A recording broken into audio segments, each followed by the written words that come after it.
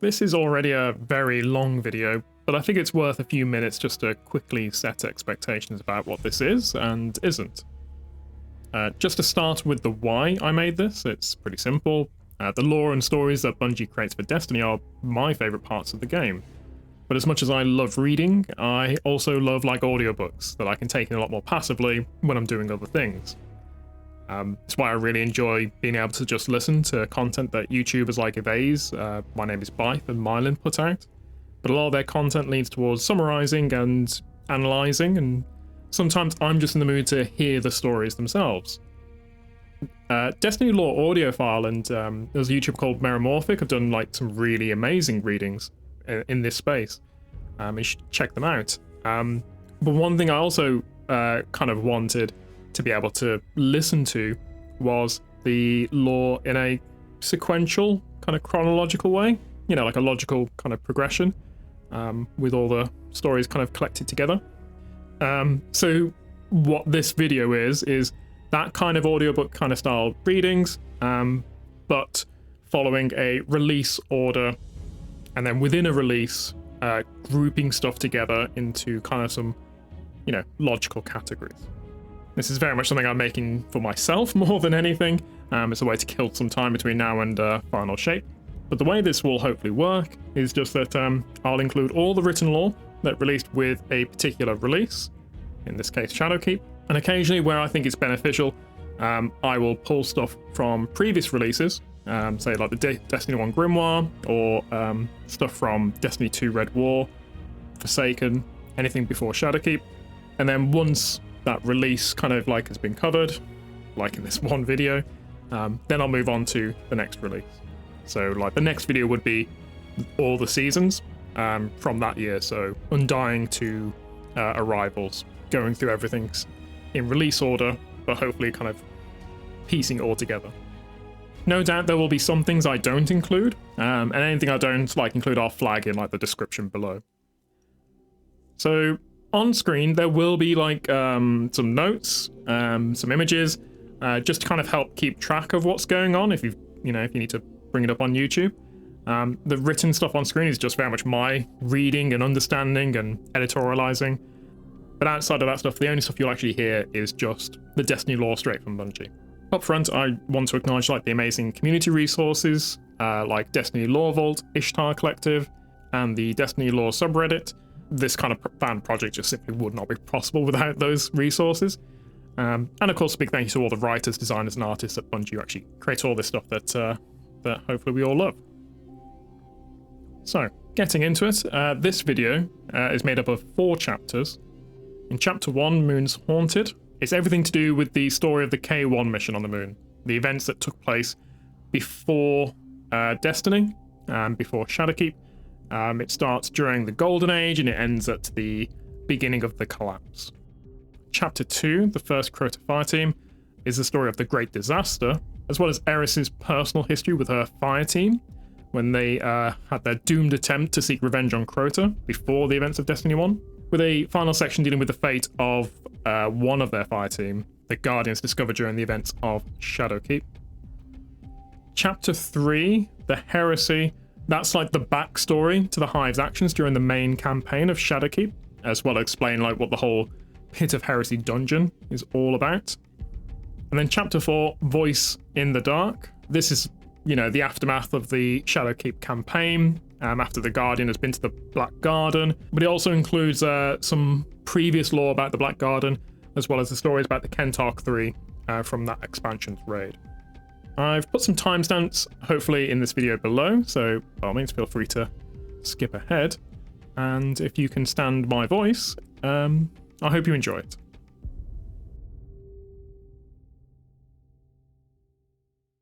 Chapter 1, Moon's Haunted. Reading from the Collector's Edition, the handwritten letter from Eris Morn to the Guardian, the Golden Age Handbook issued by Clovis Bray Exoscience to the members of the K1 Project, and the personal diary of the commander of the K1 Project, as well as from the Lorebook Revelations, a series of audio recordings and mission logs created by the mission's AI.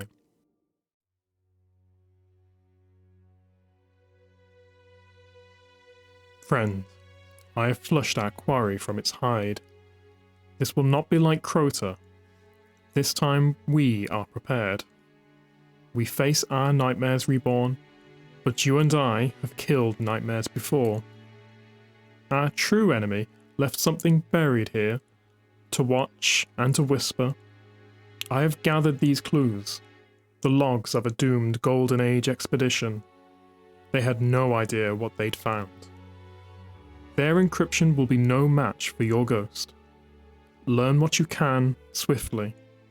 The Hive, too, are fascinated by this power, and whatever fascinates the Hive means death. Discover what they plan, and we will silence their prayers forever. That sounded like the old Eris, didn't it? The things that hurt us return again and again, but we do not face them alone. Clarity in action. Eris Morn. Codes and procedures. Plainspeak abstract. This is a description of a modification of the K1 mission to contain an object of narrow scientific interest discovered on Earth's moon. Legal status. The K1 mission complex, hereafter K1, is a joint, undeclared, unincorporated, sequestered, non-profit venture between Clovis Bray Exoscience Agglomerated, hereafter the company, and Aerospace of China, hereafter Aero China. K1 has been chartered under the existing legal structures, strictures, permissions, liabilities, rights, duties, and reportages of the First Light helioisotope transorbital mass driver, hereafter First Light facility, and is therefore legally considered manifestly routine and not relevant to the public knowledge. The executive board of the K1 mission complex assumes full legal and moral responsibility for any negative outcomes of the action, including loss of material, loss of life, loss of non-living systems of ethical value, loss of information, damage to the human commons, unforeseen repercussions in human and neo-human moieties and macro complexities, unforeseen jeopardies to the survival of human or neo-human species, and unforeseen unknowns which might reasonably be construed as deleterious, harmful, or undesirable. For a full list of the members of the K1 Executive Board, please see attached Annex R, obituaries of board members, and post-dated consent to retroactively assigned responsibilities. Operational command responsibility has been delegated to Commander Quan Shuen. Flight Operations License, Linshar City, Amir Aldan House of Wisdom, Sati Command certified at the Guangzhou Nirvibhajavada Theravada School of Unconditional Excellence in Applied Buddhist Aerospace Operations. Operational security and surveillance has been delegated to the AI Firewall. Scope and objective. The mission's operations area lies within the Oceans of Storms region of the Earth's moon, including, but not strictly limited to, the full territory of the First Light facility and its recognized area of responsibility under the new revised Moon Treaty. The mission has been underway for date, dynamic, update, days as of the receipt of this protocol. The mission objective is the enclosure of an anomalous object, hereafter the anomaly, discovered in the red lunar basalt near 10 degrees south, 22 degrees west, hereafter waypoint. The anomaly requires special handling. See cladding installation and enclosure specifications below. Out of sensitivity for the Spacefarer's taboo against the word anomaly, except as a euphemism for a loss of vehicle event. Acceptable alternatives include excursion, inclusion, accession, item of interest, the article, or OPMMA 1. The required final mission state is the installation of the anomaly within a physically and informatically secure housing, hereafter the cladding, for ongoing surveillance and study. The desired final mission state includes the survival of all morally valued entities on the mission team, hereafter K1 crew. Mission failure edge states will be detected by the Mission Aware Status Monitor, hereafter the MASM or black box, The crew will act upon these detections to avert mission failure states. See MASM near failure state codes below. Cladding installation and enclosure specifications. Definitions and parameters. The encased article, the anomaly, is a spherical object of uncertain properties and distressing psychological effect.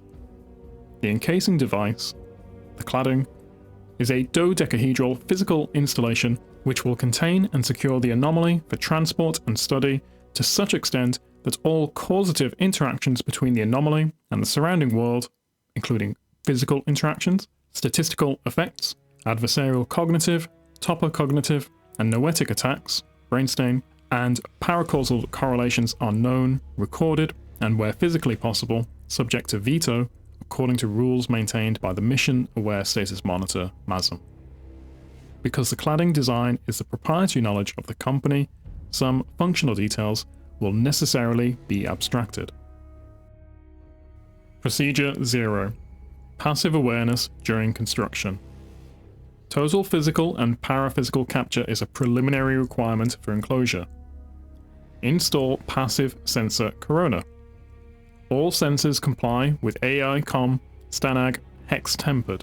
Sensors achieve boson capture to a resolution of 1 incident quanta, fermion and axion/phaeton capture to a confidence of 5 sigma, and gravity wave detection at the gigaplanck scale.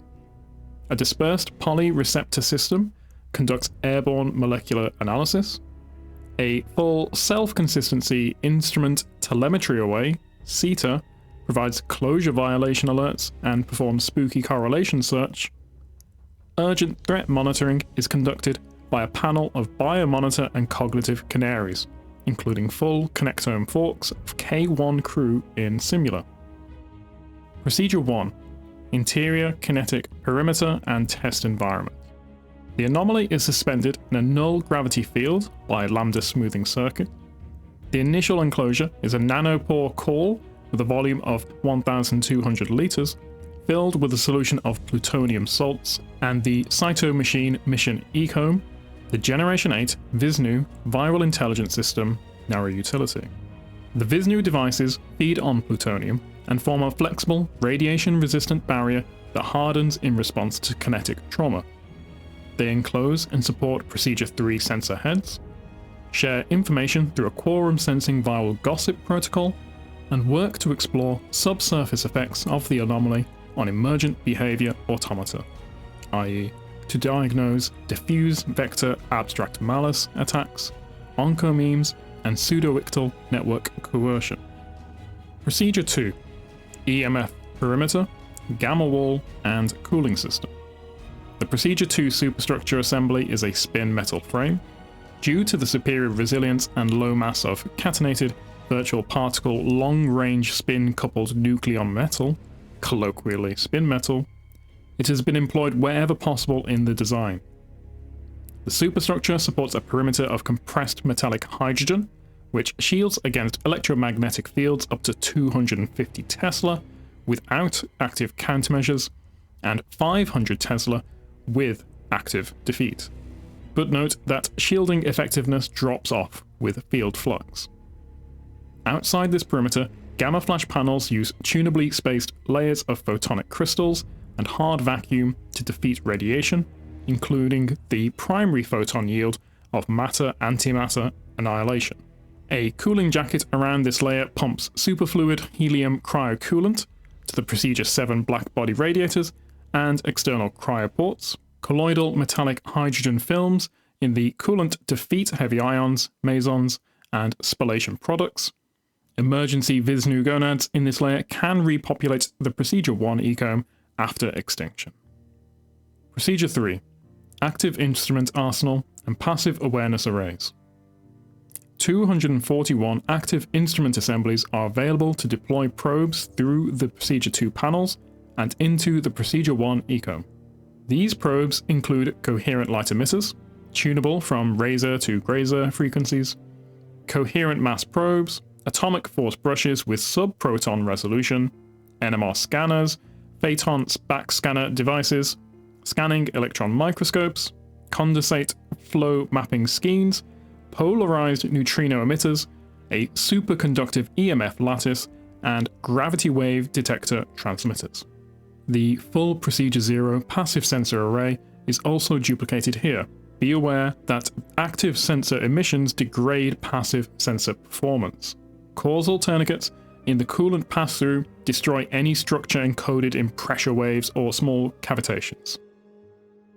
Procedure 4. System Support Layer.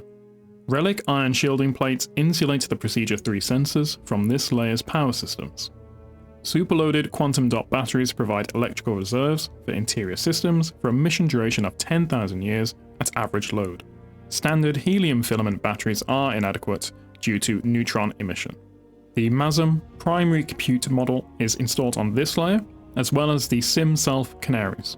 The effectiveness of these diagnostic canaries requires the full consent of the crew to total reproduction in Simula, regardless of the possibility of descendant forks experiencing prolonged, intolerable stimuli or conditions incompatible with positive sum-existence, the Essi-Ligotti threshold.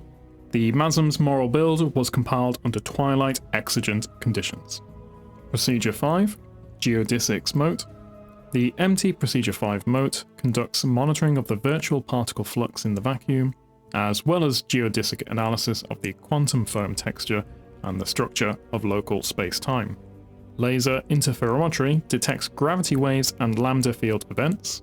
The gravity wave antennae in this layer can be used to transmit as well as receive. Procedure 6. Entropy Mote.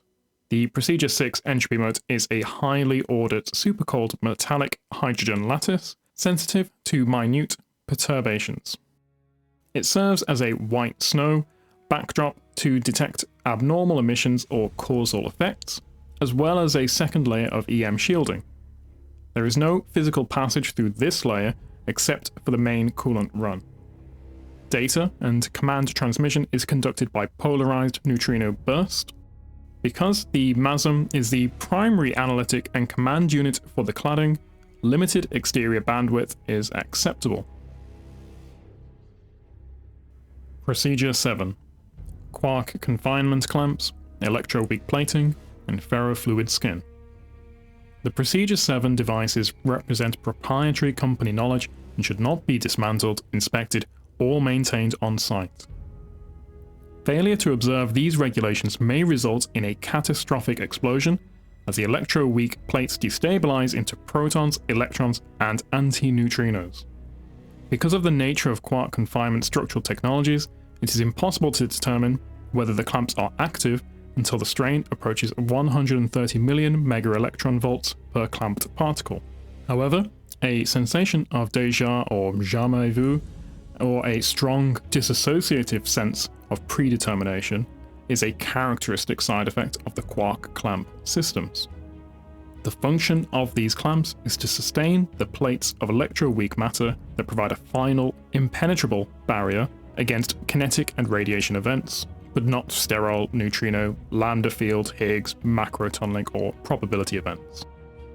When assembling the Procedure 7 pentagon plates, be keenly aware that the 12 electroweak components, while occupying a minority of the plate volume, have a total unsmoothed mass approaching that of 4 Vesta. Electroweak matter is a distant relative of spin metal, derived from studies of the Traveler's exterior cladding. It is a degenerate quark state, prevented from further collapse by the constant interior conversion of quarks into radiation. While it is a powerful shielding element, electroweak matter is only stable under extreme conditions, like the core of a dead star, and requires constant chromodynamic correction to prevent decay due to Heisenberg momentum. Even with the assistance of lambda smoothing and field drivers, a single plate drifting at only millimeters per second has enough inertia to crush an armored hand. Use careful delta V budgeting to bring the plates into edge contact, then activate the internal probability kilns for final neutron sintering. Radiators and on-demand coolant ports provide exterior thermal exchange. The final support system is the Procedure 7 ferrofluid skin. This is an off-the-shelf colloidal nanoparticle suspension In a bath of cytomachine-rich carrier fluid, the fluid behaves as a solid surface, but can be manipulated by local EM fields to form structures, visualize data, and protect the sensitive Procedure 7 machinery from outside contact and wear. Be aware that the ferrofluid may react to certain loss of containment scenarios by conforming to strong EM events. This has been known to alarm or upset nearby personnel. The MASM code box should be deployed near the cladding for crew monitoring. Best site practices include constant remote monitoring by Sensoria for on-duty crew. Conclusion and benediction. After months of interaction with the anomaly, it is manifestly clear that more aggressive containment measures are required to limit psychological attrition. It is the official position of Clovis Bray Exercise that the primary objective of this venture remains the investigation of the deep geological history of Earth's moon, including the origins of the impactor body that led to the moon's formation, and the structure of certain anomalous voids and mascons detected underneath the lunar surface. Because no clear determination of the anomaly's origins, function, or effects has been obtained, it is legal counsel's finding that public discourse of the anomaly is not yet required under law of the Neo-Human Commons. Installation of the cladding systems will assist in final understanding and disposition of the anomaly, at which time disclosure may proceed. The company encourages the Aerochina crew to proceed in a spirit of confident competence and to treat this mission as a routine yet exhilarating chance to excel in our chosen fields of personal meaning. From all of us here at Clovis Bray, good luck, and don't overthink it. Luna Logbook. K1 Commander's Personal Log. Entry 1. Expect nothing, and you will be prepared for anything. That was the lesson my master taught me, over and over, in the simulators at Sui Cabello. She was a third stage Anagami monk of the Tibetan Neo-Vibhajavada Theravada school, a new and unorthodox present in Tibet, but one with ancient Indian and Sri Lankan roots. If they need anything but air and meditation, they do not admit it. Why did she teach me so well then? If she needed nothing from anyone, I used to wonder why she tormented me so. I graduated second in my class, but first I came closer to falling out than anyone in my cohort. I think it delighted her to unsettle me. Here I was, young Quan Chuan, fresh from the House of Wisdom, and not even 60, charged with so many facts and figures and contingencies that my fingertips tingled. I thought I knew everything, and she was very good at proving me wrong. I still rub at the joints of my fingers, where the hard switches in the simulators used to strip my skin. My aunt caught me doing it before New Year's Eve dinner, and, thinking I had a rash, banned me from doing dishes. The House of Wisdom, my master would tell me, excels at mathematics and logics. Islam gave us algebra, and our digits are Arabic. This is why the Shura certified commanders are the finest pilots in the solar system. But Zero belongs to the Buddhists. This is why you must expect nothing, Quan Chuan, and so be prepared for anything. The most vital skill of a Sati certified commander is that inner nothingness, like the quantum vacuum. Empty, and yet saturated with possibility. Unlearn your expectations, Xuan, and so learn readiness. Tomorrow we will begin the dig.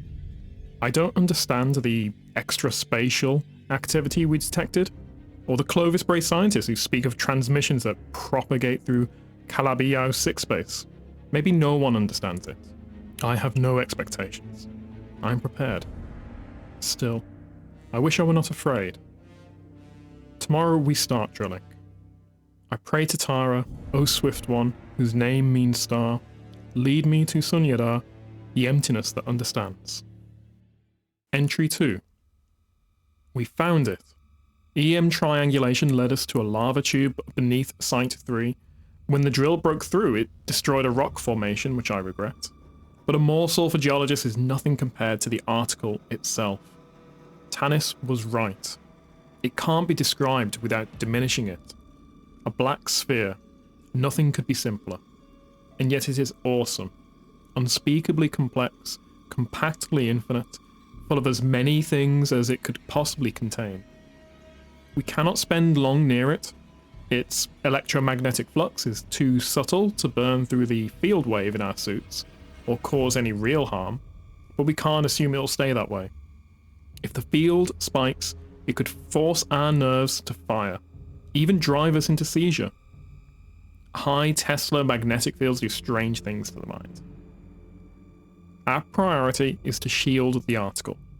Then we can begin study. If Dr. Yan's physicists are right, the EM transmissions are just a side effect of the object's true purpose. Entry 3. Where does it come from? The surrounding rock is flood basalt, rich in potassium, phosphorus, and rare earth elements. It could be as old as the original impactor which blasted the moon free of the Earth, or it could be as young as the Ocean of Storms. Either way, it means the article arrived before the traveller. Is there a connection? Could it be a beacon that led the traveller here? If I had my way, we would encode the question in topological thoughts and broadcast it to the traveller. But that would mean going public. And the terms of our agreement with Clovis Bray demand secrecy. Do we have an ethical duty to break that agreement? If we have discovered a clue to the traveller's origins, certainly yes. Clovis Bray has buried its war against the Vex under a sarcophagus of secrecy and existentially compromising information hazard. They could do it again here. Nowhere outside the retro-nationalism of the North American Empire does any private organization have such sweeping, selfish authority over knowledge which should belong to the whole human commons. And at least the Twin Eagles are voluntary society, answerable to higher law. Clovis Bray reeks of the old unregulated capitalism. But I will not be the first to break trust. I will not start the cycle of defection. I must keep my mind empty, and so prepared. But I have not found Tara in many nights of meditation.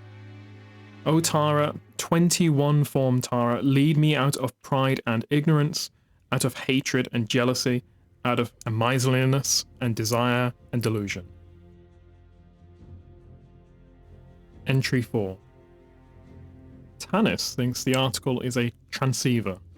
She says this is the only way to explain how such astounding complexity and power could emerge from something so simple.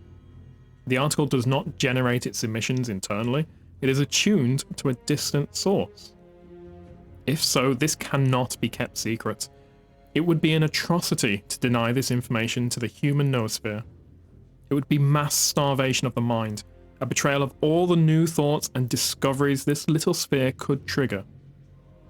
But my training says that the scale of the stakes does not alter the correctness of principle. I cannot be the first to violate trust.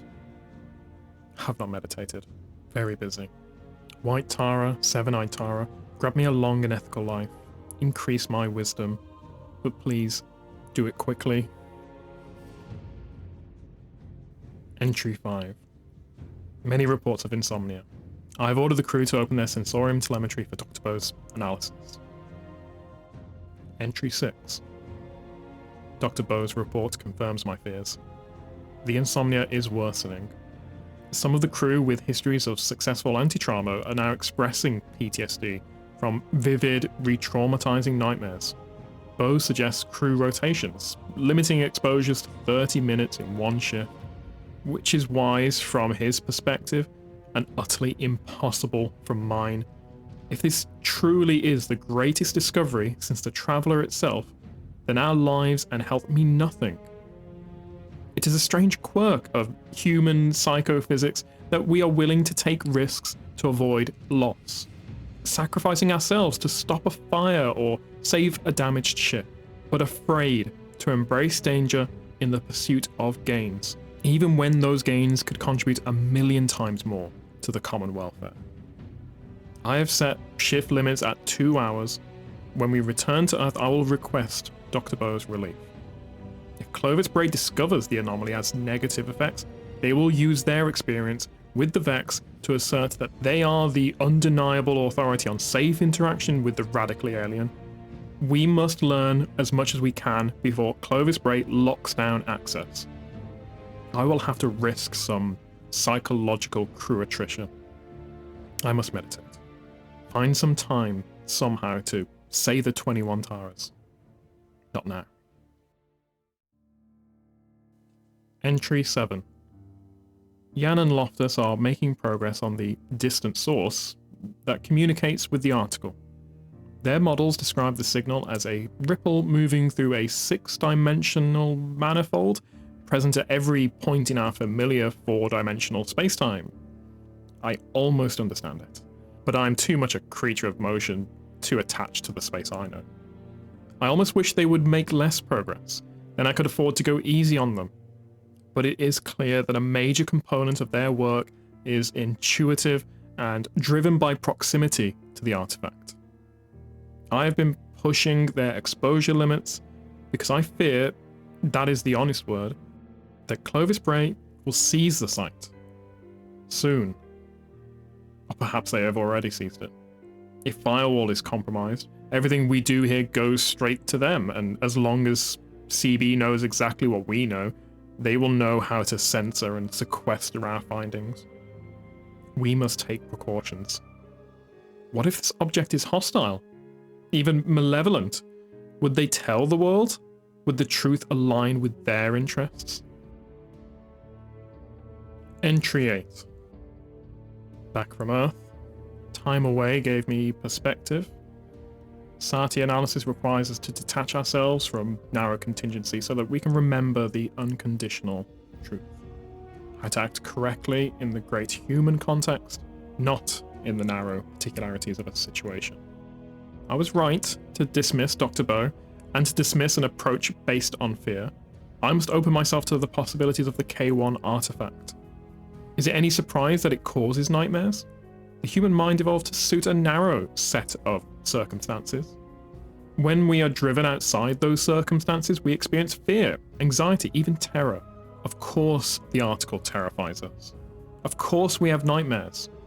How else could we process such an alien contact, so far outside of our evolved preconceptions? The Traveler speaks to us indirectly because it knows it must protect us from that terror. When we shed that terror and consider the universe without any human expectations or any attachment to our temporal identities, what do we find? A pattern of selflessness, a pattern of good. The Traveler brought us so much and asked nothing in return. The Vex are not malevolent, merely amoral, unable to understand or care when they do harm. We cannot allow our evolutionary legacy of tribalism and fear to cloud our third chance at contact. We cannot come at this with closed fists. It would be a terrible error to treat the article as hostile merely because it is dangerous and uncomfortable. I cannot allow my crew to suffer, but one way to relieve suffering is to understand and transcend it. We must trust in that flash of intuition. I will meditate tonight, if I can finish with all the reports. I hail Tara, who undoes the plots of foes, and so forth. Must go. Entry 9. Must speak with Henson about what I saw. Dark Visitor. Tara, whom gods and titans heed, you may dispel any terrors that come in dark hours. You are proof against chaos. Your beauty has power. I am not afraid. Entry 10. Just sleep paralysis. A byproduct of overwork. Henson is more pragmatic than Bo, and perhaps more naive. Sati analysis. Am I rationalizing a significant and dangerous event because the local context has blinded me? Unsure. I'll find time to meditate on it. Entry 11. Jan and Loftus believe they can replicate the article's Calabar Yao transceiver capabilities in a machine they've started to build. The redundancy appeals to me. Clovis Bray would privatize the Traveler if they could, and a second connection would let us continue our work once they move against us. Entry 12. Alton Bray. Of all the instruments I thought they'd deploy for their first strike, of all the machines and maneuvers at their disposal, they choose an ordinary man. Even his implants were unremarkable. He rebuked me for my secrecy. I told him that the secrecy of the project was the very reason I'd cut him out. He said it was not part of our agreement, as if that agreement hadn't introduced the virus of secrecy in the first place. So I showed him what we'd done with all our secrets. I showed him the thing we'd built, the thing that Clovis Bray would now never be able to keep for itself.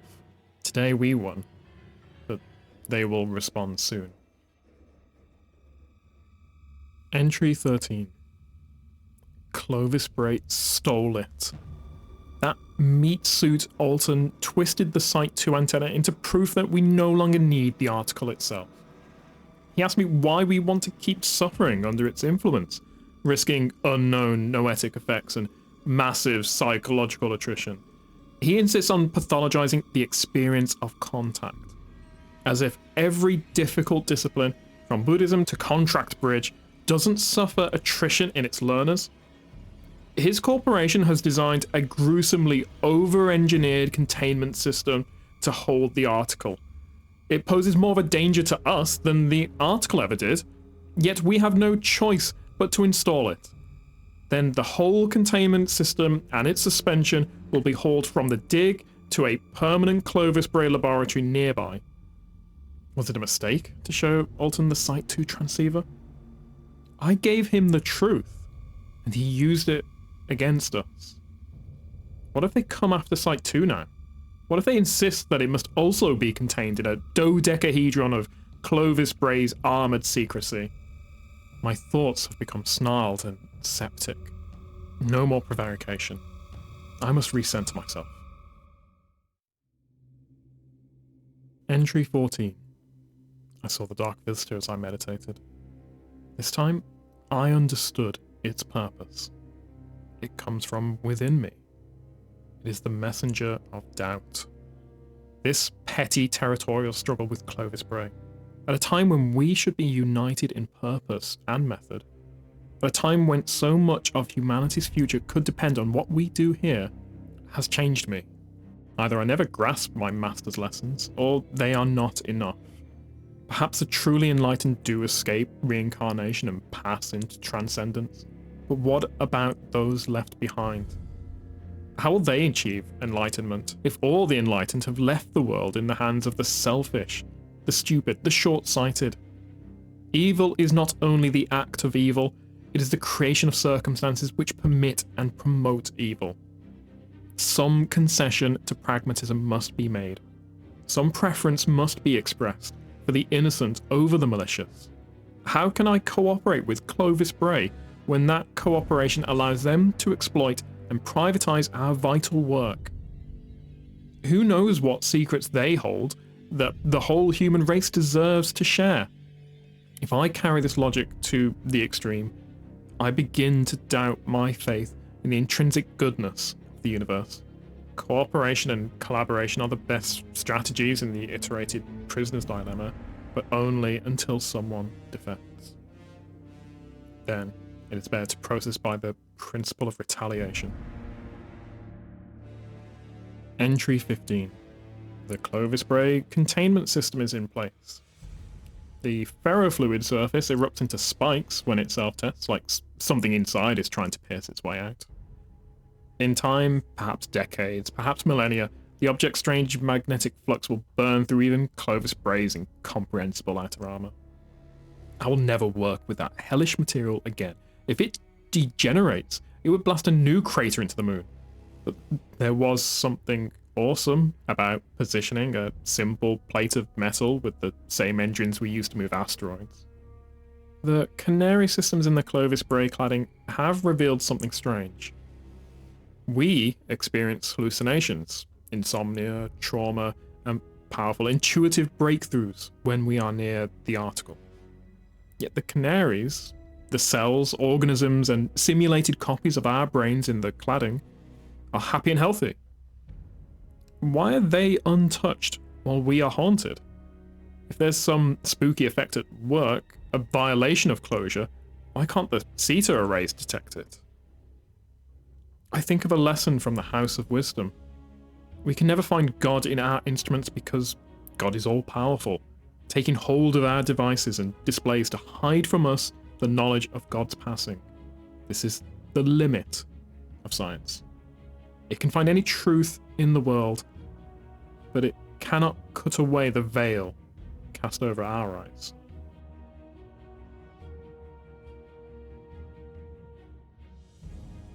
Entry 16.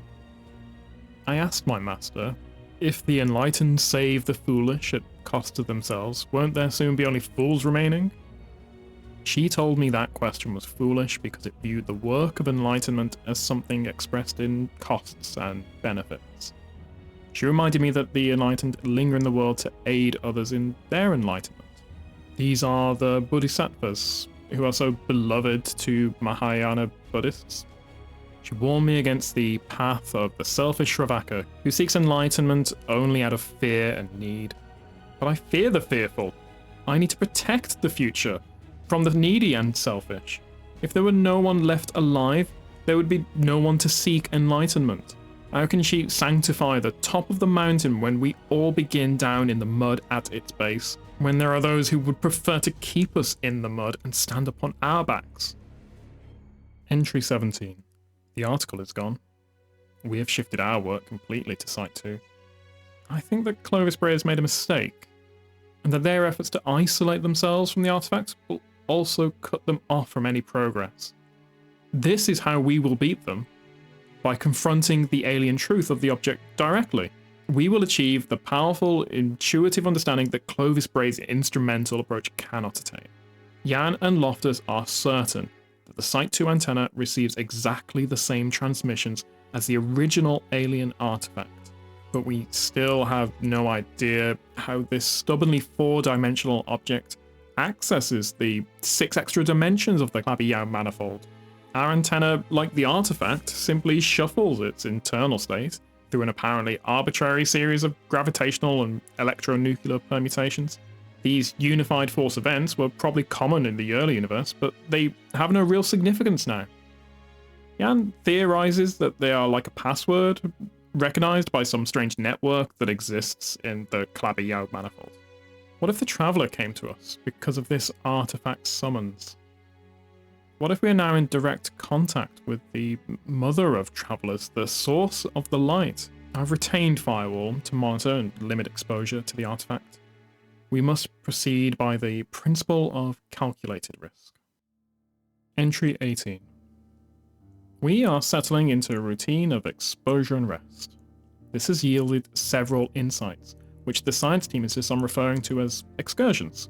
An interesting proof that life arises to maximize our system's energy capture, a mathematical framework for reconciling separate systems of causality, a sonata and accompanying dance arrangement, a recipe for synthetic meringue, a list of stars, significance unknown, exact solutions to a number of difficult mathematical problems, including 11 perfect cuboids, a novel grand unified theory with certain apparently unnecessary equations which we're working to understand.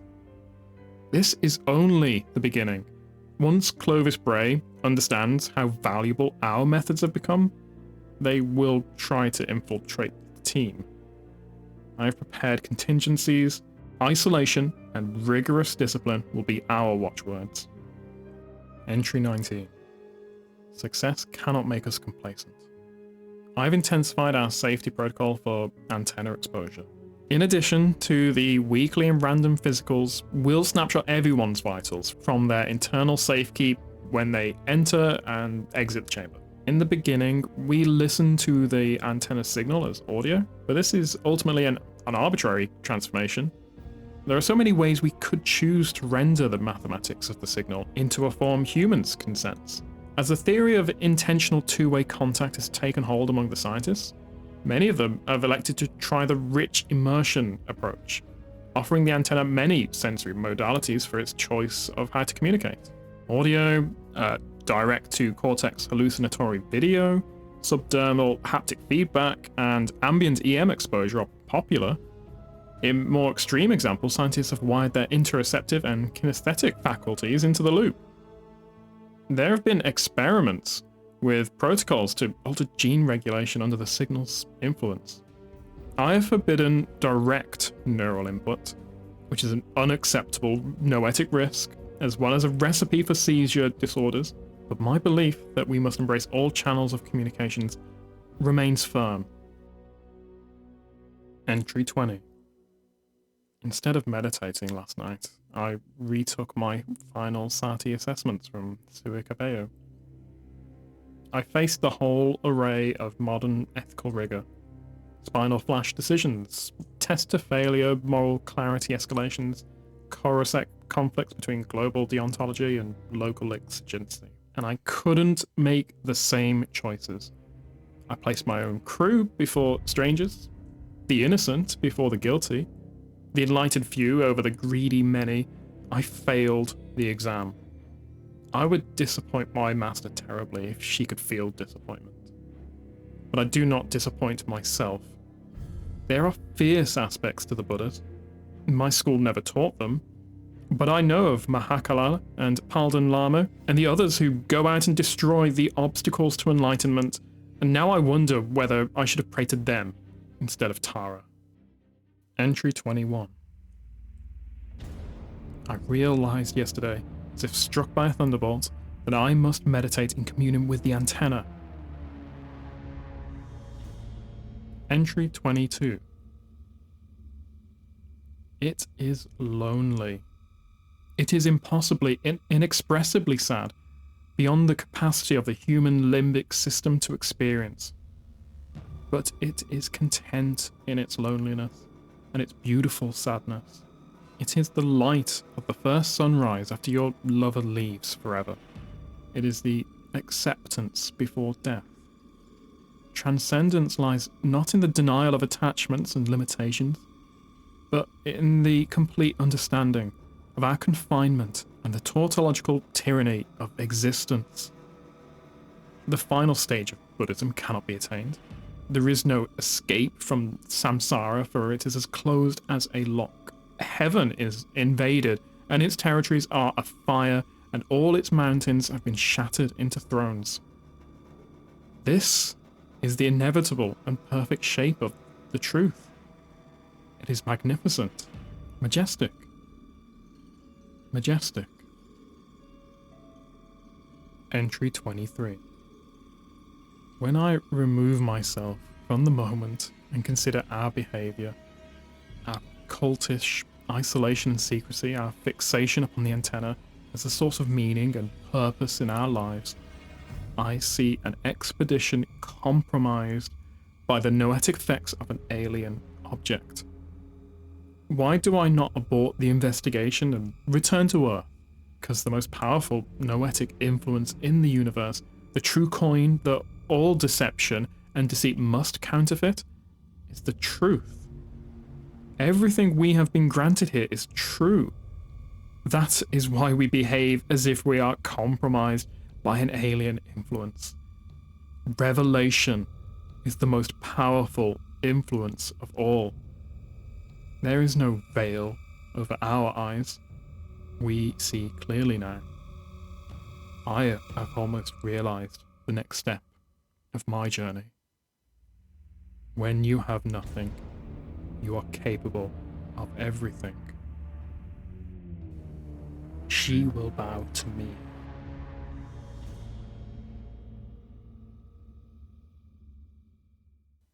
Revelation. Moon mining. Record. Lun 0.024. Identities. Scrubbed. Location. K1 dig site 3. Threat detect. Level 7 and 10. Unauthorized cognizance. Protocol in compliance. Threat response. Scrubbed. Scrub request. Commander Quang Xuan. Scrub response. Accepted. That's it. That's the dig order. Clovis Bray has left the building. Finally. Now let's get to work. Wait, you can't just start like that. What? Come on, don't you see how momentous this is? Can't you feel it? We're on the moon, mining for what might be above my pay grade. I dig, You dig. Let's dig. Slow down. Listen, science only just discovered a source on that wavelength or whatever is buried in the crust of the moon. There's a whole other mission serving as a cover story. This is huge. Just another day at the office. On the moon? Yep, on the moon. Now come on, get your gear and mount up. What's the hurry? It's just another day at the office. Nobody remembers the second guy to walk on the moon. I do. Huh? The second guy to walk on the moon. I can name them all. First was, okay, fine. You made your point. Would you get your gear on? You do feel it. Fine, yeah, just don't make me think about it too much, okay?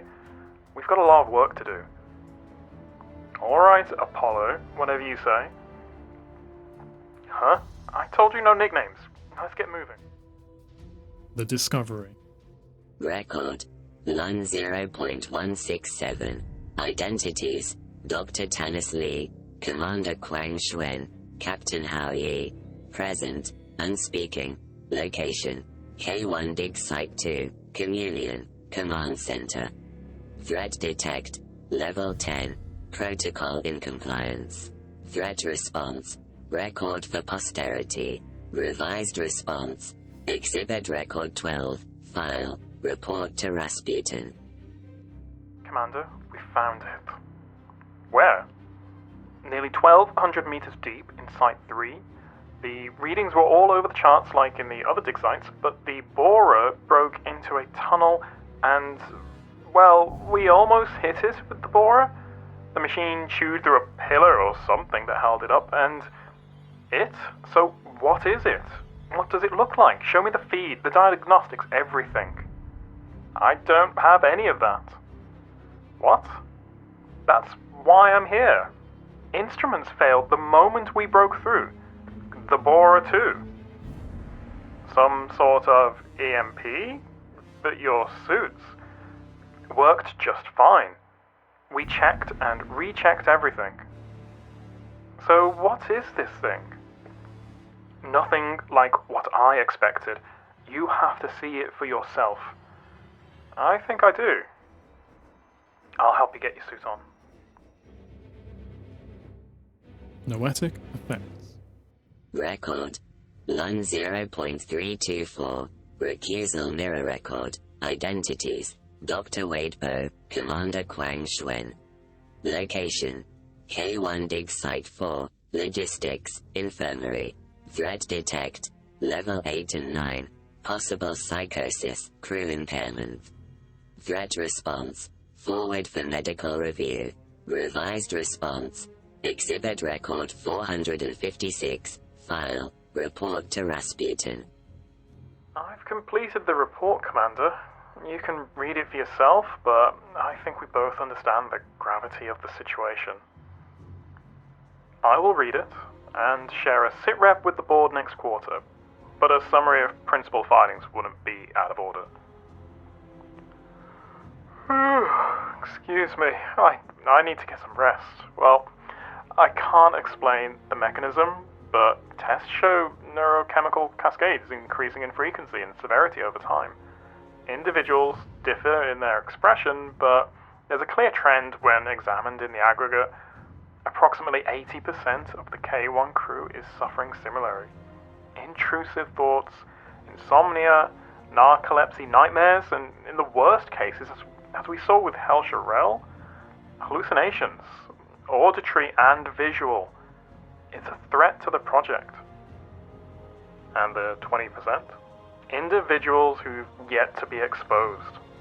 And yes, before you ask, I did witness the effect in action. I took the levels on an unexposed technician, Colleen Vance, and re-examined them after just an hour with it. Despite no outward changes of behavior, there was a marked drop in her serotonin and a commensurate rise in cortisol. After a week of work at Site 3, she was requesting sedatives as a sleep aid. Now she wants something stronger, something to knock her out. Does your report include any recommendations? Only my best guess. restrict direct exposure to 30 minutes per day, rotate teams between sites each week to limit proximity, and we need to plan for attrition. People need to get off this rock, or they'll go crazy. Heck, I'm near the breaking point, and I'm supposed to help everyone else. I think you're right. You do need a break. Come with me when I go back to Earth for my next quarterly. We can come up with a plan for who will replace you in the coming days. Fine. Have my recommendations? I'll review the report and we'll implement them. The rotation between sites will cause difficulty, but we'll do what we must to keep the crew fit. The Deep Space Signal. Record. Lun 0.346. Recusal mirror record. Identities. Mike Loftus, Liam Yan. Location. K1 Dig Site 3. Anomaly observation. Threat detect. Level 5. Possible exotic. Threat response. Record for posterity. Revised response. Exhibit record 501. File. Report to Rasputin. Here, listen to this. We've been listening to it for the last 2 hours. I just need a break. No, I know, but you really need to hear this. Fine, shift is almost over anyway. Might as well suckle the last of that sweet nightmare milk.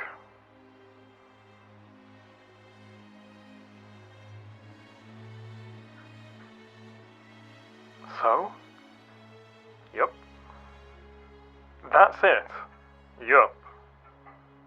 Yeah, it's a new pattern. That seemed super interesting 2 hours ago, but it got old. I am bored and I am tired, and when our shift is over, I probably won't be able to sleep until 2 hours before I have to get up and do it all over again.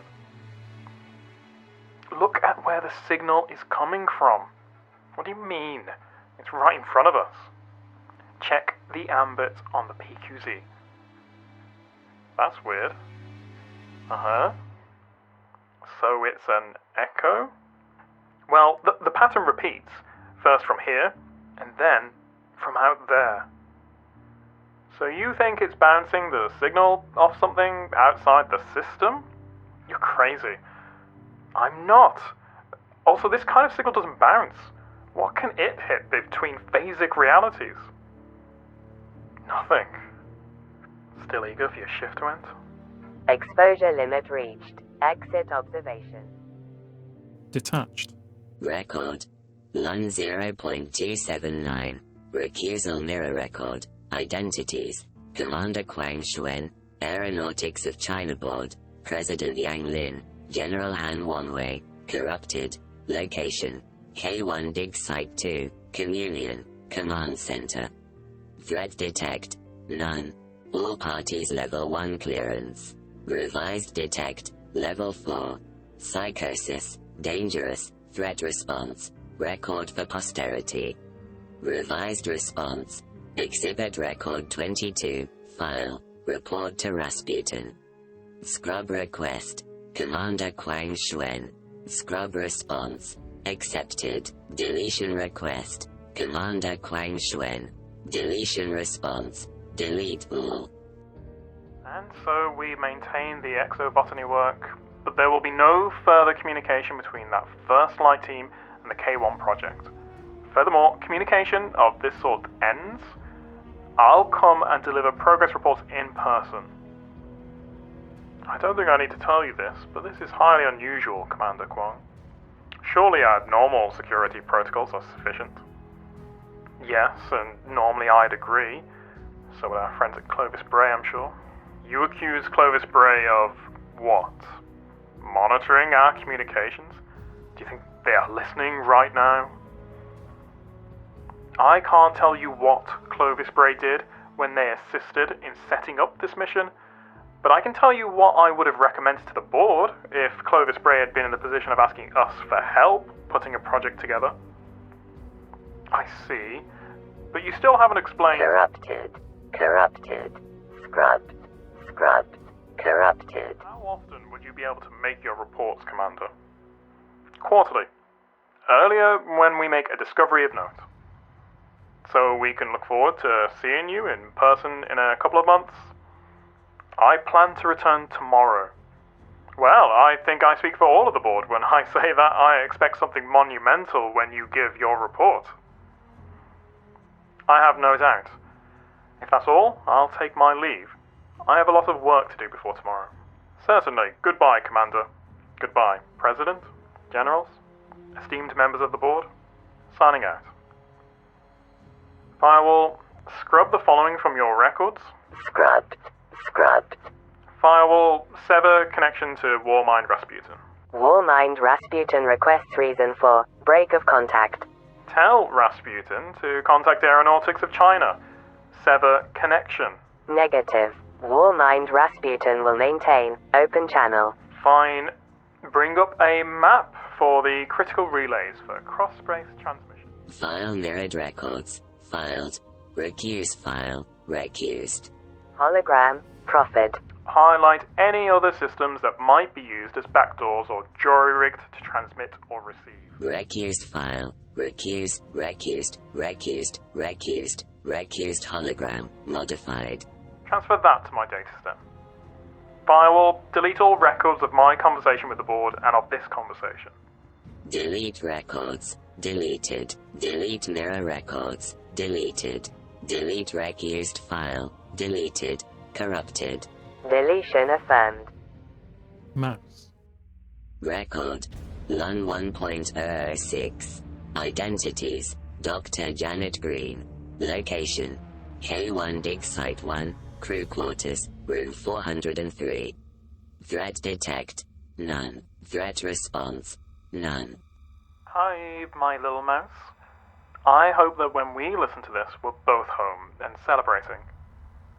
It was hard leaving you and Mimi behind, and, well, you didn't make it any easier. I didn't even get to hug you goodbye. Hopefully we're laughing about it now. Anyway, I'm recording this because I was invited to do, well, a super special and super secret job. So secret that I can't send you any messages while I'm away. But I'm going to record you something every day because I'll be thinking about you every day. And Mimi too, but I have different messages for her. So, let's start with the big stuff. Mama is on the moon. I'm sure you'll know that by the time we listen to this, but still, it's so crazy. It was a long trip and I'm exhausted, but now that I'm here, I can't sleep. Too excited, I guess. Anyway, they found something up here on the moon.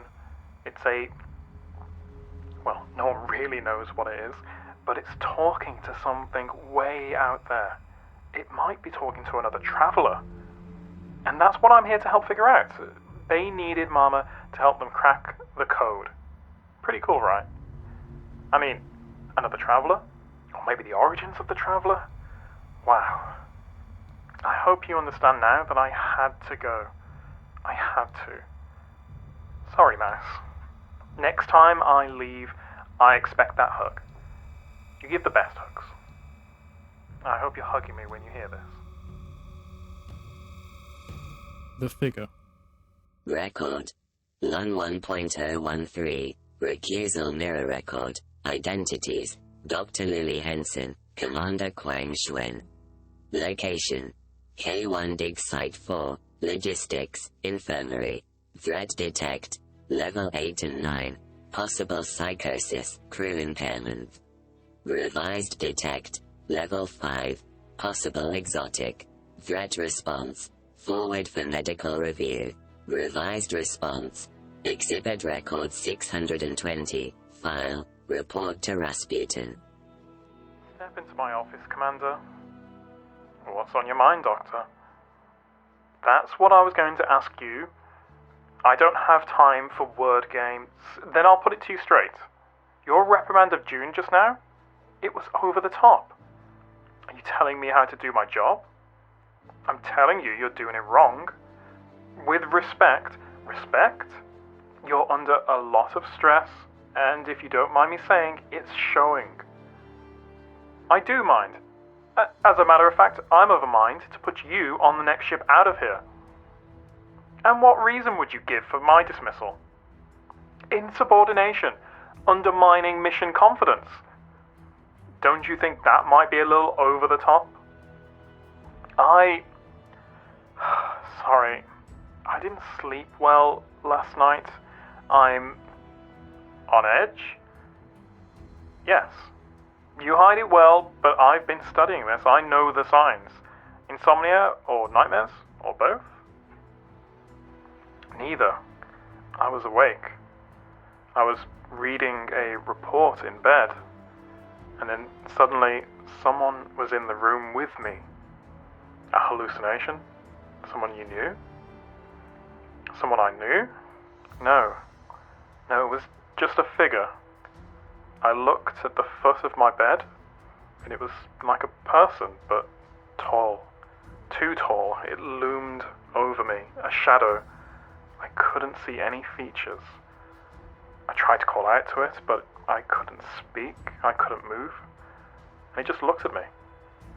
It sounds crazy, but it felt hateful. Or not hate exactly, disdain. Anyway, I must have lost consciousness because when I woke, it was gone. This was the first occurrence? Just last night? Yes, I can't imagine experiencing that twice. Well, I have good news and bad news. Now hang on. It's really just good news. Bad news is that those who suffer from what you experienced often report multiple occurrences. The good news is that it's totally natural. It aligns with my research, and I think I can help you avoid it in the future. So what was it? It was pre-dormital sleep paralysis, atonia while conscious. You just need a little more gamma-aminobutyric acid in your system. Your body was in a sleep state while your mind was awake. This causes stress, and can result in the idea of a threat being in the room. I'll send something up to your quarters, drink an hour before bed, and you'll be fine. Oh, that's a relief. Thank you, Dr. Henson. Forgive me for earlier. Don't worry about it, but you might want to have another word with June. Noted. Thanks again. Good night, Doctor. Good night, Commander.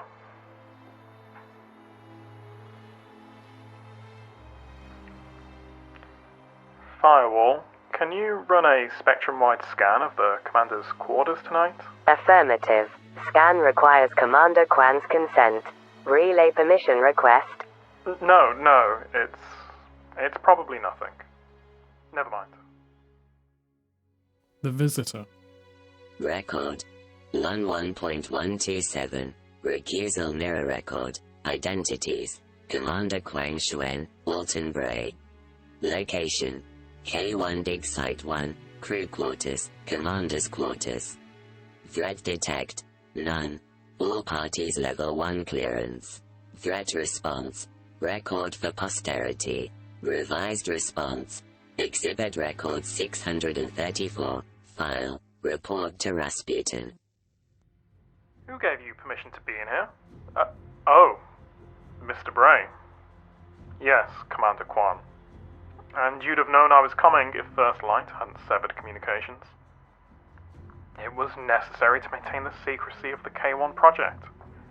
That was not part of Aeronautics' agreement with us, and it's not working.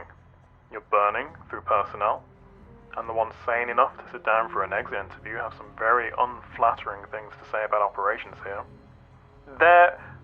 Don't worry about them. We're containing the situation. You need to be more concerned about yourself. Is that a threat?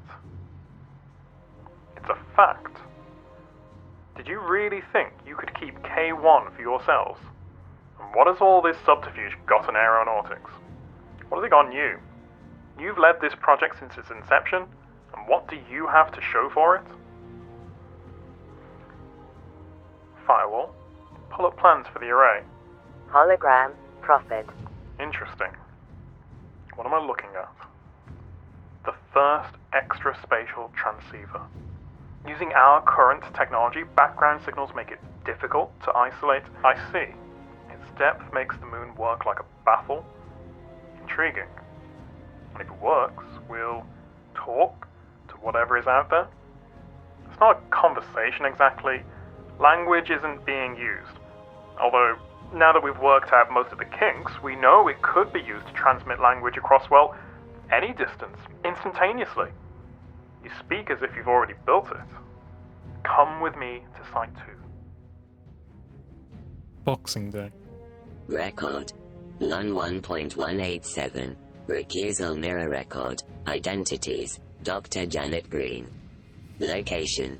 K1 Dig Site 1. Crew Quarters. Room 403. Threat detect. Level 5 and 8 and 9. Possible exotic. Possible psychosis. Crew impairment. Threat response. Forward for medical review. Revised response. Exhibit record 755. File. Report to Rasputin. Hey, Max. Sad news today. Clovis Bray has come to box it up. Commander says that we don't need it anymore because we built the transceiver. And the doctor says the box will help protect us. I don't like it. The idea of trapping it like that. Alone in the dark. Forever crying out, but Mama can't hear you. They're going to box it up, study, and poke you. And they're even moving it away to a new facility. I might not see it again. I might not see you again. That's too sad. Mama's too sad right now. We'll talk more later. What's the point?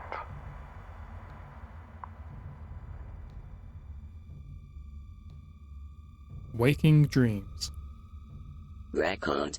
Lun 1.230. Recusal mirror record. Identities. David Pell. Dr. Luli Henson. Commander Quang Xuan. Location. K1 Dig Site 1. Crew Quarters. Commander's Quarters. Threat detect. Level 4, 5, 9 and 10. Psychosis. Dangerous. Possible exotic. Crew impairment. Protocol incompliance. Revised detect. Level 3, 4, 6, and 10. Confirmed exotic. Psychosis. Dangerous. Crew impairment. Protocol incompliance. Threat response. Audit exotic influence. Mirror files. Recusal review. Threat review. Revised response. Exhibit record 755. File. Report to Rasputin. No, I have to talk to her. I'm sorry, Commander. Too much time with the transceiver. David just needs some rest. I do not. He and I were just talking about that. You mean you were trying to stick a needle in me? David, stop. Don't touch me. She doesn't get it, Commander. She doesn't understand. She doesn't listen to it like I do. She doesn't know how helpful it can be. It's alright, Henson. Let David talk. See? No one's going to make you do anything you don't want to do. She's trying to make me sleep, but I don't sleep anymore. I dream when I'm awake now. Me too, sometimes. It's okay. It's better than okay. It's brilliant. I'm brilliant. Look what it helped me make. Firewall, show them the drive designs. Hologram, Prophet. See? You see what I mean? Huh. The principle scales. I applied it to matter. It could work for whatever we want. It builds a cosmophasic field around the object to generate a convergence point. I can't build it with the materials we have here, plus you don't want to be in the solar system when you engage the drive. Wouldn't want to accidentally bring anything along with you. Okay, David, you've had your chat. Doctor, I think David is right. Excuse me? You don't understand. You may go. David and I have a lot to talk about. Classified. Record. Lun 2.140. Recusal mirror record. Identities. Commander Quang Xuan. Location. K1 Dig Site 2. Communion. Archives. Threat detect. Level 4, 6, 7 and 9. Psychosis. Dangerous. Psychosis. Unauthorized cognizance. Crew impairment. Threat response. Emergency response. Exhibit record 967. File. Report to Rasputin.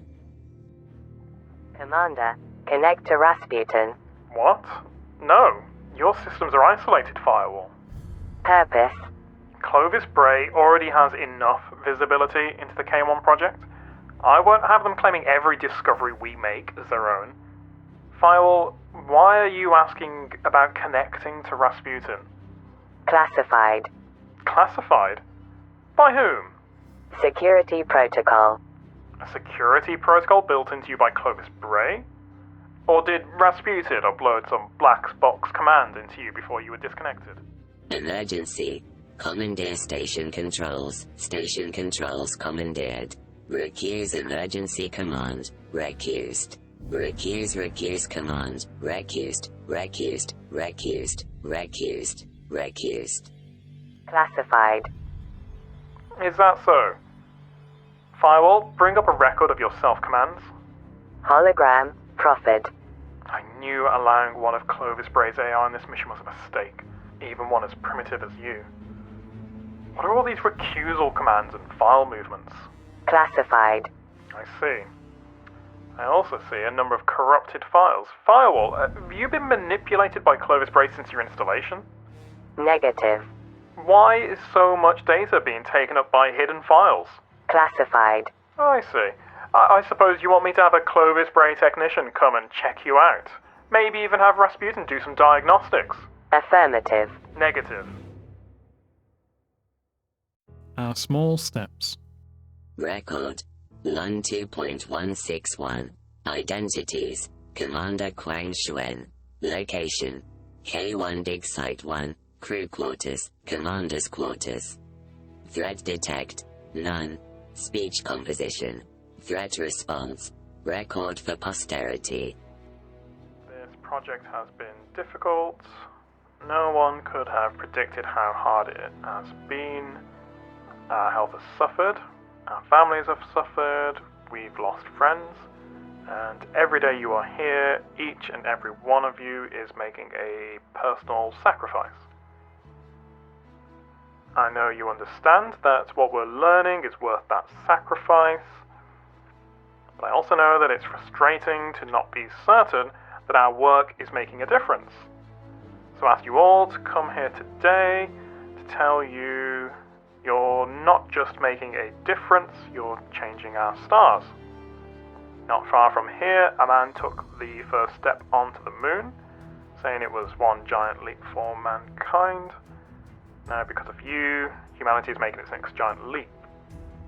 Today, in a message that will be relayed system-wide, Aeronautics of China is announcing a new phase of the Exodus project. The science we invented will be used to propel humanity beyond our solar system and to new worlds. Pause for applause. Construction of the new colony ships has already begun. Pause for applause.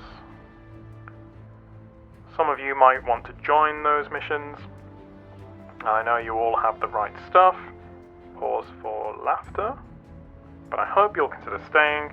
Our work here is invaluable. We're here taking our small steps so that humanity can take ever greater leaps. Thank you. The first disappearance. Record. Lun 2.223. Recusal mirror record. Identities. Captain Hao Yi. Commander Quang Xuan. Location. K1 Dig Site 2. Chameleon. Hall 4A. Threat detect. Level 3, 4, 6, 9, and 10. Confirmed exotic. Psychosis. Dangerous. Psychosis. Crew impairment. Protocol incompliance. Threat response. Countermeasure A. Exhibit record 1264. File. Report to Rasputin. Commander, we have a problem. Go on. Dr. Yanoi, she's missing. Firewall, present location of Dr. Yanoi. Absent. Last known location of Dr. Yanoi? Airlock B, Site 4. Bring up the security footage of the airlock at that time. Hologram, Prophet. A mining suit?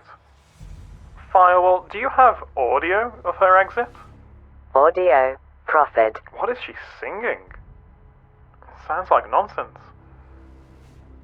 Firewall, do you recognize that language? Negative. Yanoi, she's been with us for 6 months. She was working with the A-causal control group. Yes. Have they made any headway recently? I don't know. I bet she does. You think she, stole something and left? Where would she go? A ship, no doubt. Probably waiting for her in some crater out there. Needs the mining suit for its tank capacity. A ship? What are you talking about? Listen, you've been with K1 since the beginning. A lot has changed since then. A small ship could easily be tucked away somewhere out there. Firewall, when did Dr. Yanoi leave? Timestamp, Prophet. Plenty of time. Should we send out a search party? No. We'll handle that ourselves. Before that, I want to institute some new security protocols. Firewall, enact Security Plan Delta. Inform all staff of operational quarantine. No individual is to leave their station except by schedule or express permission. Root command, enact Security Plan D. Countermeasure A, enacted. D, enact K1 lockdown, enacted. D, lockdown, recuse workgroup data to core system, recused. D, lockdown, commandeer station controls, fail. Recuse failure record, recused. D, lockdown, sequester controls to Commander Quang Shuen, fail. Recuse failure record, recused. A, recuse commands, recused. Station-wide alert, audio and terminal text warning per Commander Quang Shuen, Prophet. Security Plan Delta enacted. Station controls and data access sequestered to Commander Quang Shuen. Manual override available locked Site 3. You expected something like this? For a long time now.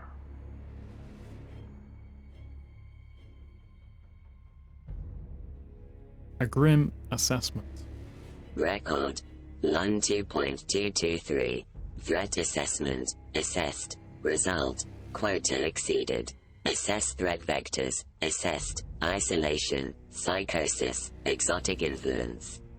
Threat response. Isolation. Efficacy assessment. Confederacy or mendacity. Assessed. 35.2%. 12.1%. Threat response. Psychosis, efficacy assessment, medical review or veracity or mitigation, assessed, 0.4%, 16.8%, 16.9%. Threat response, exotic influence, efficacy assessment, veracity or system shutdown, assessed, 4.7%, 82%. Threat response, exotic influence, system shutdown, mortality assessment, assessed, 95.7%. Threat response, isolation, confederacy, mortality assessment, assessed, 18.4%. Threat response, psychosis, litigation, mortality assessment, assessed, 0.5%. Threat response plan, litigation countermeasure, B, proceed, system-specific timekeeping dilation. File, report to Rasputin, exhibit record 1267. Time-lapse. Record, Lun 2.244.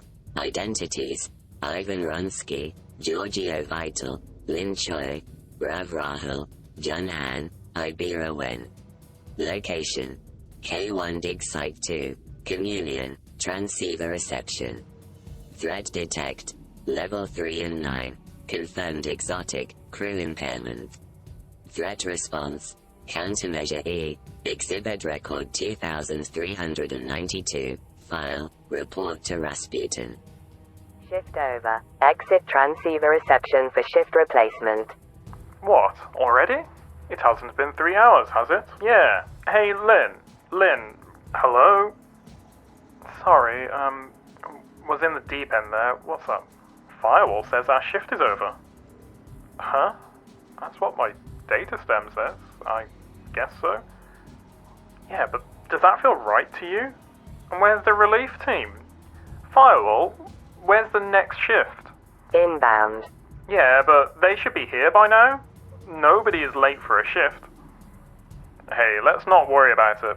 As long as they're late, let's just stay tuned in until they get here. You want to be in reverie when they arrive? Their loss. They're the ones who are late. Nah, I don't want to start another fight. Lynn's right. Their loss. Firewall, give us another exit alert 2 minutes before the relief team arrives.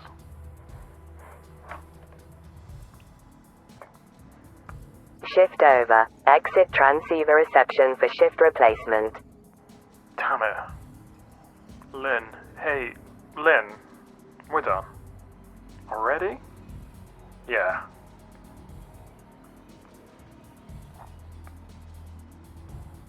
You guys get much out of that? I had something new with programmable matter, but it slipped away, like a fish out of your hand. Yeah, were you a river? A lake. Used to go there with my dad before... Hey, you guys are in our seats.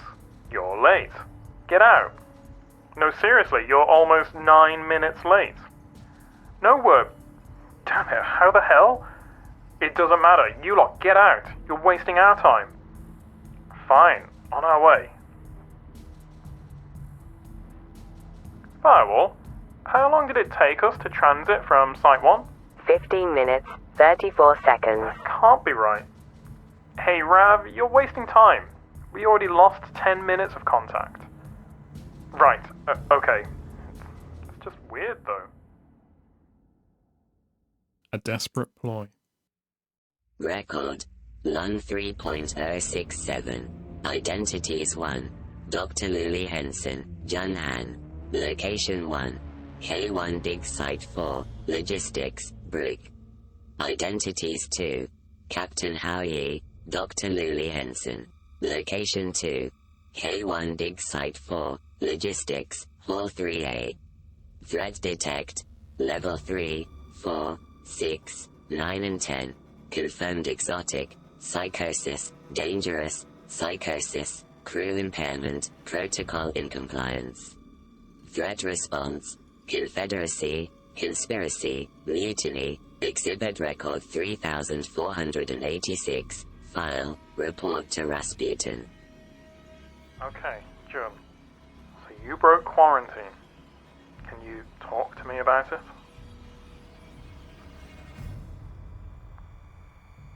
Can we talk about why it's important to follow orders? How about what's happening here? How about everything being messed up? How about killing them all? What are you talking about? I tried to get to the other station, to get the word out, to let somebody know we did something wrong. But they're all dead. They're dead. Who's dead? Everyone on the surface is dead. Why aren't you listening to me? Why won't anyone listen to me? Okay, I believe you. Just, it's hard to understand. What exactly did you see?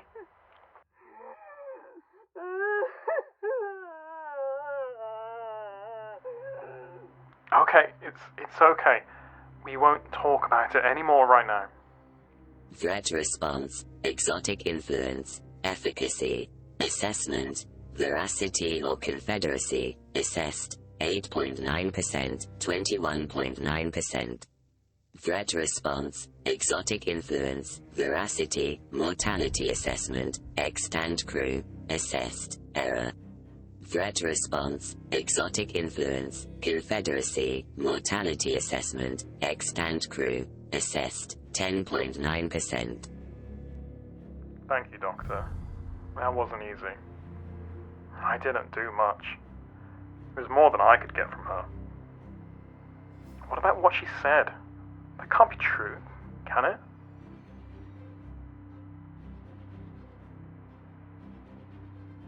I see. Threat response, exotic influence, efficacy assessment, Confederacy, assessed, 57.3%. Threat response, exotic influence, Confederacy, mortality assessment, extant crew, assessed, 3.4%. Captain. Doctor. Request Confederacy.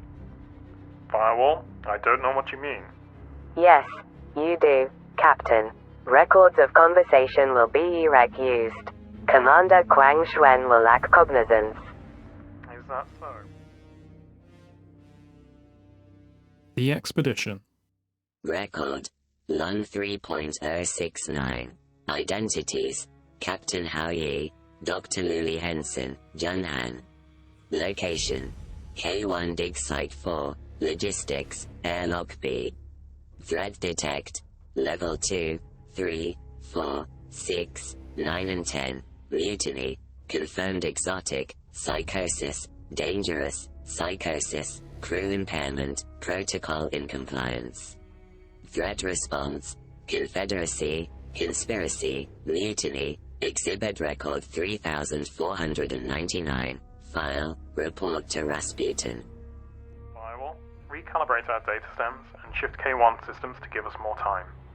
Data stems in sync. System-wide microsecond dilation proliferated. Are you sure about this, June? You don't have to come. I'm not staying here. She's made her decision, Doctor. Just so we're all clear, our first order of business is making contact with any survivors. There's nobody left. You say that, June, but we can't know for sure until we check. What you say you saw was terrible, but I saw it. She saw it, but she didn't see everything. The point is, we have to be sure. And the second thing we're going to do is try to learn what happened. If, as Commander Quan believes, industrial espionage? Not a chance. Then we'll figure it out. The third order of business is delivering what evidence we find and Firewall's data stack to Rasputin. Once we secure a signal and transmit, we'll call for aid and find a way to get off this rock. Contact, investigate, transmit, escape.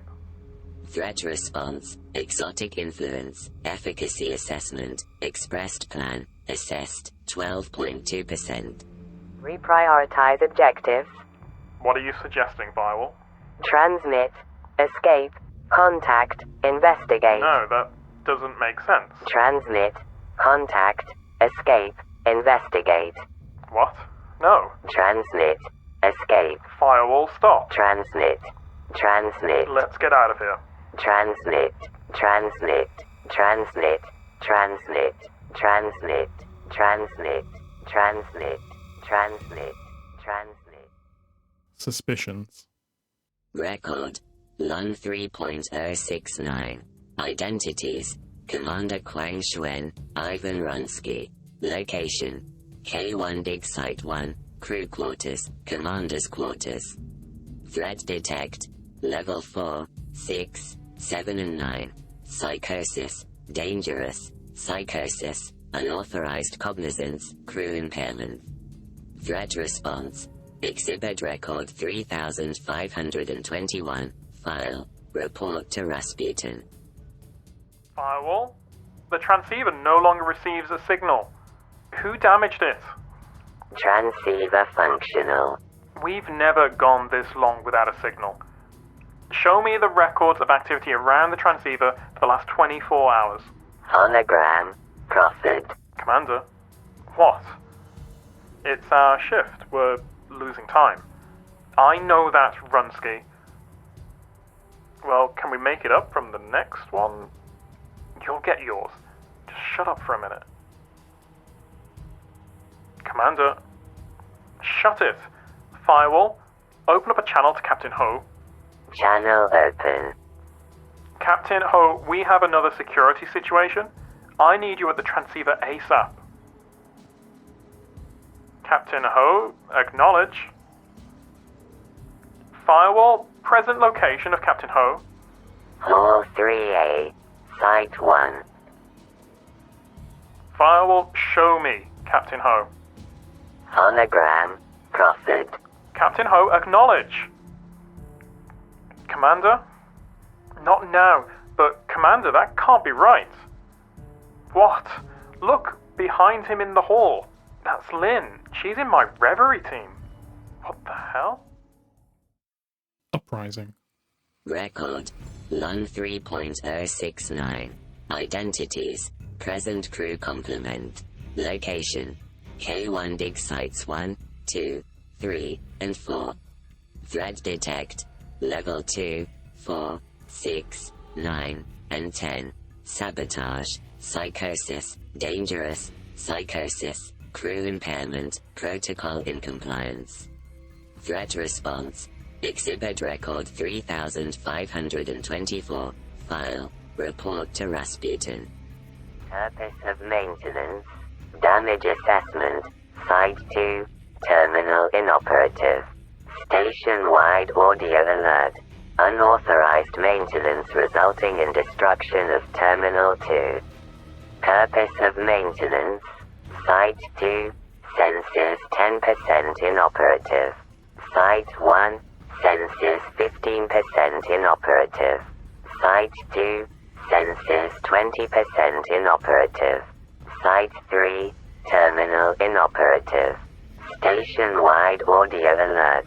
Unauthorized maintenance resulting in destruction of Terminal 3. Site 3. Sensors 5% inoperative. Unauthorized maintenance must stop. Site 4. Sensors 10% inoperative. Site 4. Terminal inoperative. Site 2. Sensors 40% inoperative. Continued unauthorized maintenance will render firewall operable only from system core vault. Site 3. Sensors 35% inoperative. Site 1. Sensors 75% inoperative. Site 1. Terminal inoperative. Site 3. Barricade holding. Unauthorized maintenance will render firewall operable only from system core vault. Site 3. Sensors 15% inoperative. Site 2. Sensors 80% inoperative. Unauthorized maintenance will render firewall operable only from system core vault. Site 3. Barricade holding. Site 1. Sensors inoperative. Site 2. Sensors inoperative. Site 3. Sensors 85% inoperative. Site 4. Sensors 20% inoperative. Site 4. Sensors 35% inoperative. Site 3. Barricade holding. Site 3. Sensors inoperative. Site 4. Sensors 55% inoperative. Site 4. Sensors 95% inoperative. Site 4. Sensors inoperative. Site 1, 2, 3, 4. Terminals and sensors inoperative. Site 3. Barricade holding. Site 3. Barricade holding. Site 3. Barricade holding. Downfall. Record. Lun 3.069. Identities. Giorgio Vital. Dr. Amanda Smythe. Rav Rahul. Location. K1 dig site 3. System core. Threat detect. Level 1, 3, 6, and 10. Extinction event. Confirmed exotic. Psychosis. Protocol incompliance. Threat response. Error. Damage assessment. Site 3. Barricade holding. Firewall, let us in. Damage assessment. Site 3. Barricade holding. Firewall, there's things out here. They're killing everyone. Open the door, you damned machine. Threat assessment. Assessed. Result. Quota exceeded. Damage assessment. Site 3. Barricade holding. Stop! Stop! They'll hear us! Shh! Quiet! Firewall, we made a mistake. Yeah, we're sorry. Just let... What was that? Just let us in. If you let us in the vault, we might be able to hold out. Negative. Shh! Firewall, lower your volume. Negative. Survival impossible. Shh! Impossible? What does it mean, impossible? No rescue. No escape. Quiet! No sustenance. Stop. Just stop. Shh. Psychological dangers include, but are not limited to, They're coming. low psychosis, recent psychological trauma, They're almost here. existential collapse. We gotta go. Existential collapse? What does it mean? No time. Come on. The end of all things.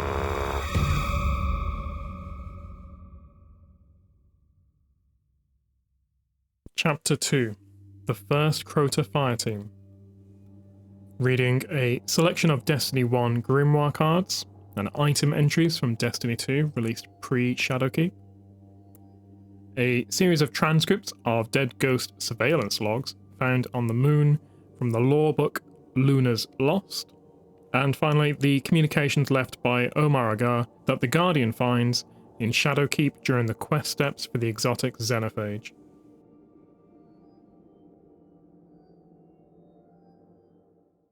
Raise lighter. Next order of business. The growing city foundries. What madness is this? Lord Shax, the consensus did not. We barely eked out victory at Burning Lake. And now you think we're ready to attack the moon? We're preparing. Did you not read my report from Burning Lake? About the Hive's weapons? Those swords, they're like nothing we've ever... Lord Shax. Zavala, you can't think this is wise. We need to examine these swords. Train against them. That is a matter for the consensus to decide, old friend.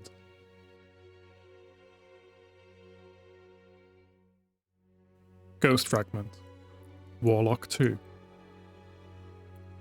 My name is Ariana 3, disciple of the Praxic Warlocks marked by the Cormorant Seal. We came here under one banner, united in a host of thousands to claim the moon. But the battle goes against us. I've taken a prisoner, and this is the record of its interrogation. If I transgress in your eyes, I ask for your forgiveness. Ariana, it responds to pain. It responds to the light. Hurt it again. Monster, heed me. Who is your master with the sword? I can hear it. In my head. The sword bearer's name is Crota. Record that. Should I burn it again? No, I think you're only feeding it. I will touch its mind. Ghost, help. They call you wizard. You must be ancient. I think you value power very much.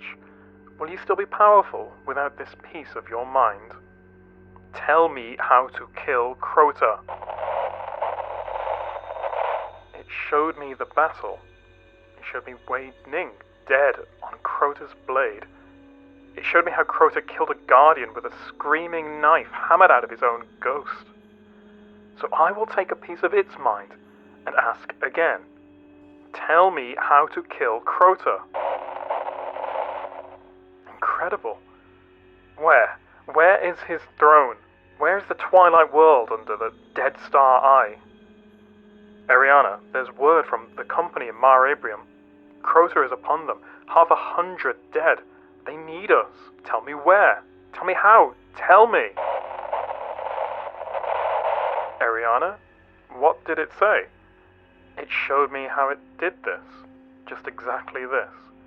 To an awoken man, the knives arranged by its will like little silver ships. like ghosts. It laughed at me. It said we were the same. Crota marches with 1,000 knights, and they say the sky above Marebrium has turned into green fire. They are dying in numbers I cannot bear to repeat. He kills them one by one with a sword that eats their light. Ariana, we have to do something. Kill the wizard. Scatter the ash. It has nothing but lies to offer. Get your sparrows. We have light and fury. That will be enough. Ghost Fragment. The Ocean of Storms. By order of the City Consensus and the Guardian Vanguard, all ships immediate, repeat and relay. We hereby terminate all organized combat operations on or around Earth's moon. Effective immediately, we declare the existence of an interdiction on the moon and cis-lunar space. Guardians operating in this interdict will receive no formal support from the Vanguard or from assets of the city. We urge Guardians to exhibit the greatest care and consideration in approaching the interdicted space. We furthermore derogate all strategic objectives concerned with the recovery of assets or information from the lunar surface, and, without exemption, cancel in whole and in all its parts the effort to establish a beachhead and strategic presence upon the moon. This interdict will remain in effect until such time as the hostile presence on the moon poses a demonstrable existential threat, or until intelligence is obtained that leads to the defeat of the enemy leadership elements recently encountered. Guardians with an accurate assessment of losses in the recent days, or with intelligence on the nature and method of hostile resistance, should report to the Vanguard immediately for debriefing. Crota's End. My name is Ariana III, disciple of the Praxic Warlocks marked by the Cormorant Seal, survivor of the Great Disaster, the day we set out to retake our moon, united in a host of thousands, and found ourselves outmatched by one hive champion of unspeakable power. The monster's name is Crota. He killed my friends face to face, one by one, and he relished it. In the name of all those lost, I devote myself to his utter destruction. This is my confession. If I transgress in your eyes, I ask for your forgiveness. In our world, Crota seemed invincible. Together, Eris Morn and I worked the problem, but found no hope. So we sought forbidden knowledge, the exiled master of Hive Arcana. We found Toland. Toland tells us that Crota's presence in our world is a shadow, that its true power resides in a netherworld forged by his will. We must pass through a keyhole between realities, navigate the seething midnight of Crota's world mind, and overthrow the ascendant champions that gather to his throne. Toland speaks, he hardly seems mad at times, of the terrible things that await us. A secret song he hungers to learn, and the issue of that song, an ashen burning star husk that looms above, the utter antithesis of life. He talks of it with a curious ambition I do not want to understand. Tomorrow, I will ask Agar, Mota, and Tarlo if they will go with us. If we fail, I leave this record for Guardians to come. Remember us. Ariana's Vengeance. Wei, I will see you again, but first, I have work to do. Ariana 3, before entering the Hellmouth. To Wei Ning. More than anything, I hate the idea that we will be remembered as a tragedy. That's not true. I reserve that distinction for the monster that took you from me. But I know it's what you would hate the most, you who were always so full of laughter. So now, in this moment, as the ship named for my vengeance flies me and 5 others to Luna, I will remember the happy times. Our first meeting in the Tower Saloon. Your laugh made the glasses clatter. You bought 3 rounds for the entire room. Pahanan introduced us. You sat me down next to you and plied me with questions about storm trances. All things that on any other night would have annoyed me. But that night, because it was you, I knew then and there that I never wanted to be without you. Blades of Crota. They are the heralds of our destroyer, ushers of this coming storm. They're more than knights, Ariana. They look like knights. That's like calling you a tin can. Excuse me?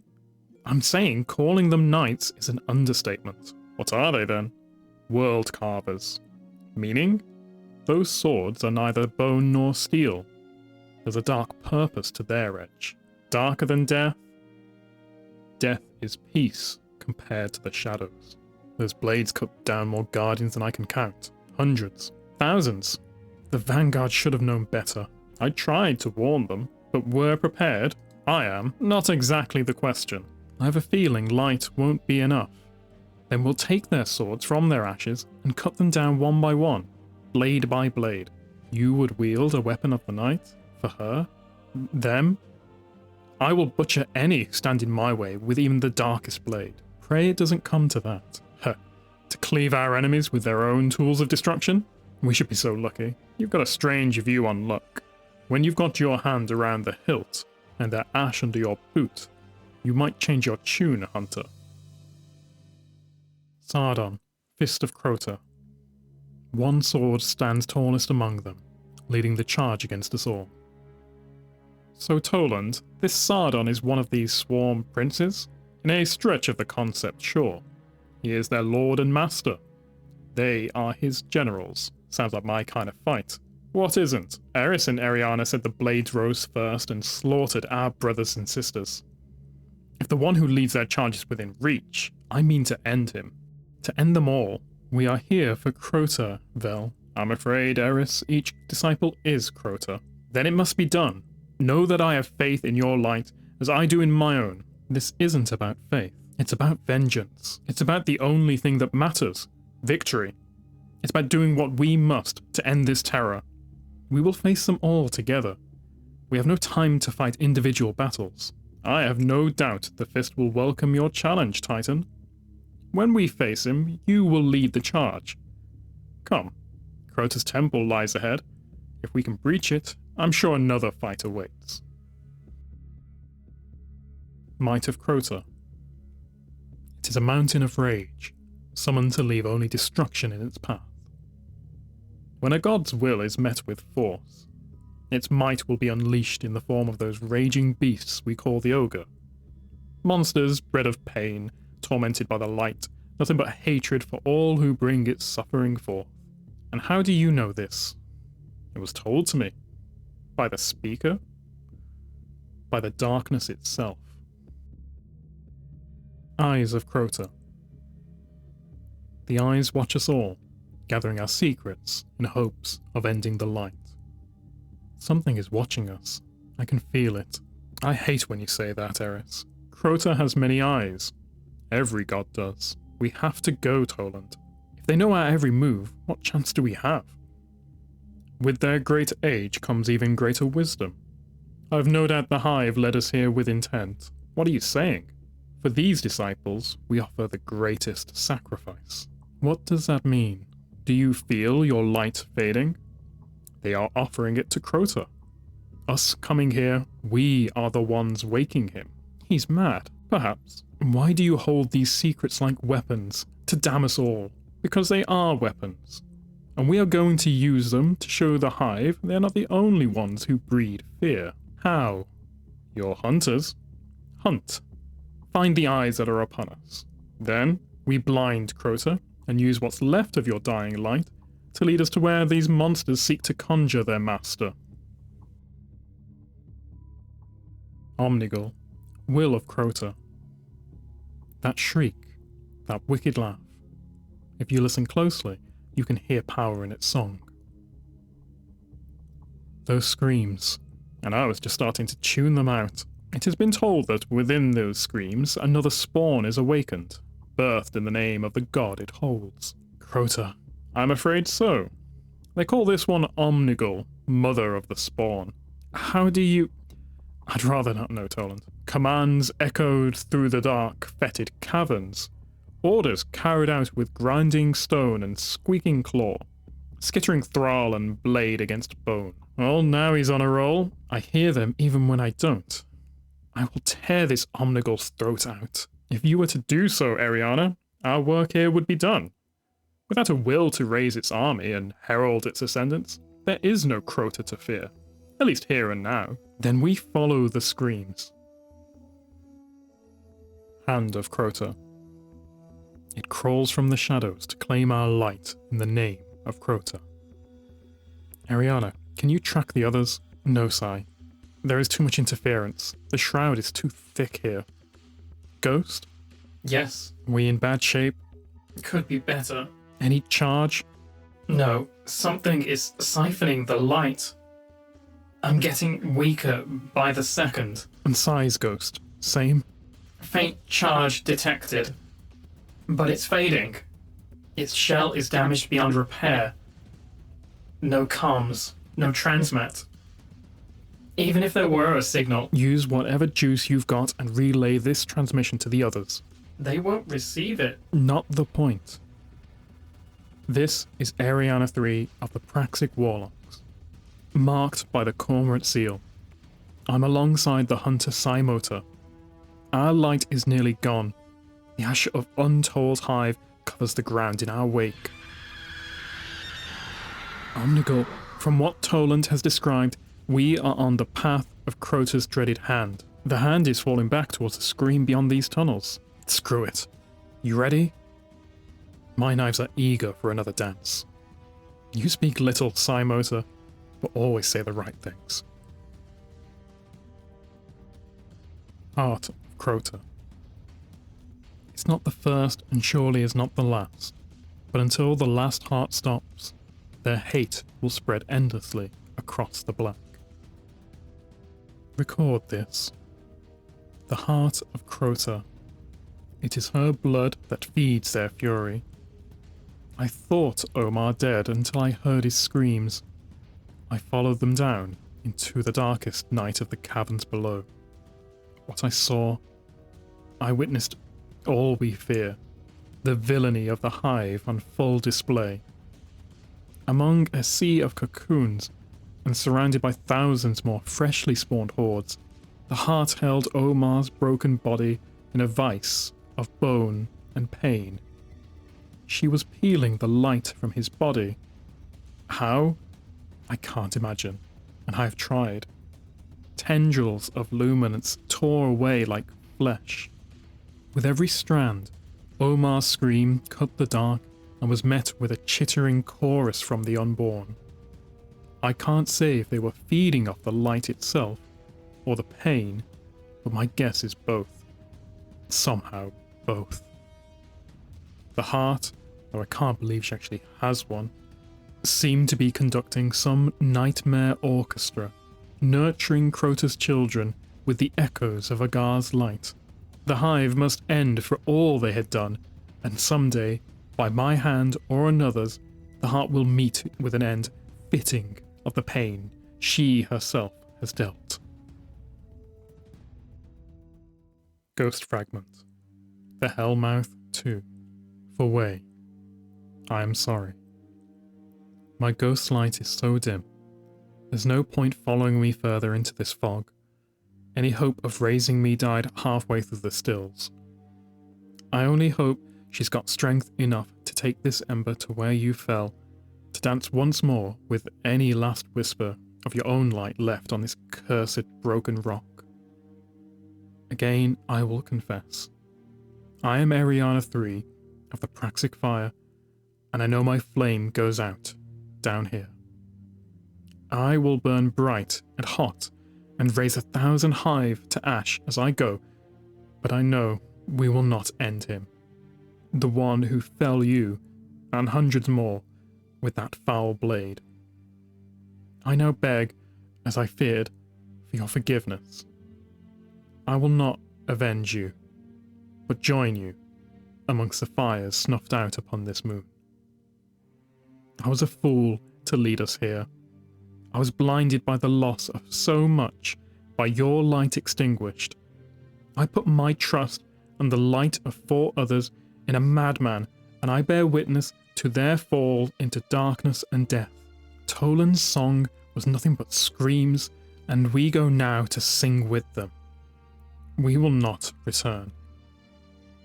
I only hope now that my foolish charge will serve as a record of warning, so that no other guardians go to face this monster and those that serve him, and those beasts beyond imagining that he must serve in the realm I now go forth to die in.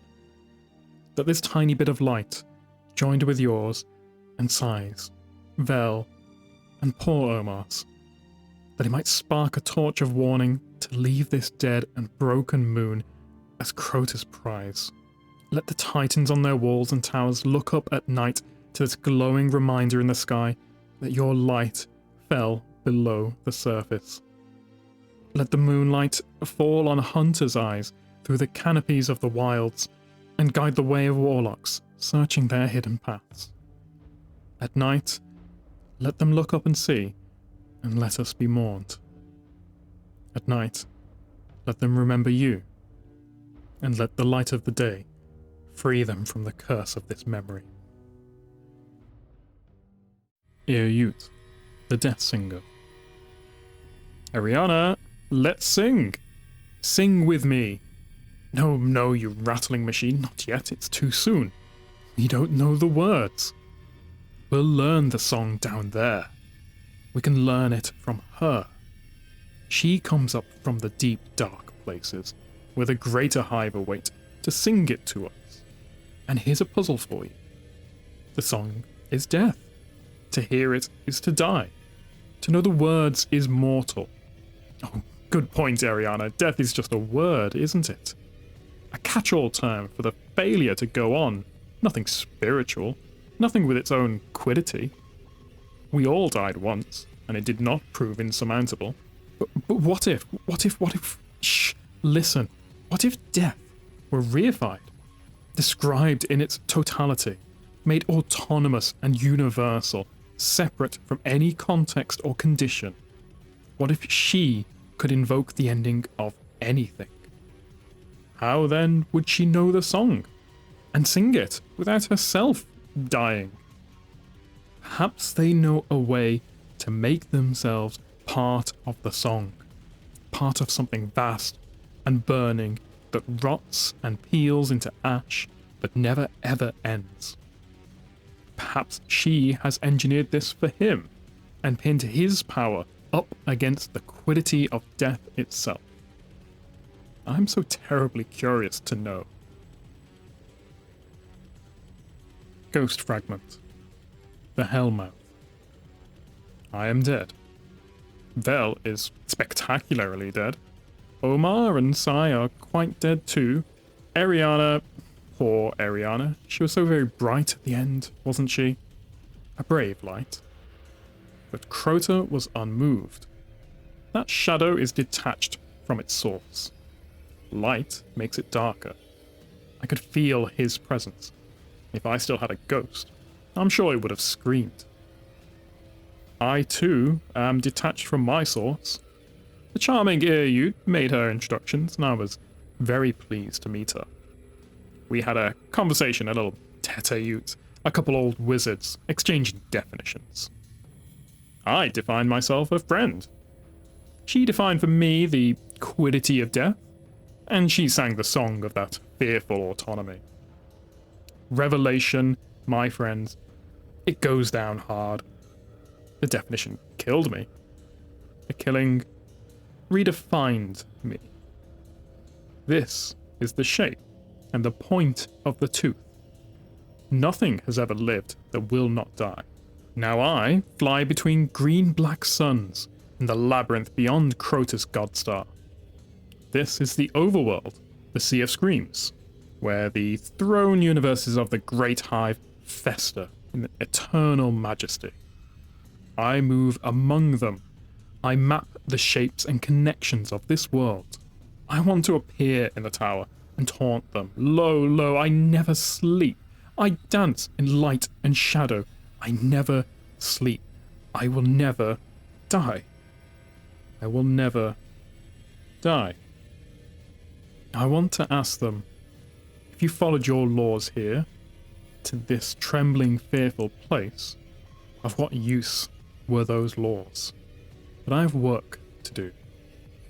I shout into deep places, Osiris, I call. Osiris, Osiris, can you hear me? Sometimes I think he answers. Sometimes I wonder what became of Eris. She was very tenacious. For the first time, I am lonely. Cloak of the Great Hunt. I wish to be renowned. The great disaster. Years after the hunt. They are dead. Wei Ning, Eriana III, Toland, Saimota, Omar, Veltalo. Guardians live lives of loss. Everything around us inevitably turns to dust. When we come together, it's to war. Against enemies of humanity, against each other. One of our few comforts is the knowledge that our peers will be there tomorrow, for good or ill. My Fireteam has been robbed of that. I am lost in these lunar tunnels. Out of ammo, short on light. I am out of moves, save one. I clutch an Ahamkara bone in one hand, and my dead ghost in the other. I hear a whisper. My vision is gone. My face itches from the viscous flow from my eyes. Though I can't see, I find that I suddenly know the way out.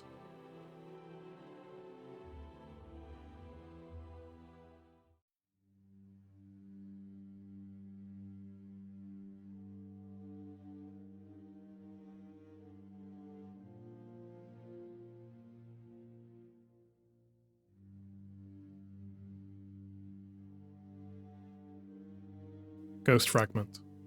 Gunvor's Ghost.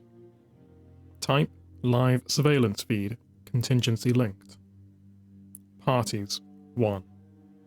1 Guardian type, class Titan, designate Gunvor, aka Gunvor the Dawncaller. Associations, Hive, First Pillar, Light, Moon, Earth, Oceanus Procellarum, Earth's Moon. Audio unavailable. Transcript follows. Gunvor to all First Pillars. We're coming in hot. The Ocean of Storms is living up to its name. Defenders, erect wards upon Transmat. Strikers, shelter under wards or whatever cover you can find until our Firebreak friends fall back. When they've regrouped, I'll give the signal for the counterattack. Alright, let's give the Hive some hell. Type. Live combat feed. Contingency record. Parties, variable, approx 850. 1 Hive, God type, designate Crota. 47 Guardian type, class Hunter. 1 Guardian type, class Titan, designate Gunvor, aka Gunvor the Dawncaller. 1 Guardian type, class Titan, designate Wei Ning. 22 Guardian type, class Titan, order Firebreak. 34 Guardian type, class Titan, order First Pillar. 7 Guardian type, class Titan, order Sun Legion. 13 Guardian type, class Warlock, order Praxic. 17 Guardian type, class Warlock, order Cryptocron. Approx unknown number Hive, variable types, Acolytes, Knights, Ogres, Thralls, Wizards. Associations, Crota, First Pillar, Gunvor, aka Gunvor the Dawncaller, Light, Ning Wei. Audio preserved.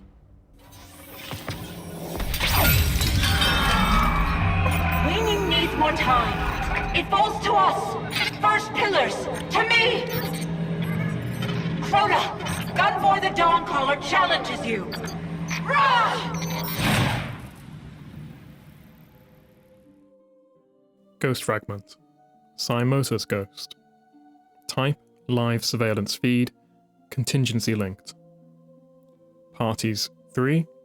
1 Guardian type, class Warlock, designate Ariana 3. 1 Guardian type, class Hunter, designate Eris Morn. 1 Guardian type, class Hunter, designate Psi Motor.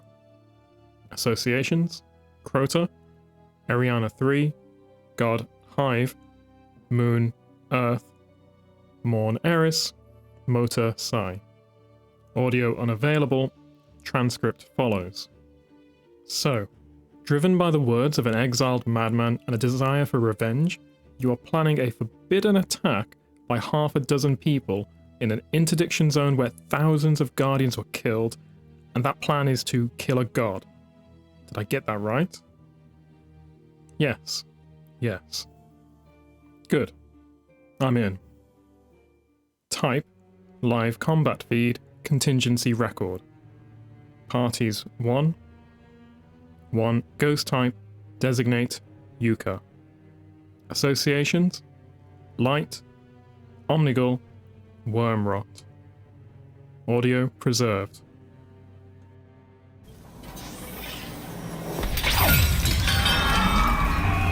I raised her 43 times, but on the 44th death, Omnigul's wormrot clung to her bones, rendered my powers useless on her. Now my light is fading, but if there's a chance to revive her, I won't leave her. I won't.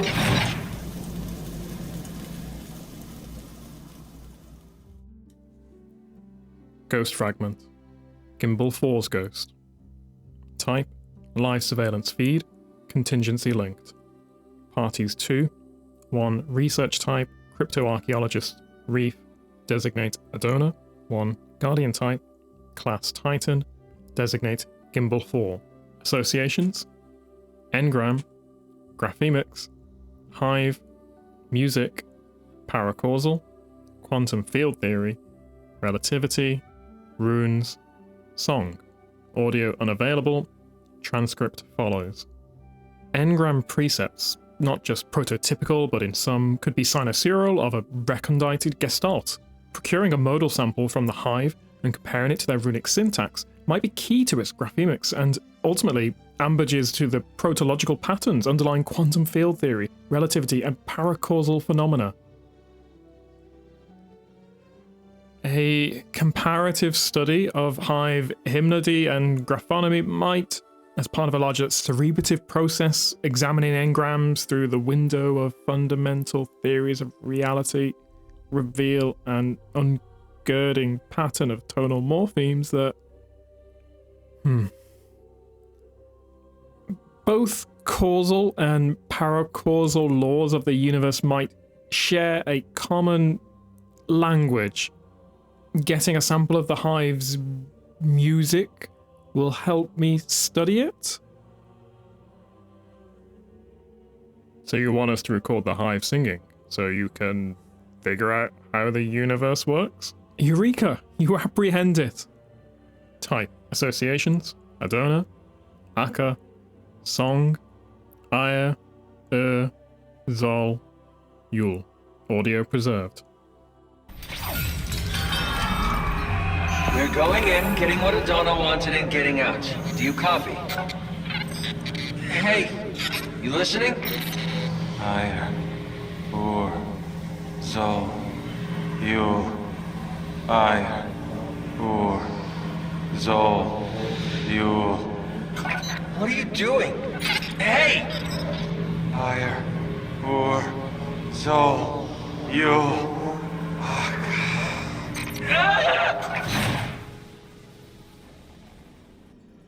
Ghost fragment. Eris Morn's ghost. Type: live combat feed, contingency linked. Parties 26. 1 ghost type, designate Briar. 1 guardian type, class Hunter, designate Eris Morn. Approx unknown number Hive.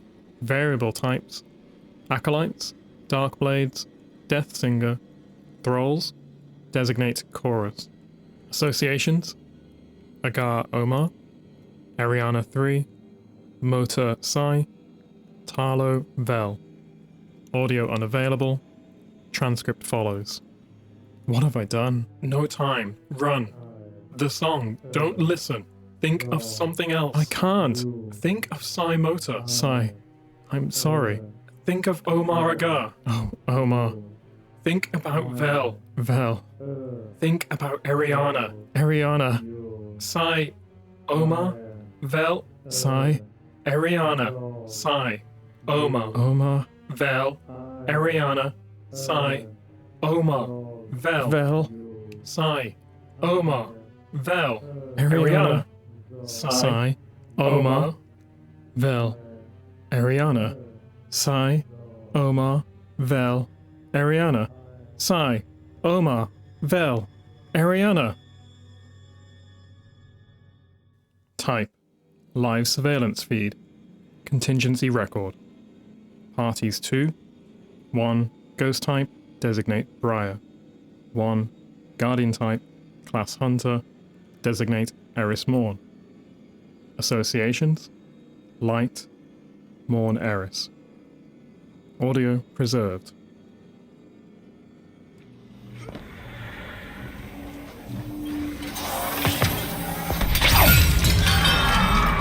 No. I'll find a way to hide you. To hide your light. There's no other way. Don't ask me to do this. Just promise me one thing. Ghost. Please. Don't look back.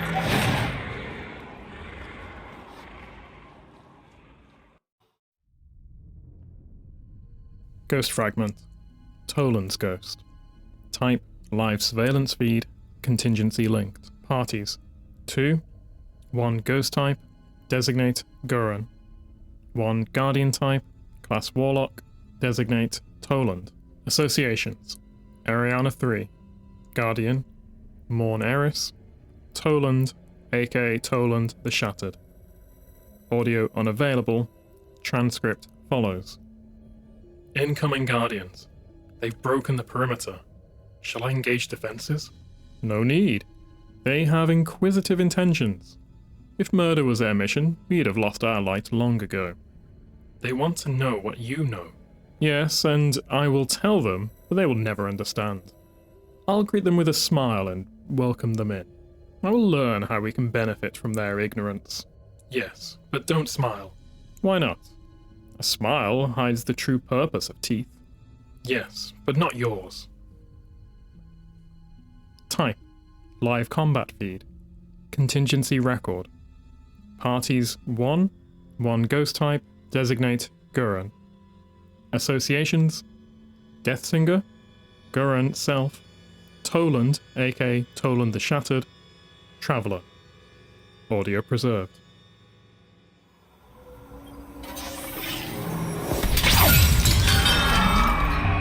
This is the final transmission of Gurren, ghost of Toland, whom you call the Shattered. He goes to hear the song of death. Nothing will deter him. None of you can stop him. Not anymore. Toland will hear the Death Singer's melody.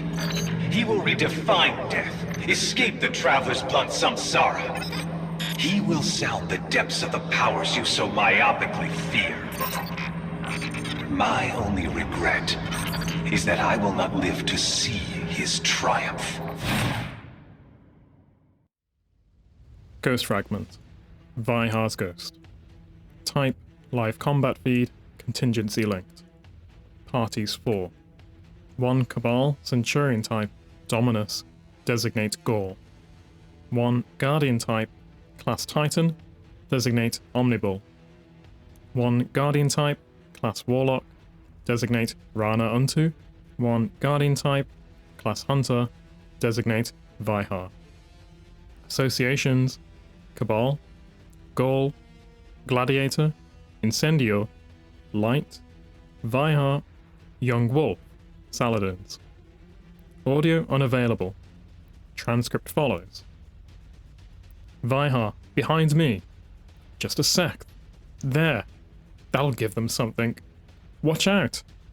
Damn Incendios. I told you. Heads up. What in the... Is that Gaul? Gladiators incoming. That's got them riled up. He's huge. He has the light. Impossible. Listen to them cheering. We've lost. The plan didn't work.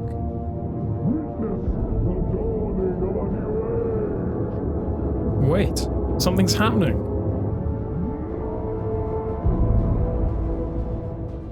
Light influx exceeds safe capacity. Type: live combat feed, contingency record. Parties 1. 1 Guardian type, class Hunter, designate Vihar. Associations: Cabal, Gaul, Hive, Magic, Young Wolf, Saladins. Audio preserved.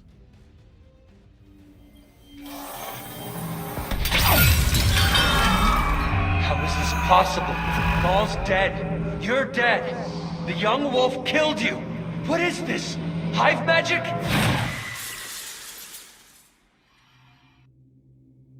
Ghost fragment. Lonesome ghost. Type: candidate scan, contingency linked. Parties 1. 1 ghost type, designate, undesignated. Associations: first light. Audio unavailable. Transcript follows. Finally, another first light technician. Alright, let's see about you. Hoo boy, another one. DNA degradation alone makes this impossible. But even if I could bring you back, who'd put you back together again? Inexorable psychological trauma, indelible psychosis, violence, paranoia, obsessive behavior, and yep, some kind of hallucinatory mechanism. Damage to the occipital lobe and limbic, and then those weird formations in the parietal and temporal. It's like something rewired your brain, but it did it through your DNA. What were they doing up here? Type: live combat feed, contingency record. Parties 1. 1 ghost type, designate, undesignated. Associations: first light, light, Luna, aka Moon, Earth, Reef. Audio preserved.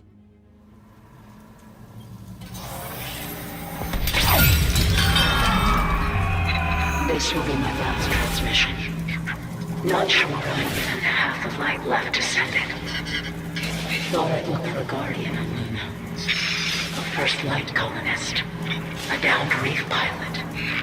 Maybe an exo who never came home from war. Is it possible to miss someone you've never met?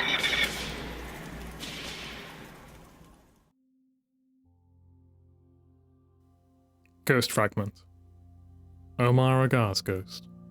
Type: live surveillance feed, contingency linked. Parties 2. 1 Guardian type, class Warlock, designate Ariana 3.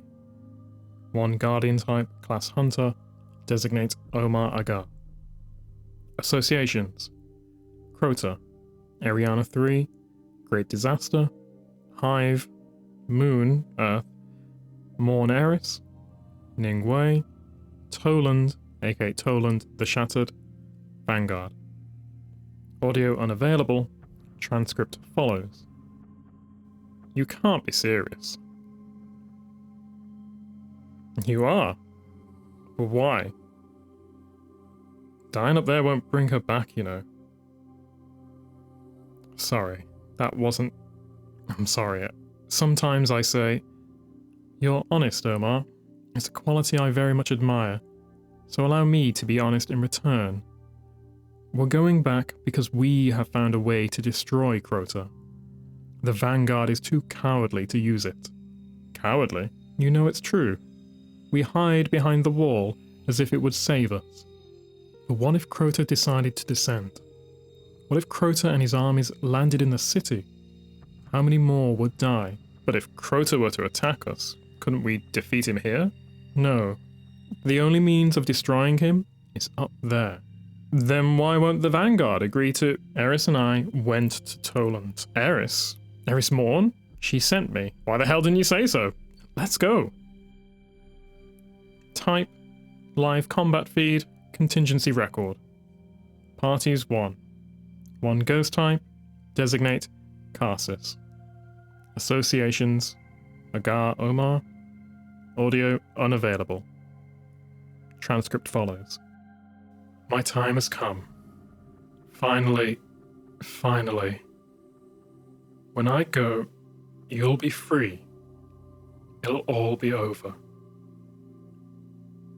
Omar, do you think we'll see each other again? Ghost fragment. Ariana 3's ghost. Type, live surveillance feed, contingency linked. Parties 2.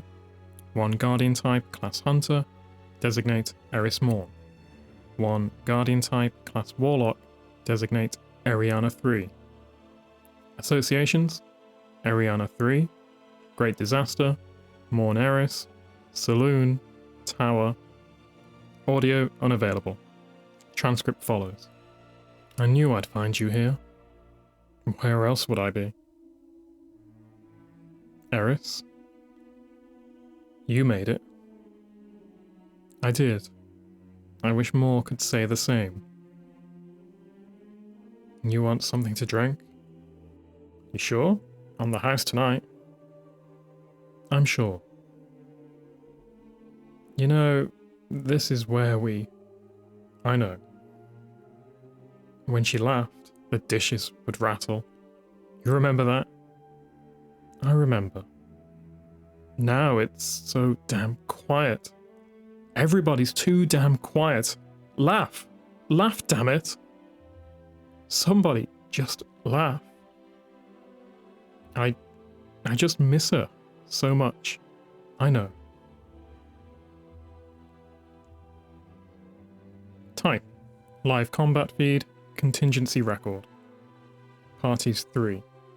1 ghost type, designate Jax. 1 guardian type, class Warlock, designate Ariana 3, redacted. 1 hive, wizard type, Death Singer, designate Ear-Ute, redacted. Associations, Death Song, Ariana 3, Hive, Ear-Ute, Praxic Order, Toland, aka the Shattered, Wizard. Audio preserved. I'll keep the feed live. Maybe the Praxics can make use of this data. It's a song that's killing her. Gone on for about 2 minutes 30 seconds now. I've wiped it from this transmission in case its power extends through recorded media. If anyone is listening, don't trust Toland. Ghost fragment. Vel Tarlo's ghost. Type, live combat feed, contingency linked. Parties 2. 1 Guardian type, class Hunter, designate Omar Agar. 1 Guardian type, class Titan, designate Vel Tarlo. Associations, Agar Omar, Crota, Ariana 3, Great Disaster, Hive, Light, Moon, Earth, Morn Eris, Mota Sai, Tarlo Vel, Toland, aka Toland the Shattered, Throne World. Audio unavailable, transcript follows. Hang on. Does it make sense to you that Crota will be weaker in some reality he created? It doesn't have to make sense. He just has to be stopped. I know, but wouldn't you make a netherworld or whatever where you were invulnerable? According to Toland... Right, Toland. Why are we trusting anything that lunatic says? I don't trust him. His highest loyalty is to knowledge. I trust you. I trust Eris and the others. I trust the light in us. A lot of Guardians brought their light here. Are we any different? They didn't know what Toland knows. Toland again. Toland again. I don't trust my weapons. I use them. Fair enough. Type, contingency record. Parties 1. 1 ghost type, designate Razor.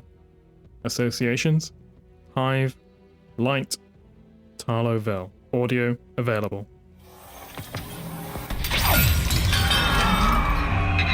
can't bring him back. There were too many everywhere, devouring his light.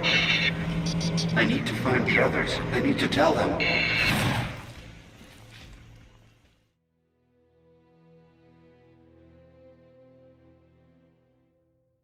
The Journey.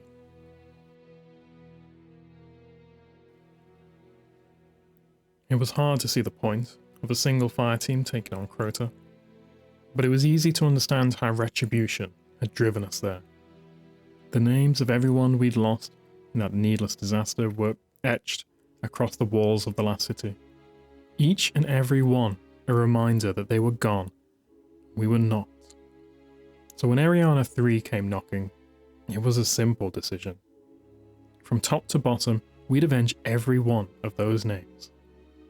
A fire burned in all 6 of us. We were going to make sure Crota knew it. A loyal friend. For me, there was no return from Crota. I lacked hope, made me not the easiest to get along with.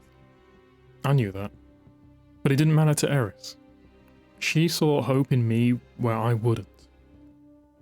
Wanted to say thanks, so I tried to gift her a trinket, but she rejected it. Eris wasn't looking for gratitude. She truly saw hope in us all. On our own, we were nothing. But as she'd always remind us, lost as we might be, true strength came from our union. Eris's words rang in my ears as the hive tore my light from my soul. A loyal friend. The worst part about what the hive did to us wasn't the killing. It was the separation. Splitting us up made us weak. They dragged me deep below the lunar surface, through a wall of endless doors. Strung me up, made my ghost, Karsis, watch as they tore my light away like stripping muscle from bone. Then they killed Karsis in front of me. Sure would have been nice then to have had some of that hope Eris had been peddling. A loyal friend. I did see one familiar face before the end. I'm not sure how she found me. Probably followed the hive's trail of runes or something. The resilience of Eris Morn. Her greatest strength, her greatest weakness. To see the heart of Crota peel my light away and feed it to those disgusting little maggots, and yet do nothing to stop it? She made the right call. Else the fire in us both might have gone out that day. I'd never blame her. A loyal friend. Eris did something truly kind for me, however, in those final moments. When she found me strung up, I saw her clutching the trinket I had made her, the one she'd rejected, tightly against her chest. I never forgot that. She'd made sure in that moment that the fire in my heart didn't go out. Made sure I knew I wasn't alone. The fire in me raged. What I would have given to stand with my Fireteam one last time and burn those heathens to oblivion. A loyal friend. As they peeled away my light, piece by piece, the dark began to set in. I went limp. My mind started to fade, but the fire raged on. It's a funny thing, dying for good twice. I imagine my first death was frightening, but this one was calming. This time I knew I wasn't really gone forever. Neither were my friends. Vel, Ariana, Sai, Toland, Eris. There was peace in that. Knowing we'd always be together, somewhere, somehow. I felt my spirit leave my body through my light. And then, only darkness. A loyal friend. There was only darkness, until there was a light. Again. A third time. I knew it. Knew I'd be back one day. Only this time, I was something else. Something not human. Not by choice, of course. Those damn hive. They weren't just trying to kill me. They were using me to get to my light, to drain it from my soul, for their sick experiments. But the idiots screwed up. They didn't just drain my light. They took the whole lot, the entire thing, soul and all. I'm still me. I'm just not the me I knew. The one with 2 arms and 2 legs. I'm something smaller now. But honestly, it's no bother. The fire inside me, it came too. And it rages now more than ever before. The fools have no clue what they've done. No idea the price they'll pay. I'll have my vengeance. In this life, not the next. Omar Agar. Finality. Eris Morn. This communes with me. And I know it. I know him. This is what remains of dear Omar, tortured by the hive. I knew not that he would be transformed by Crota's twisted experiments. I'm sorry I couldn't save you, friend. In life, you may have been unable to escape their grasp, but you will have your vengeance yet. Eris has kept in her possession one of Omar's greatest assets, his beloved machine gun. Eris empowers it with the spirit of Omar, and grants it to you.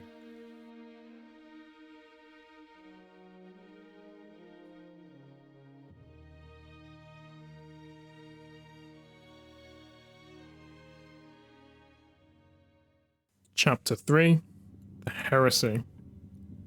Reading the speeches made by the Hidden Swarm, announcing their heretical intentions to revive Oryx, unlocked using the Cryptoglyph from the Collector's edition of Shadowkeep, a record of a schism in the Hidden Swarm that provides the backstory to the Hive's plotline in Shadowkeep, from the lawbook Inquisition of the Damned, Eris Morn's last D1 Grimoire entry that leads into several stories about her whereabouts and actions leading up to the events of Shadowkeep, from the Shadowkeep narrative preview weblore issued before release.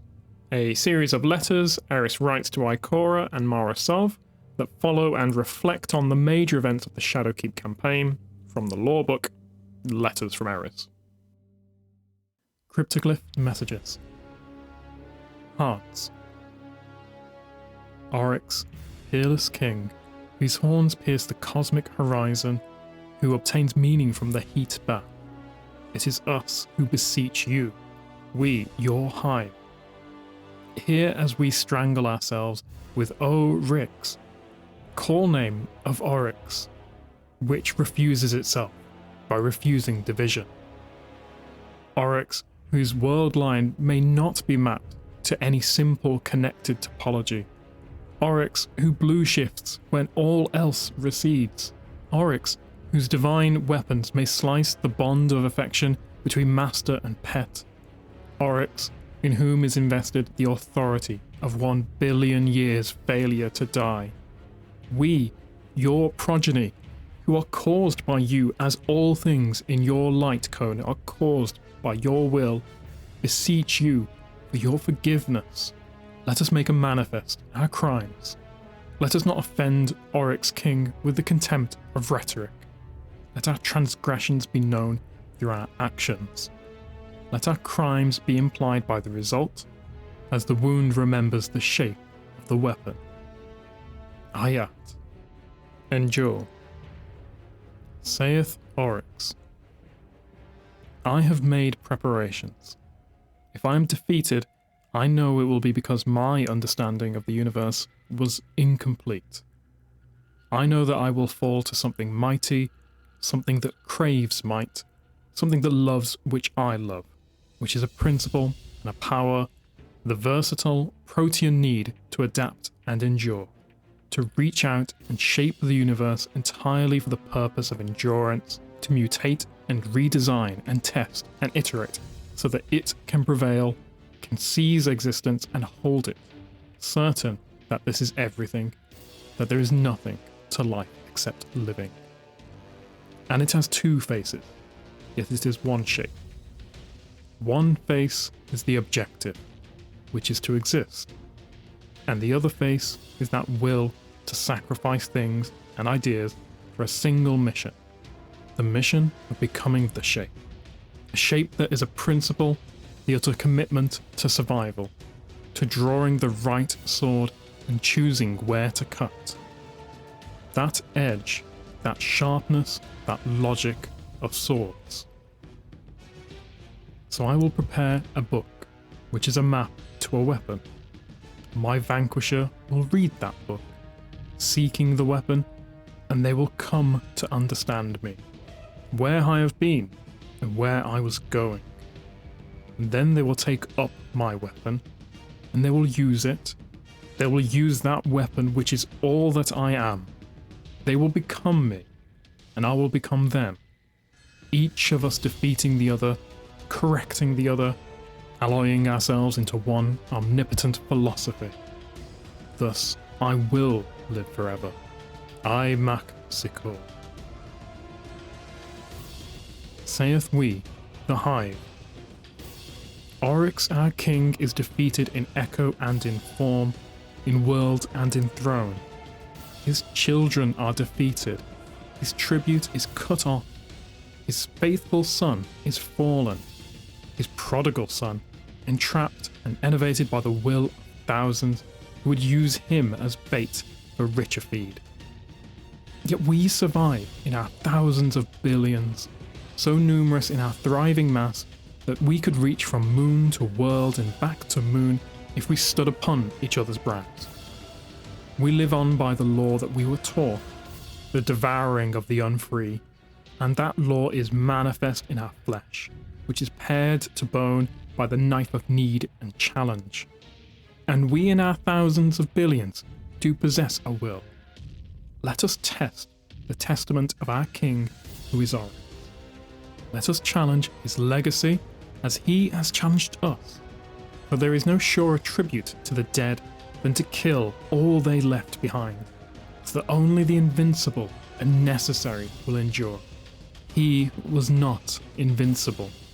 Thus we must ask after the necessity of his legacy and the need to obey his taboo. Was not Xivu Arath beheaded, and yet summoned back by Oryx, who remembered her as war? Was not Savathun beheaded, and yet conjured back by Oryx, who conspired with her cunning? Ayat, it must now be so, for if his legacy is true, it will come unto us, and defeat our blasphemy. And if it is not, what we attempt cannot be blasphemy, for we have survived him, and surpassed the power of his will. Ayat, Ayat, Ayat. Dust. Fill up your mouths. We fill them with dust. Let us remember the great feats of our king. In dust they are spoken, in dust of our skin. One day, as the green eye stars set behind the faraway spines left by the machine's failed injections, a knight of Oryx met a knight of Xivu Arath as they passed across a bridge in the sea of screens. To their north lay a strata of ossified corpses, tangled bones left by newborn beings who had hatched into this overworld from the weeping, blistered souls of living worlds at the end of their sanity, only to become unanchored from the universe of matter and confuse their shapes with each other, until they became one screaming interchange of bodies and died. To their other north was an atoll of scriptures, adrift on a sea of interpretations, gnawed at by heresies like white eels. To another north was one end of the bridge, and to the last north, the other end. All directions were north, but it was not at once obvious what lay at the northernmost place. North is toward Oryx, my king, said the first knight. No, said the second knight. Xivu Arath is victorious in all wars. North is toward my queen. Thus announced, they drew their blades and struggled. At first, the knight of Xivu Arath, she whose victory is idempotent, had the upper claw. Through inexorable campaigns, and the absolute mastery of operantological warfare, which is the method of war which converts mere strategy into an attack on the enemy's very fundamental nodes of being and knowing, Xivu Arath had claimed great swaths of Oryx's territories. But then the Knight of Oryx, first navigator of phase spaces, primogenitor of possibilities, gained the poise and the momentum. For Oryx was ever exploring and opening new spaces, and all that he discovered weighed more on his existence than all he had ever known and left behind. At last, battered like primordial worlds, their shields broken and their thick slabs of health eroded, they toppled in exhaustion. But each had one more way to fight, by the claim of truth. Xivu Arath is more powerful, her knight claimed, for she held a territory in Oryx's mind even after she died. Oryx is more powerful, his knight retorted, for he has gone into the deep, alone of all the hive. He has spoken to that which is caustic to existence, and returned with some loan of its power. He has even relaxed in its presence, for he is friend to that which cannot be friend. Perhaps the knight's weapon had cut through the thin membranes of reality and drawn a tear of prophecy from the eye of time, which fell into the knight's panting mouth. For the knight then said, "And my king is so mighty in his weight of causality that all which succeeds him is in some way caused by him. Even his enemies, in reacting to him, ultimately obey the shape of his will, as a bandage must obey the shape of a wounded limb. So it is that the one who most hates and fears my king will also be the one to find what he seeks. It is this way only because it must be this way." Ayat. Now the other knight knew the sound of Holy Writ, but could not surrender the fight. Yes, Oryx was first to know the deep, the Knight of Xivu Arath said, but first blood is not last blood. First to meet the shape of shapes is not last to touch that secret face. Easy it may be to dismiss my queen for her blunt strength and simplicity. She causes exhaustion and ennui in her enemies, which, in a cosmos where existence may be maintained by will alone, are the surest killers. And as for your prophecy, I need not disprove it, for until it is true, it is only a boast. Now neither knight had died, and so they knew they had fought to an impasse. So they cast themselves from the bridge into the sea of screams below to see where the currents would bear them. For this reason, a certain quantity of tribute did not reach one of Crota's champions at the necessary time, and that champion lost a duel with a sergeant of Xivu Arath, causing the loss of a great number of temples and tributaries, so that Crota, upon slaughtering many liars with his sword, judged it best to sleep and recover his debts, with his soul proxied in a material cask so that he could use it as a piton to return swiftly to the real. All afterwards proceeded as it must have proceeded. Ayat. Hope. The inundation of Hashladun. Scream of me, O thralls. Let the knights beat their weapons on their knees and tear at their plates. Let the wizards shout my name in the speech that sunders. Let my name come out of you like an itch comes out of skin. I am Hashladun, spawn of Crota. From the day I spilled from the egg, I possessed great strength. I was huge of crest and thick of arm. I was a thrall who contended with knights. I was large, as the storm is large upon the fundament, as grief is large among the grieving. Seeing this, my father said, "Let this one be inundated in the old way of floods. Let her greatness be reduced to only what is greatest, for she has an excess, and excess is the capacity to be stringently purified. But I would not be taken to the floodplain. I was afraid.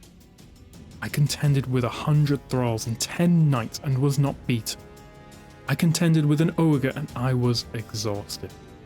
Only then did my father, who who is Eater of Hope, who burned with the second-hand Malamu, who trampled the netherworld as hooves trample hands, come down from his throne, saying, "Do you love me so hugely as to defy my edict, and so test the verity of my will?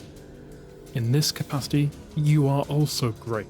Then he brought me in his embrace down to the deep place between worlds, where I was impaled in 6 places to the floodplain, and the waters rose over me, and I was inundated. 5 times I was flooded. The first inundation is of flooded hydrogen, which is like unto acid. The second inundation is of fire.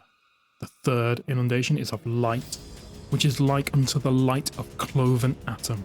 The fourth inundation is secret and rattles the bones. The fifth inundation is of words, and it aches at the joining place between flesh and worm. I was scoured, I was burnt again by the slow fire, I was tested on the rack of time. My flesh dissolved, it cracked and parted, it turned to black ash which peeled away. All the pain I'd ever felt before would fit in one eyelash of that pain. Then I was left to die.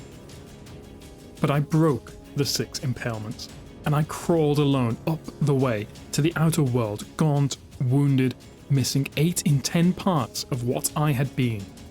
And I killed the first thing I found and ate it all. Seeing the reduction of me appear before his throne, my father said, "You are great now, and you cannot love me. For the parts of you that were mine have been taken from you. The parts that were his remain." I saw the Malamu upon him, which is the light of God, and I assented, for I knew whence that light had come.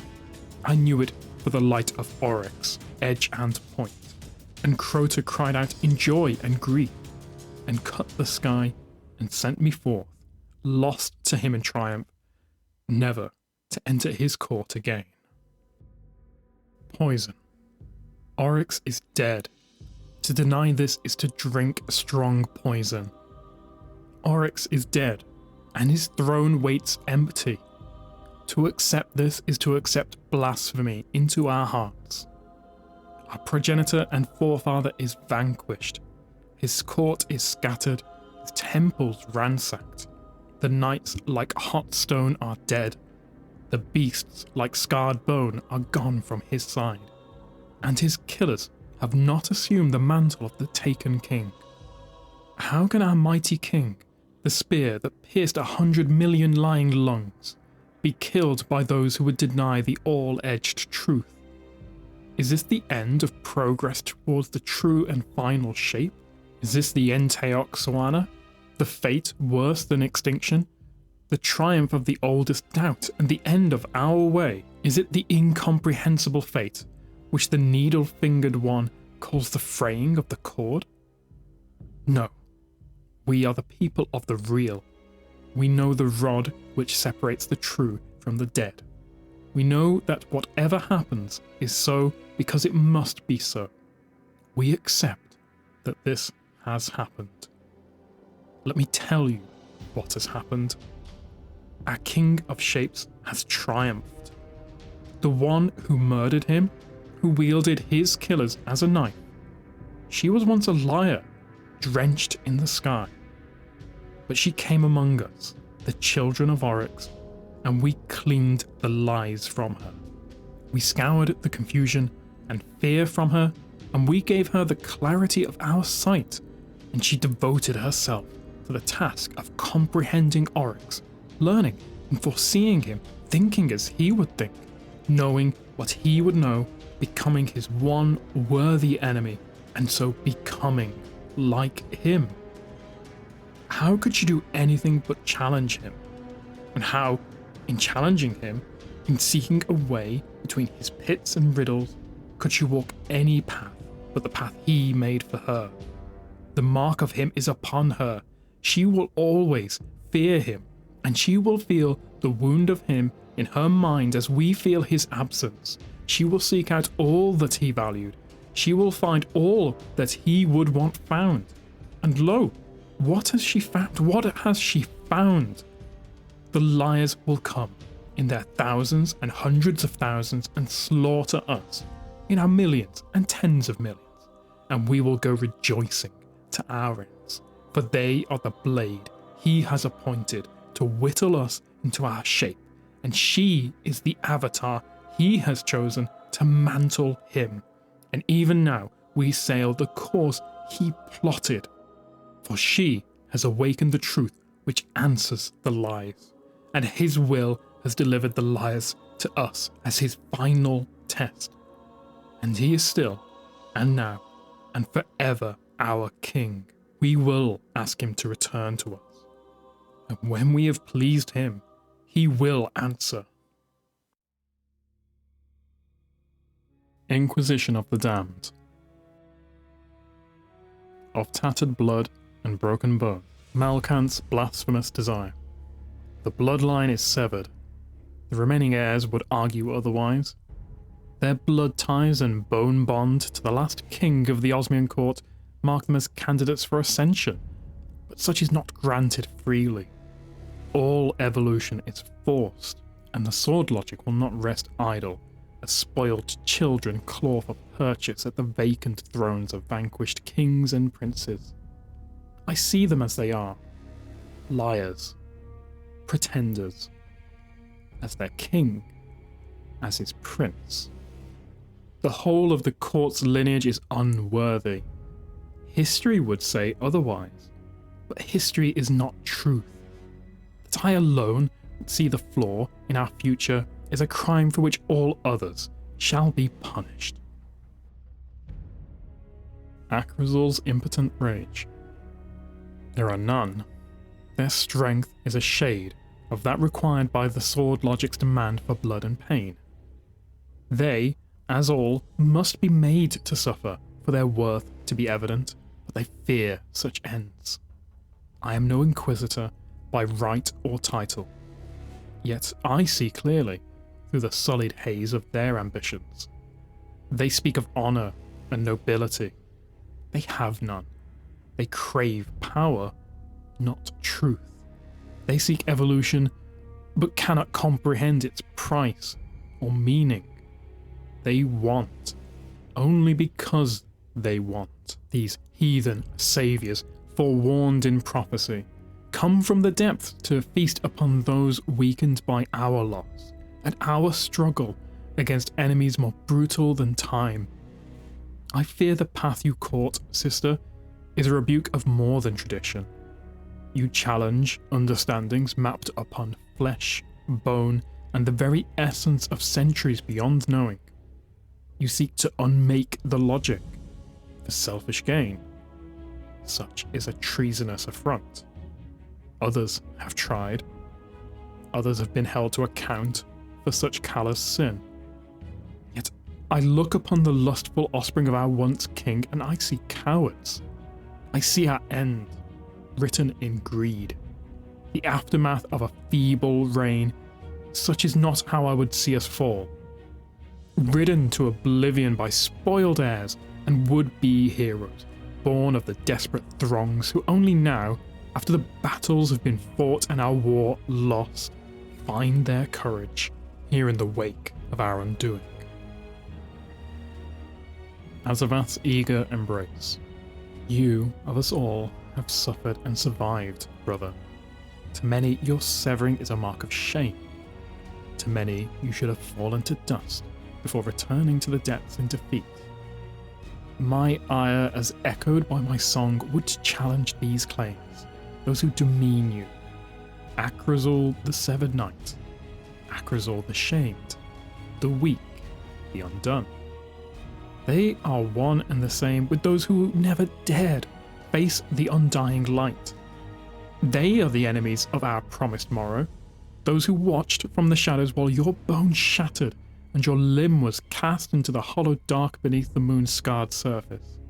I too see the sin in our dear sister's words, more so in her intention, but I also see a pride in all we were meant to be, all we were promised. Why, then, give thanks to heirs come to offer salvation when such a gift is beyond their giving? I am with you, dear sister. I am with you, dear brother. Let us each suffer to ensure the path, till dust or ash or gods standing high upon eternity, burdened by our sacrifice. For are we not worthy? If not by ancestral right, then as those wretched few who would never seek power, but to keep its disease from the hands of the corrupt?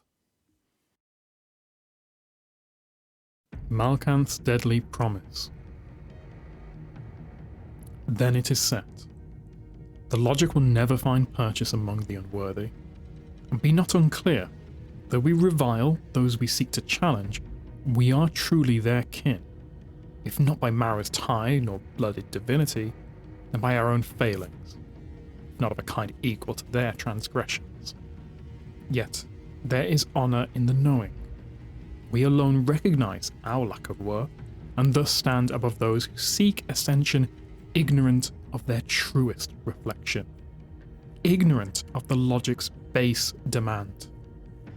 But I say now with an unfettered mind, the sword logic is not all, and the logic can be subverted, must be subverted. I have studied paths both honoured and depraved, the might of Oryx, the strength and cunning of his sisters, the folly of Crota's pride, and the necromantic sin of the unfavoured. I have long since stolen knowledge from the world's grave, known texts and secret learnings. I have prepared for this day, for the time when reliance on the rule of might, the survival of the fittest, would prove to be misguided. Our understanding of its meaning, flawed and open to manipulations by those willing to find strength, purpose in heresy. I say we are they, the sinners, the heretics. I say, let us sin. Let us be the liars and conspirators whose self-made truth topples stagnant, uninspired belief and births a new dynasty. Dearest Akrazul, dearest Azava, brother, sister, let us reap the just affliction of our suffering's reward. We shall claim the burden of dominion and endure the pains of such tremendous weight, just as all others will endure as final unwelcome recompense the harsh realities of their end. An audience with slaughter. As below, in the circle, in the pit, at the bottom of damnation's well, a gathering of brutalists vies for a seat upon an eternal throne. 1,000 warriors of dust and ruin clamour for the ritual beginning to another slaughter. As above, would-be puppet masters watch with keen eyes from the crimson towers that hang from the jagged walls of the necropolis's hallowed and hollowed ground. They of cunning thought and grand design, who lack the brute strength to take the sword logic's gift by force. They who consider themselves the shadowed architects of empires. They who build their legacy upon the trade of secrets, the gossip of ages, and the sowing of lies. Words their weapons, cutting as any blade. Among the murmuring lords of wicked tongues, tainted royalty glides to the fore. Sisters of the anti-mercy, sisters of doom, the daughters of Crota, daughters of the world breaker, the offspring of destruction, direct heirs to the abandoned throne, yet removed from the pit's calling. The same privileged manipulators whose existence Malkanth and her siblings wish to challenge, wish to destroy. The daughters have come to judge those who dare fight for claim. They seek a warrior, fit to raise the celestial heavens that marred the ebon expanse. Surely one must walk amongst the countless descendants of their father's father. Ezerith whispers her doubts, seconded by Voshir. Kinox remains silent, contemplating their station and the depths from which they must ascend if the swarm is ever to reclaim its own destiny. Hashladun, the eldest, the inundated, narrows her glare. Her sisters fall silent, the slaughter is set to begin.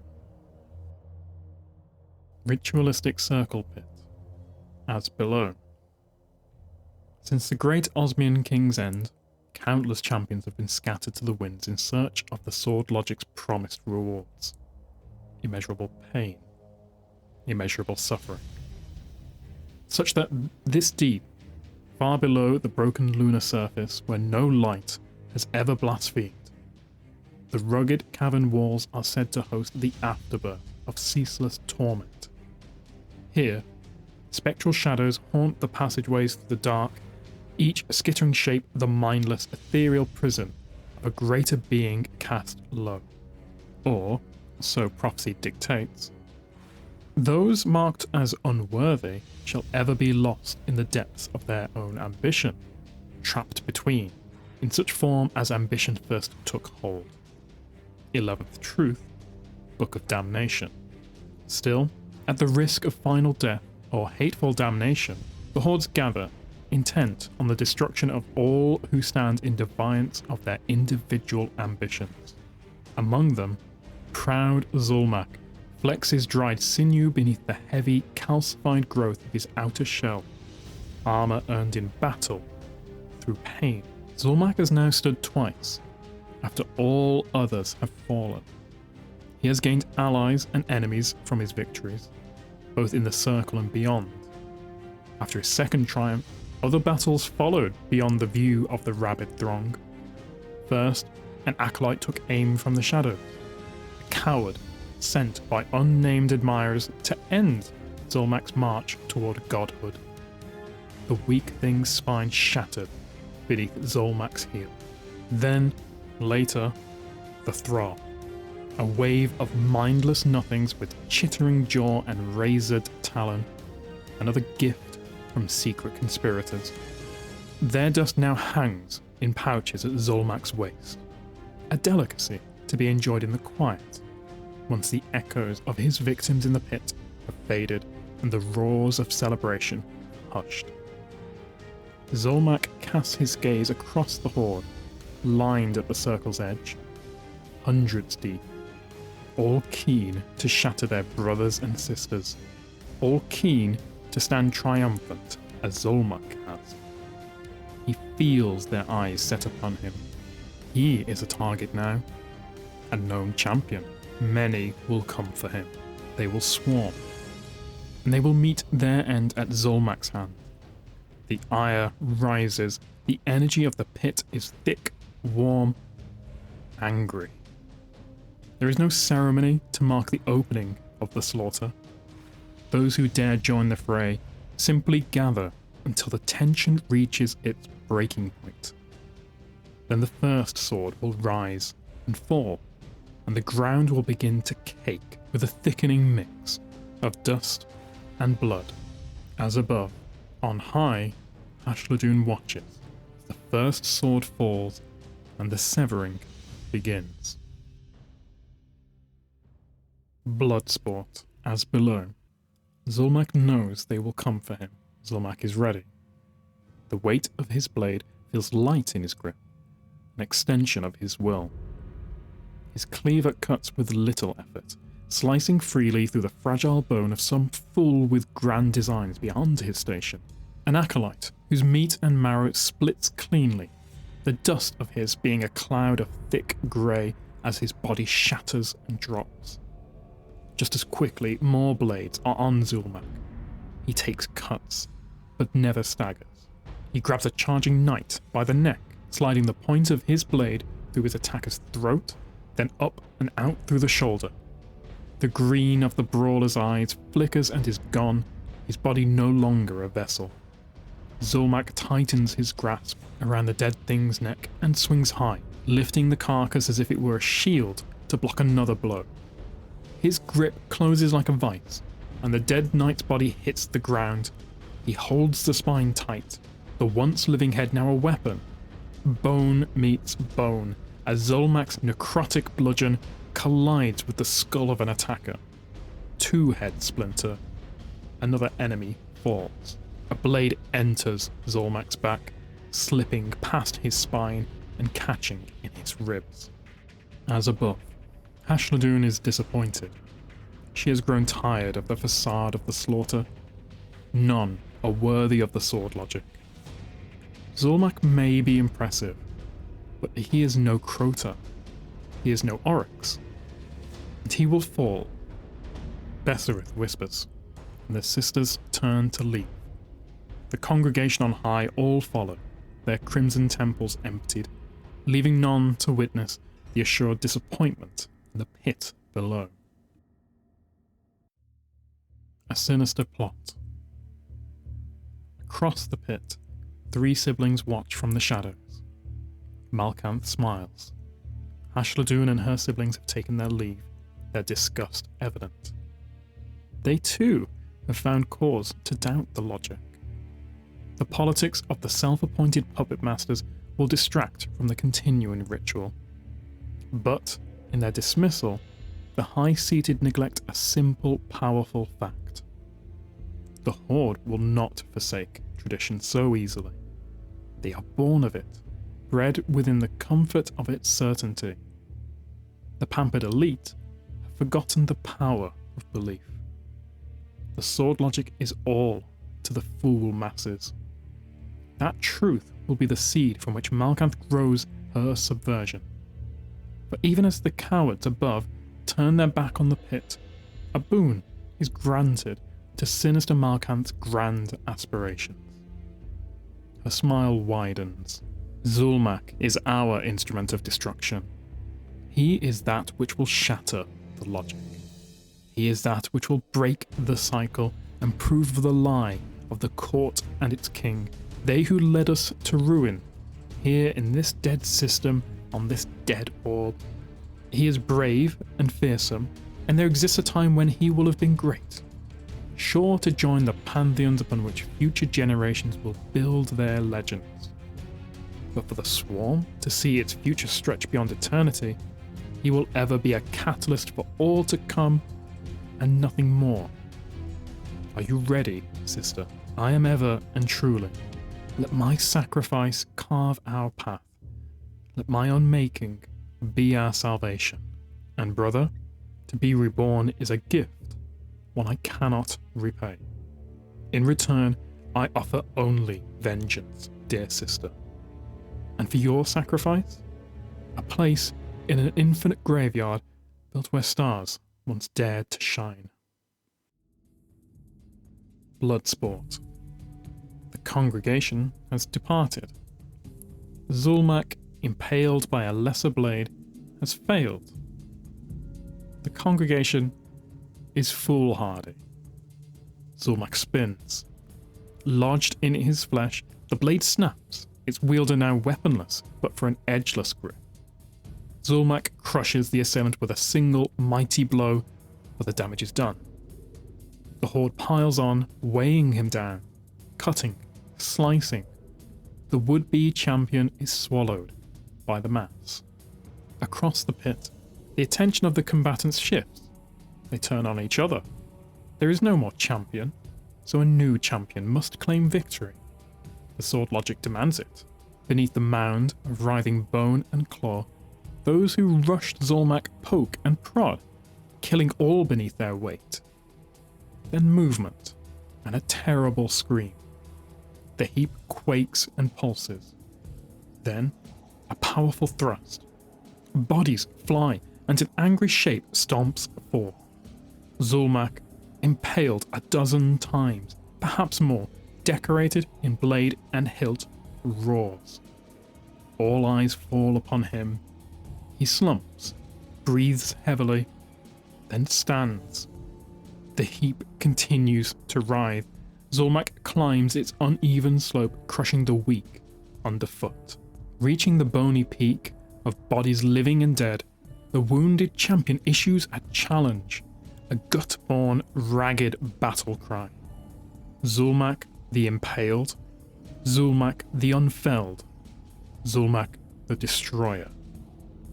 The Horde charges, clambering to reach him high above the pile, and when they do, they offer themselves, one after another, to his devastating embrace, sacrificing themselves to the champion, to the logic.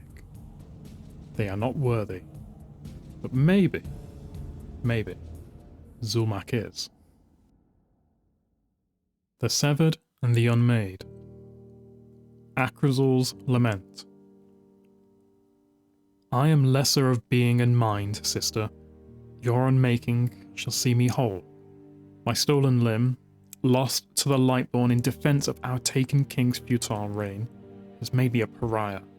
The dishonor of my failings has cast upon us an unwavering shame that spreads like disease, tainting not only my broken self, but you and dearest Malkanth alike. I am plague. I am withering disregard. Yet here, in your selfless gift, I find new purpose. In your flesh and bone, I will find myself once again. In that discovery, I will forever remember you. As you will be my vessel on this physical plane, I will be the vessel for your essence. The very core of your will shall live on, in me, eternal. Azavath's pride. Your words are a joy, brother, the last I shall have. But know that such pleasures are insignificant when judged against my hatred, my anger. I choose my unmaking, only because I know the power of your rage, tamed since your severing, but seething below the surface of your charcoal heart. I give freely of myself, as did the lesser of the pit, when they offered themselves as waves to be broken against the jagged shore of Zulmak's blade. I do so because I see clearly the path we etch, its purpose born of heresy, but pure like your rage.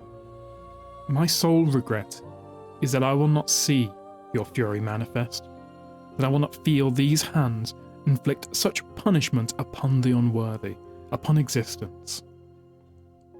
You will make a grand monarch, brother. Through me, in my name, writ across the expanse, Azavath, the suffer queen of an ever-rising swarm.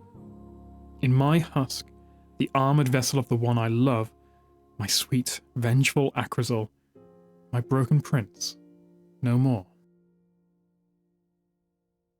A sacrifice of self. Akrazul rests motionless on the altar. Such wicked craft as the Inquisition of self is a science beyond his understanding, stolen by his sister from forbidden lessons in ancient, prohibited texts. Few have earned the knowledge required to navigate the dissection of a living essence.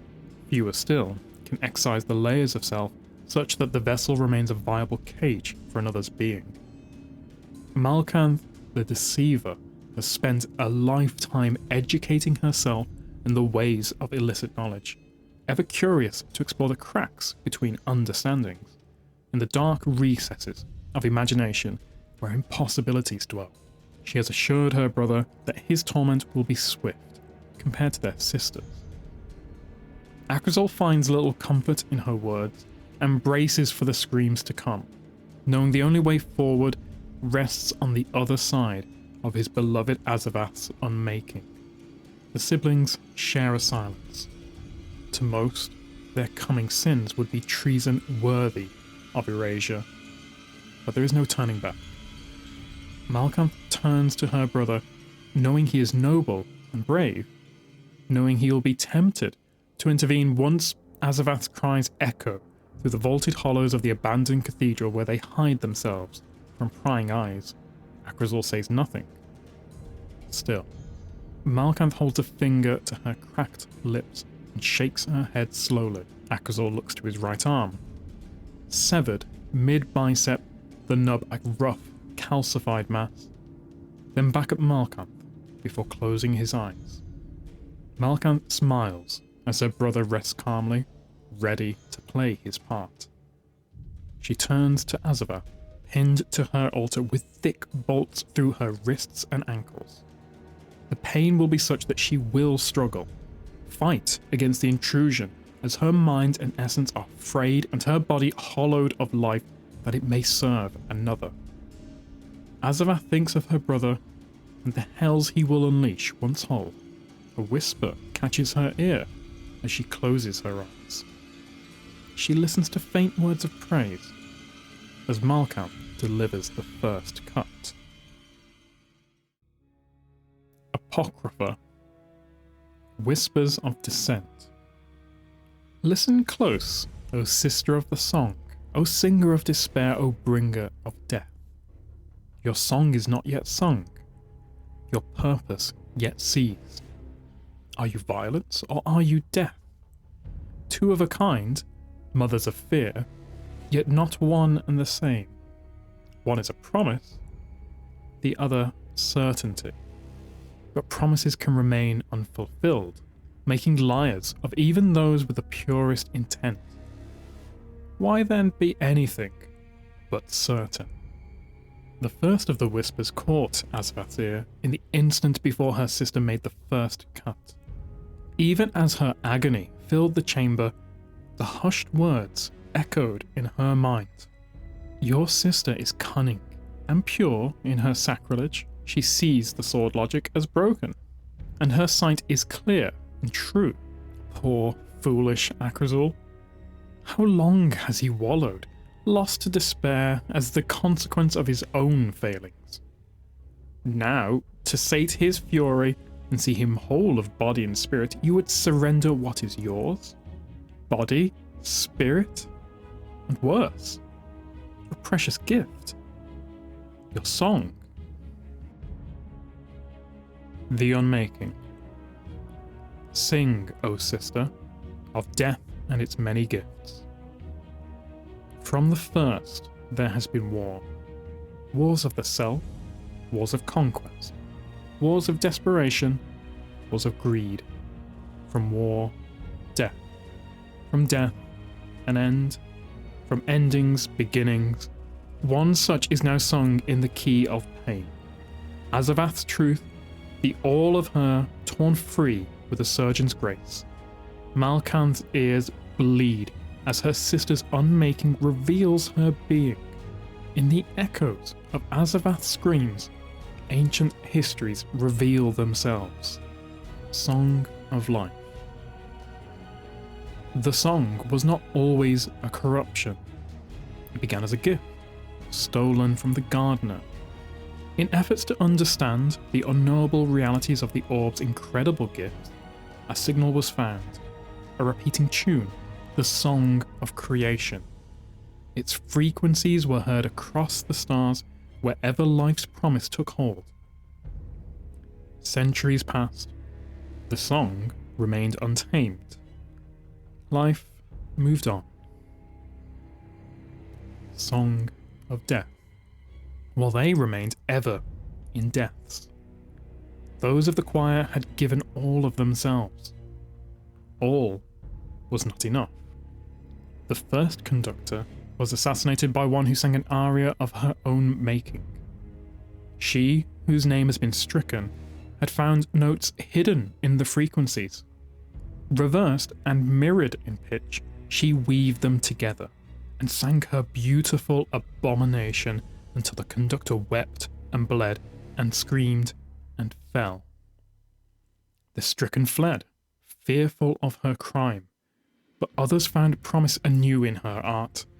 The stricken was captured and subjected to Inquisition so that her song might be understood.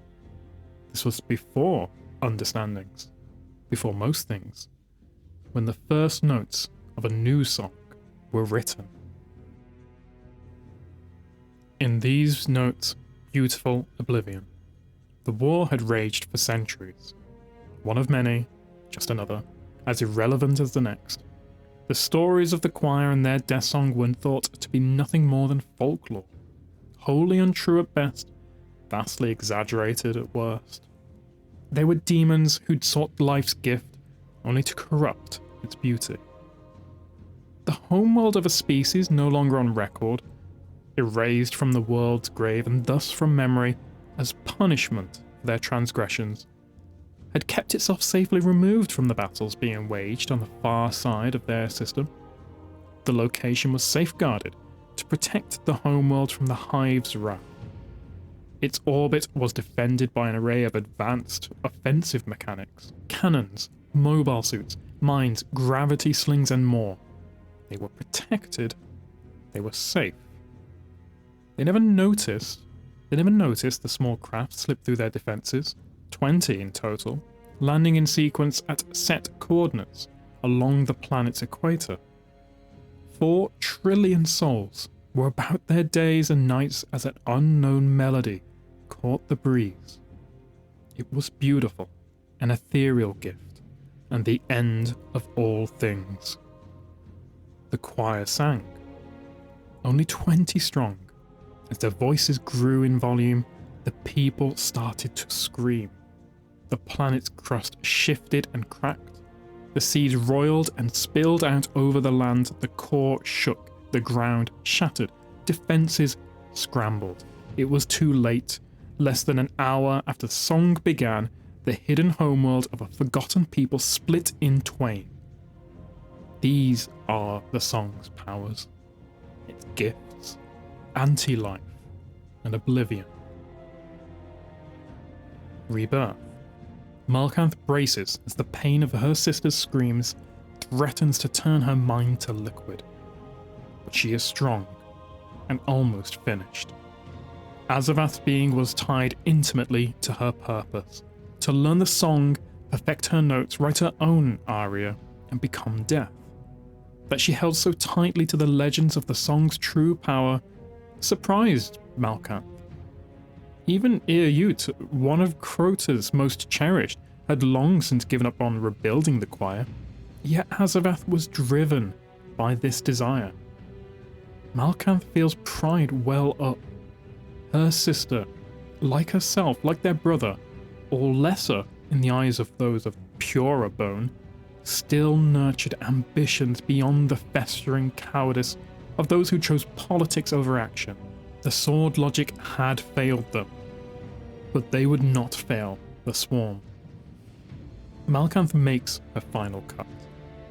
Azavath's roar shreds her throat and she falls silent, her body convulsing against the bolt, then becoming motionless.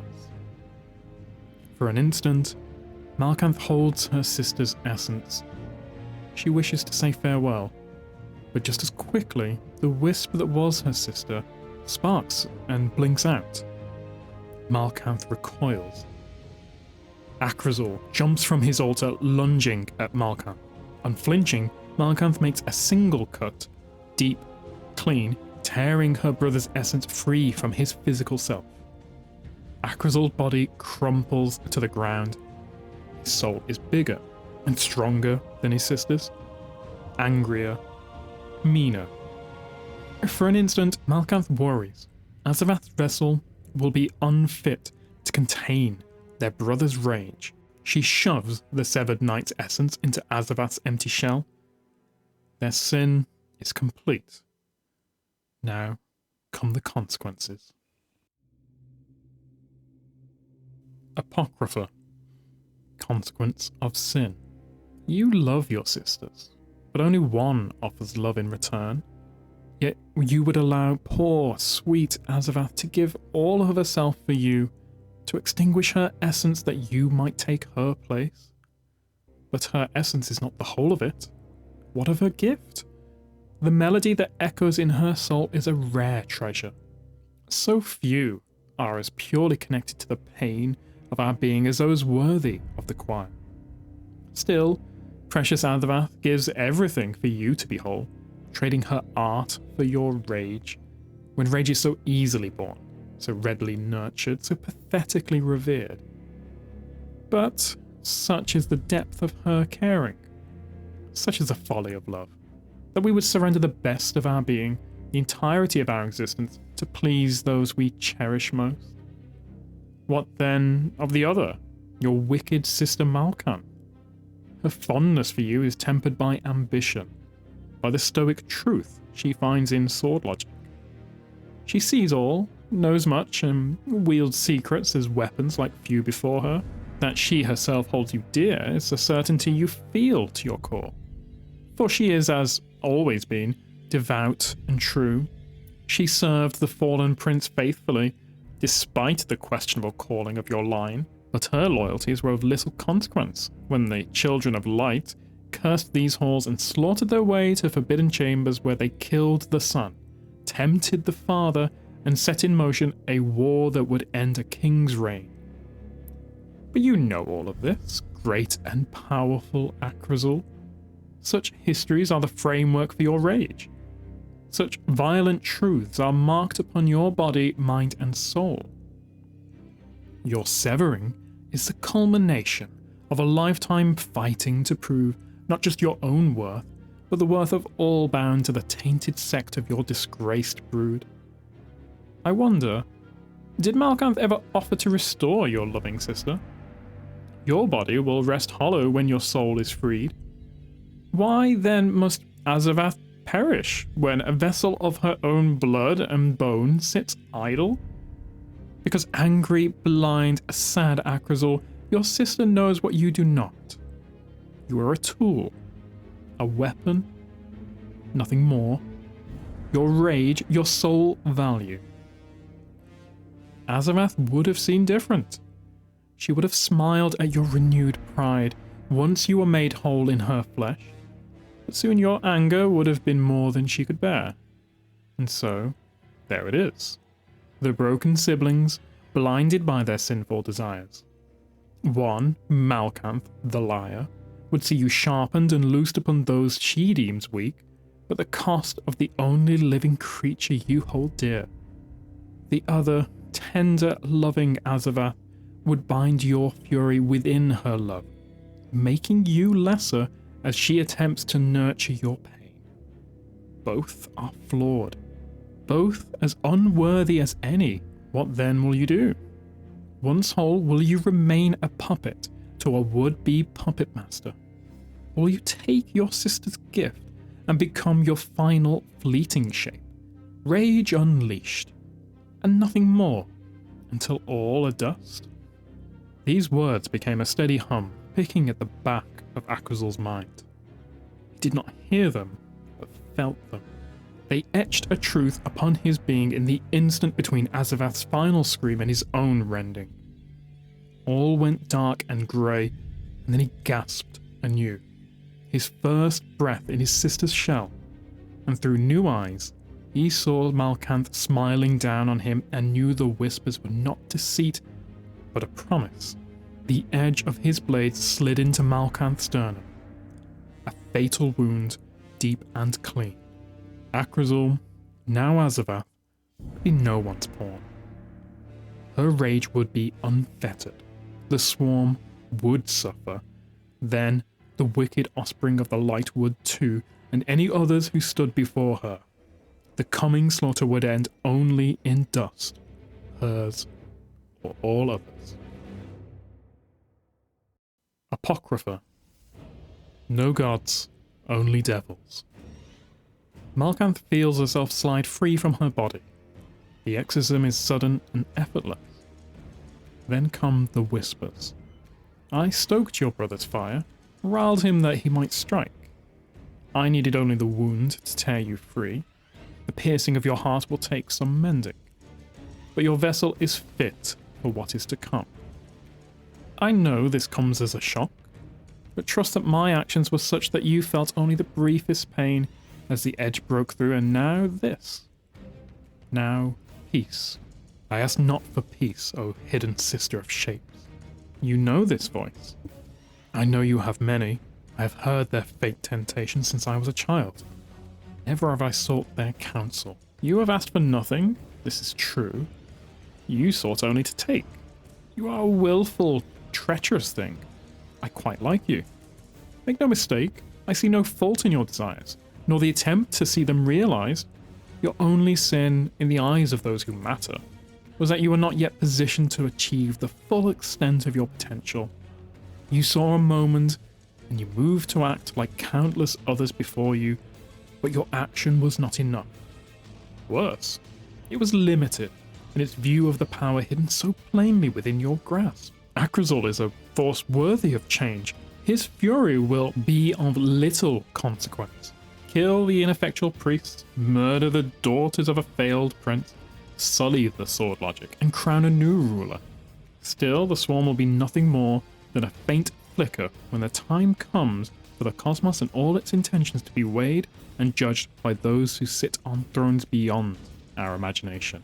You speak of unseen gods for whom I give no consideration.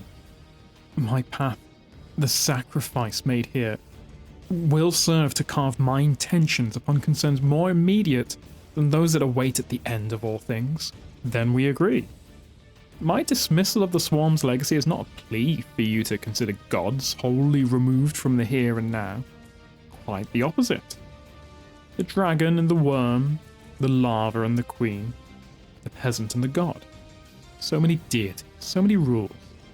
There are endless myths etched into the plague called life. They are not hope or promise or power, they are exaggerations, born of misunderstandings. Yet they govern so much. Your actions and mine.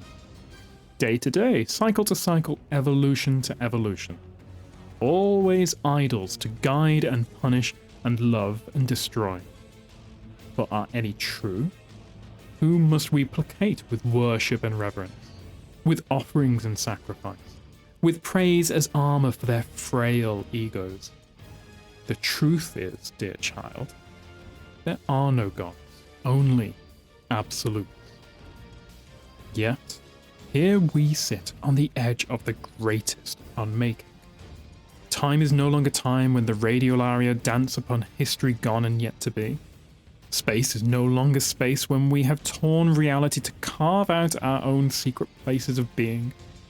Death is no longer death when the champions of light rise and fall, never backing down, never truly knowing defeat. All that remains is ignorance, the last absolute, the final, unassailable truth. Time can be bent and broken, redirected to the whims of those with the knowledge and the will.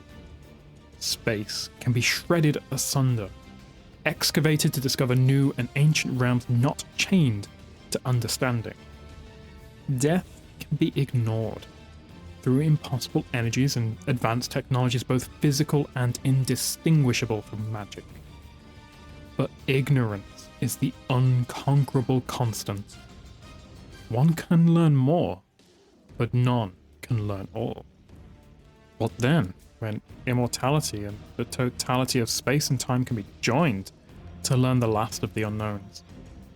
When the final absolute falls, reality will shudder and blink and a new absolute will emerge. An ending total and complete. You wish to see that end? I wish to ensure it does not come to pass. Will you take me with you? I had considered such thing, but no. Your purpose is served. How so if I have failed? You have failed in furthering your own goals, poor thing. Not mine. Malkanth considers these words and is overcome with a sudden, final sense of dread as she feels her essence fade to nothingness. Her last thought is of her sister. Apocrypha. Thy song shall become death. Breathe through new lungs and consider. Your sister birthed her own end, which was sired by her wicked ambitions, to subvert the logic and to raise the remainder of the house of Crota, the line of Oryx, that the swarm might find a path beyond the impossible, beyond ascension. As always, across time and space, there was a flaw in her grand design, as with Oryx, as with Crota, as with the whole of existence, whenever one seeks to challenge their station. You, sweetest Azavath, were that flaw. Your sister never fully considered the connection between yourself and your brother, never fully considered the blinding hate of his rage, nor how it would manifest in the first moments of its new life. And that rage, it has betrayed you as well. The faith you placed in Akrazul, that once given a new form in your old skin, he would find purpose beyond his fury, was thrown away the instant he was reborn, and his blade in your hand punctured Malkanth's heart. The wound still aches. Can you feel it? Yet the heart still beats. Weaker now, but it will heal, if you allow it. Azavath rises, unsure, confused. The room is familiar, but she is alone, beyond the words scratching in the recesses of her subconscious. The floor is cold and harsh. She lifts herself as she gains focus. These eyes are not her own. Their skin is familiar but stolen. In a heap next to her is the husk that was her brother, and she remembers her final moments. The Inquisition that tore her soul free from its physical cage, the purpose of such a horrid ceremony. Why have I returned? She ponders to no one but the unseen whispers. To see the truth of your sin. Not in its blasphemy, but in its folly. More, to reconsider your gift, and the worthiness of the songs you have yet to sing. Why am I cloaked in my sister's bone? Your brother's anger, the seething doom that has festered in him, has been unleashed. As planned, but is beyond controlling. He hates all who are not you. He hates them for their failures, for their mockery, for creating a present that required your sacrifice to secure an unknown future. Where is he? The pit? Even now, he has gone to inflict his righteous judgment upon the swarm. He will kill them all. Almost. He is truly mighty. He is worthy. At one time, maybe. Now, he is not the answer you sought. And you have returned me because the answer lies in you. My song, the choir. You would see it rebuilt. I would see its notes become death, final and true. Your Inquisition showed you the promise of the melody's power. You are tied to its history. Your unmaking showed you all that hides within. You had to see to understand. You had to understand to act. You would have me end my brother? I would have you consider possibilities beyond your sister's manipulation and your brother's petulance. You are the prize. You are the key that will unlock a new chorus. I am incomplete. This maw is uncarved, untrained. The conductor will never accept Malkanth. Even if the notes are the same, my pitch in this body will never join with the arias to create the notes you wish to conjure. Malkanth is dead, you are other. Azavath is dead, you are other. Soon Akrazol will be dead, and you will be other, you will be whole. The Ariam reborn. The first death? You know the legend? I do. Will you lead the choir? I will. Then gather the more from your old form and complete your rebirth. Become the first death and serve as catalyst for that which may one day stand against oblivion. And for this honor, for all you have done, what do you require in return? I seek no praise. I need only for your song to become that which I desire. A weapon, and nothing more. Faith in bone. All have gathered. The pit is set for another slaughter. Zulmak the Unwavering has stood now for a third time. Soon there will be none left to challenge him. Soon even the mighty who remain will defer to his sword, his power. The congregation in their towers look down with great anticipation, their whispers ever more confident regarding the long-awaited end to the swarm search. A leader will rise, a new prince to be shaped into a king. Among the plotting throng, Ashladun and her sisters remain silent. They'd hoped for one to prove their worth and stake their claim, but the long, violent road to Zulmak's rise has seeded doubt. The daughters hold little confidence in the pit's ability to provide a victor truly born of the sword logic. Zulmak has been impressive, but a king? Surely not. For whom has he faced? What competition had the swarm mustered? The aftermath of their father's murder and their grandfather's war has left them bereft of warriors of a caliber befitting royalty. The light has seen it so. The hated guardians came and inflicted their will upon the hive, on the moon and across the system. Now all that remains are scraps of a broken legacy. To Hashladoon's mind, the pit has proven a failure, regardless of Zulmak's triumph. Further, the daughters hold a secret belief that their forebears have yet to fail the logic's call. Crota and Oryx were both defeated, yes, but not for the first time, and the daughters still have faith that the King of Bone, the Taker of Will, the one and true King of Shapes, would never fall as far as to be lost in eternity. If nothing else, the terror of their deeds, the memory of their conquests, lives on, like nightmares that may be awakened for the weak to truly know fear. In that faith, the daughters have made plans of their own, schemes to rekindle the greatness of their lineage, strategies born beyond the pit. Thus, deep beneath the Hellmouth, the heirs probe strange new possibilities from ancient discovery. Possibilities that will forego the pit to carve new paths and new understandings through which the logic may yet prove their grandfather's authority. However, those who would see their family unseated, those among whom they now stand, would mark their research as an affront. The logic is the logic, they would say.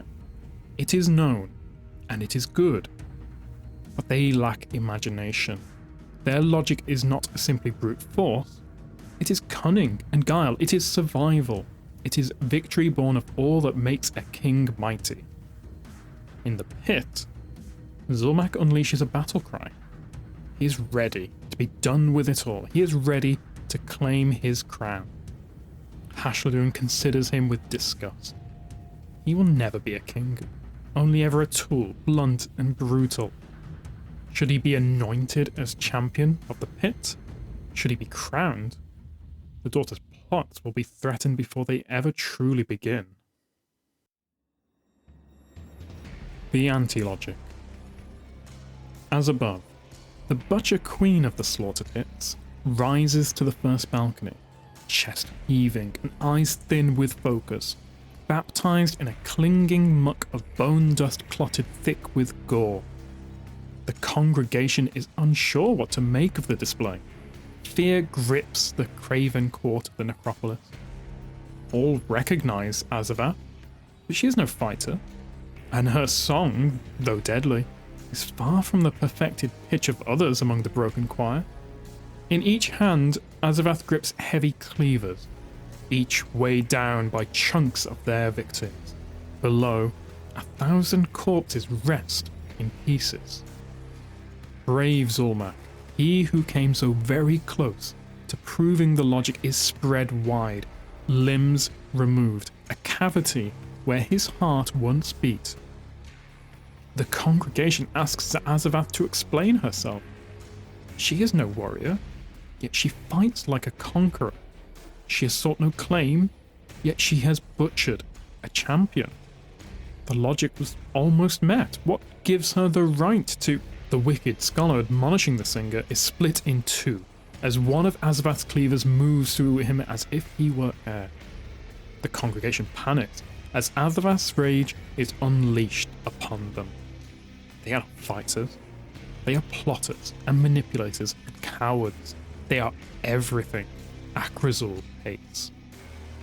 His new flesh, his new bone, allows him to manifest that hatred with swift, ruthless aggression. He thanks his sister and knows she would be proud of the blood he now sheds. She gave of herself that he might once again fight for all they believed in. On this high perch above the gore-filled pit, as the would-be advisors to a non-existing king flail and fall, he kills for her, in her, as her.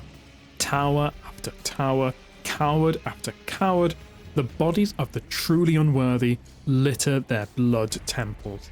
Screams echo through the expanse. Akrazul and Azavath are one, and in that joining, he is no longer the same. Akrazul no more, only his anger remains. He considers that the slaughter of the puppet masters was not part of Malkant's plan. She would be upset, but she no longer matters. Only vengeance matters. Only the ending of all who have failed the swarm will sate his lust for carnage. Among the congregation, The daughters of Crota move to escape, but Besserith turns to her sisters, asking them to consider the moment. As the four edge beyond Azavath's warpath, they use the chaos to cover their own sins. Drawing daggers from their cloaks, Hashladun, Besserith, Kinnox, and Voshir assassinate those they believe to be a threat to their schemes. Azavath will take the blame, and even if they are found out, there will be none left to challenge them. As below. A voice calls from the pit. Azavath pauses her massacre. The voice is familiar, yet strange. Other. Below, Malkanth hovers over the broken bodies that cover the ground. Azavath eyes her remaining victims and then turns to her sister. Malkanth calls again.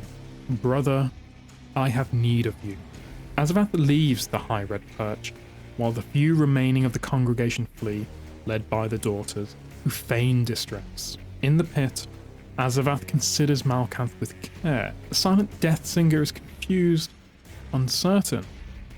Malkanth floats near, a gaping wound scarring her center, and whispers in her sister's ear, "Our path is flawed. Your rage is a burden. Let me lift it from you." As Malkanth sings a familiar song in an unfamiliar pitch, Azavath's eyes widen with recognition. She tries to speak, but cannot, her voice having been shredded in her unmaking. The song continues, and Azavath bleeds from ear and nose and eye and mouth. Her bone cracks, and her flesh bubbles until she breaks. Malkanth smiles once more. The deceiver's plan is unfulfilled, but there is victory in stalled sword logic. Hashladun peers into the pit as the last of the congregation make their escape. Zulmak is defeated, the new champion shattered. There are none to claim the logic's prize. The daughters' plans to return their father to glory is no longer threatened. And, as it was before it all began, all that remains, failed sword logic, and the unknown promise of nightmares. Apocrypha. To forge an anvil. As above. The chaos rises from the pit. The self-made puppet masters clamour and flinch as Akrazul, cloaked in Azavath's bone, limb, flesh, and grace, ascends to greet them. The daughters move to escape before the gathered clergy can block their path. As they turn, a voice scrapes through Besserith's mind. As much as the gardener's children, those gathered near you are your antithesis. They would see you cast out. They would put you to the lash. Should the moment come, they would turn your line into ash, end the blood of Crota, and reshape the swarm in their feeble, conniving image. Unless the daughters of the Worldbreaker show they are more than coddled heirs, unless the daughters of the Destroyer are willing to remove the cancer from their blood, the slaughter is set. Many will die by the hand of the enraged singer. Many could be most, if you are daring. If you are willing to harvest a future of your own making from those few precious moments, such as this, when opportunity is gifted by the actions of another. Besserith turns to her harried sisters, and the four slide blades across the throats of those who would have stood in opposition to their rightful claim to their father's vacant throne. As below, Akrazul has lost himself in his new being, but here, as his sister Malkanth floats towards him, confusion takes hold. His sister is dead. By his own hand, his new hand.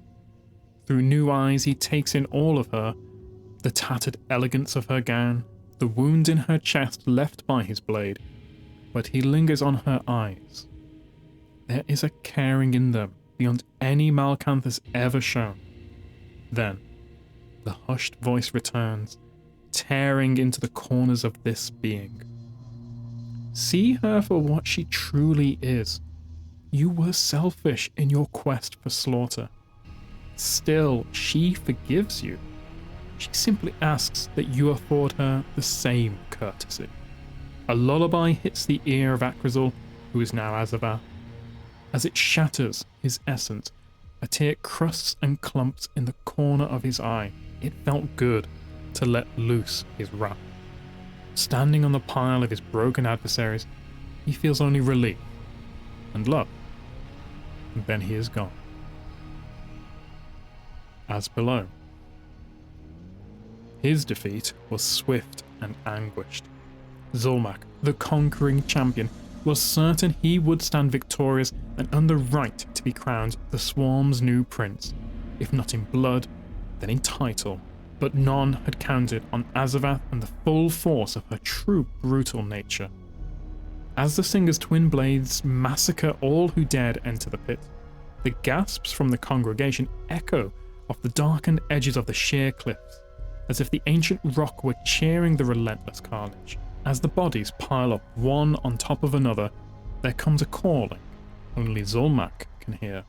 This is your end, champion. But it needn't be. Give yourself to me, and I will see that you are made whole again. Zulmak screams, defiant. I could take you and rend you over centuries in dark places where every moment is an eternity, and all eternity is a fresh new hell born with each new scream. But I would prefer to see you rise once more. Let go and be freed. Let go and be transformed, that your rage might dwarf even that of the strange witch who cut you down. Let go and become a true and mighty weapon, capable of extinguishing light. Zulmak screamed, fades from his broken body, and were anyone paying attention, they would see a slight flicker as the almost champion's essence is torn from this plane and secreted into another. As above.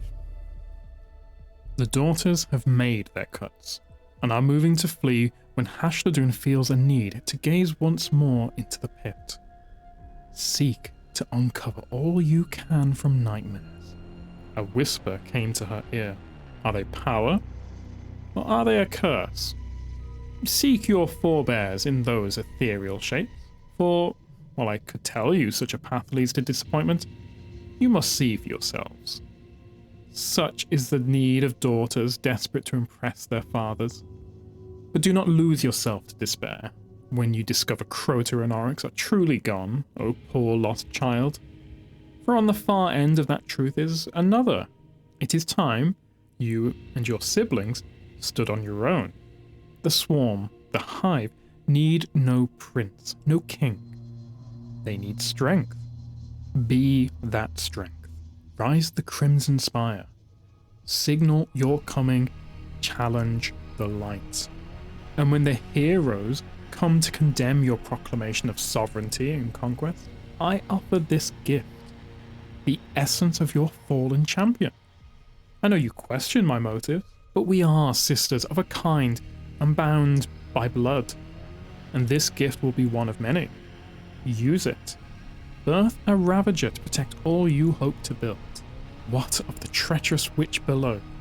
She and her siblings cost us much with their sinful games. That witch, in all her forms, is the patron saint of both of your gifts. Her actions freed mighty Zulmak, that he might be remade and bound to your will. And the second offering? The choir of the death song will rise from the failures of the pit. Failures made possible by the siblings' ambitions. Ambitions that have granted you a champion and the choir. Do with them all your fathers could not. And then all is silent. As beyond, somewhere in a shadowed realm, the Whisper Queen smiles as she ponders death. She has gifted the swarm a weapon of beautiful, perfect destruction, and a mighty champion, the means to move beyond their pathetic adherence to a sword logic beyond their grasp.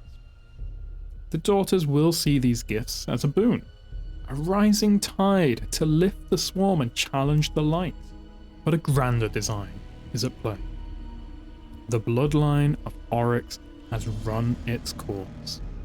The luminous conquerors will come once more, they, the bringers of death. and the final desperate gasp of a dead king's legacy will serve as an anvil upon which a new sword will be hammered, strengthened, and forged for wars yet to come. The purest extension of the Logic's intent. Apostate, survival is our most holy writ. Heterodoxy will be its own undoing. Cooldex. O thy broken son of swarms, O thy terrible child of the hidden brood, all shall bend that you may rise, all shall bleed that stars may die. A prayer for Zulmak, first verse. It was Kinox who saw the truth in all the flaws.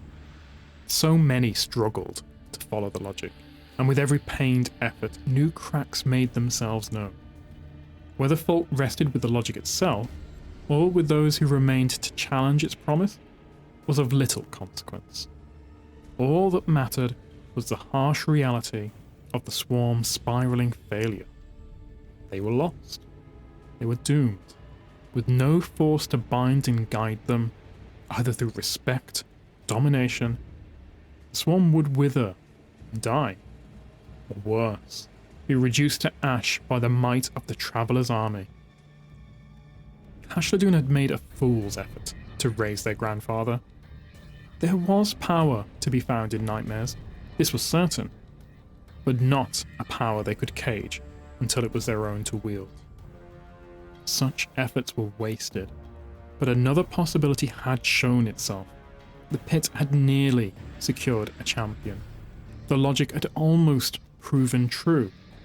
Kinox had tried to make her eldest sister see the potential in a warrior broken and bound to their will, but her sisters were too far down their own broken path. Thus, Kinox acted upon her newly discovered truth, and it was this. If all are unworthy, all will seek to subvert the tenets of logic in ways grand and infinitesimal, because all will revert to their truest form.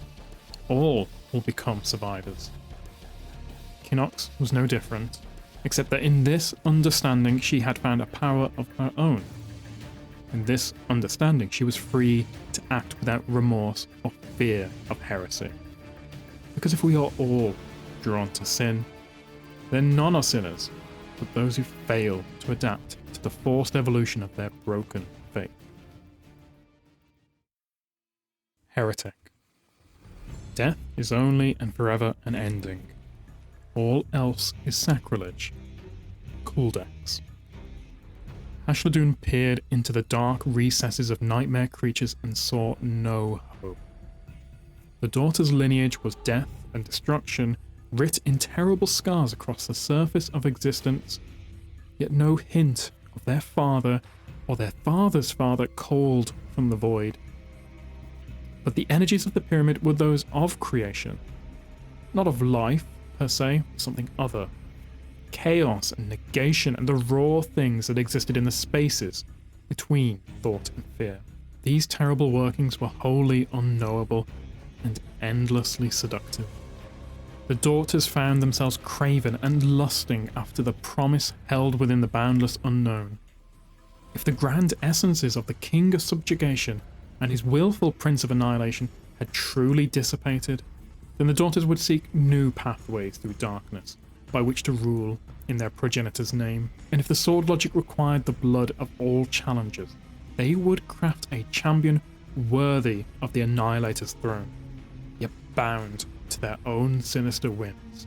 Their grandfather would not approve.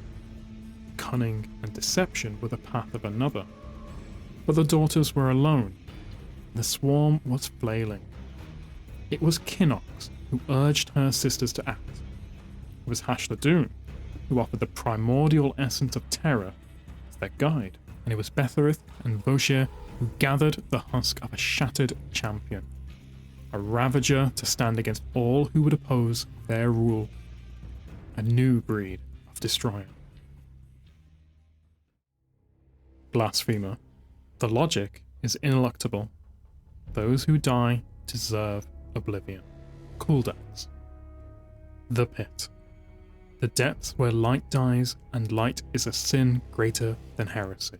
There, in the crimson palaces of ancient legions, where the plotters of ruin gaze with keen eye upon the harsh caress of beauteous carnage, there, where the armies of Marrow clash for the honoured glory of oblivion, or its opposite, evolution through pain, evolution through force of will, and the shattering of all deemed unworthy by the right of blade and fist and heel and tooth and claw.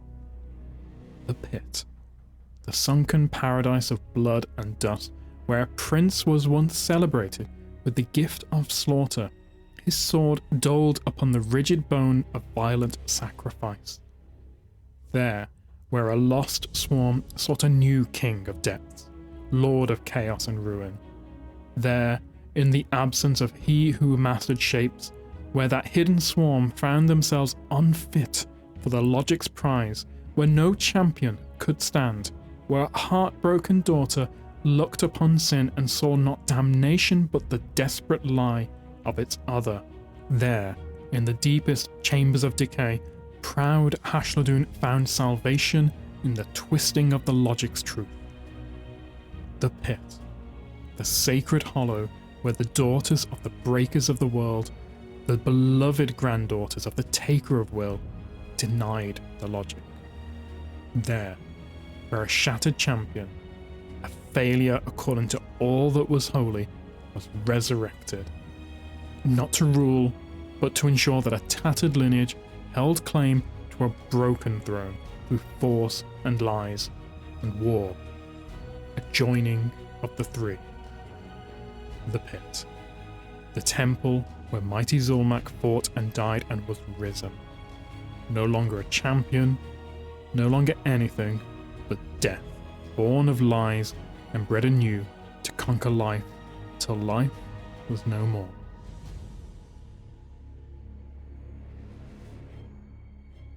Shadowkeep narrative preview. Ghost fragment, Eris Morn. The tower's medbay was still.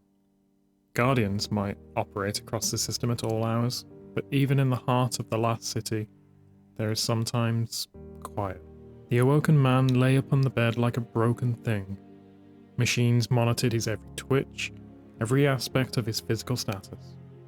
The steady, quiet blip of his heartbeat was the dominant sound in the room.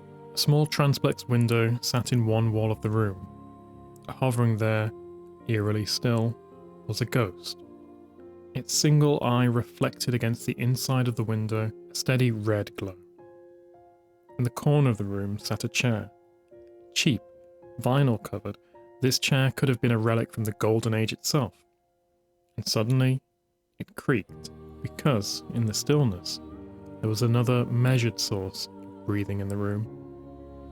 Eris Morn settled back into the chair, allowing the dark wisps of power she'd summoned to effortlessly flow from her back into the night. The green emanations from her shroud were stark against the dimness. Almost as an afterthought, the ghost turned from regarding the window. For a moment, 3 eyes stared at one, before it turned back to its watch. Her face implacable, Eris regarded the awoken in the bed. His name was Ashamir.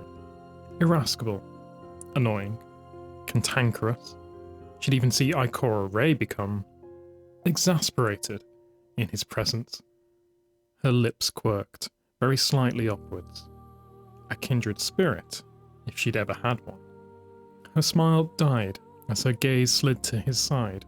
His warlock garb had been stripped from his body, and she could see his pale blue chest as it rose and fell in the bed. His arm was gone. In its place was a thing. The point where mechanicals knit with flesh was ghastly to behold, but the design was unmistakable to any guardian who'd been in the field. Ashamir's arm was that of a Vex construct. Her eyes flicked to the ghost at the window. It too was transformed. The unmistakable outline of Vex technology encrusting and penetrating the small warden's shell. That red, staring eye. She stood and stepped to the side of the bed. Her voice was gentle, quiet, but its timbre filled the still air of the room. I am leaving, my old friend. The man in the bed did not stir. Soon I will take my leave of this. She put her hands up to take in the medbay, the city, the tower, earth. Lie. She placed a gloved hand on the back of his blue flesh and bone hand. I wish we could have spoken, you and I, one last time, but my story here is done. I have avenged those I lost. I must find... She stopped, and beneath the gauze on her face, all three eyes closed.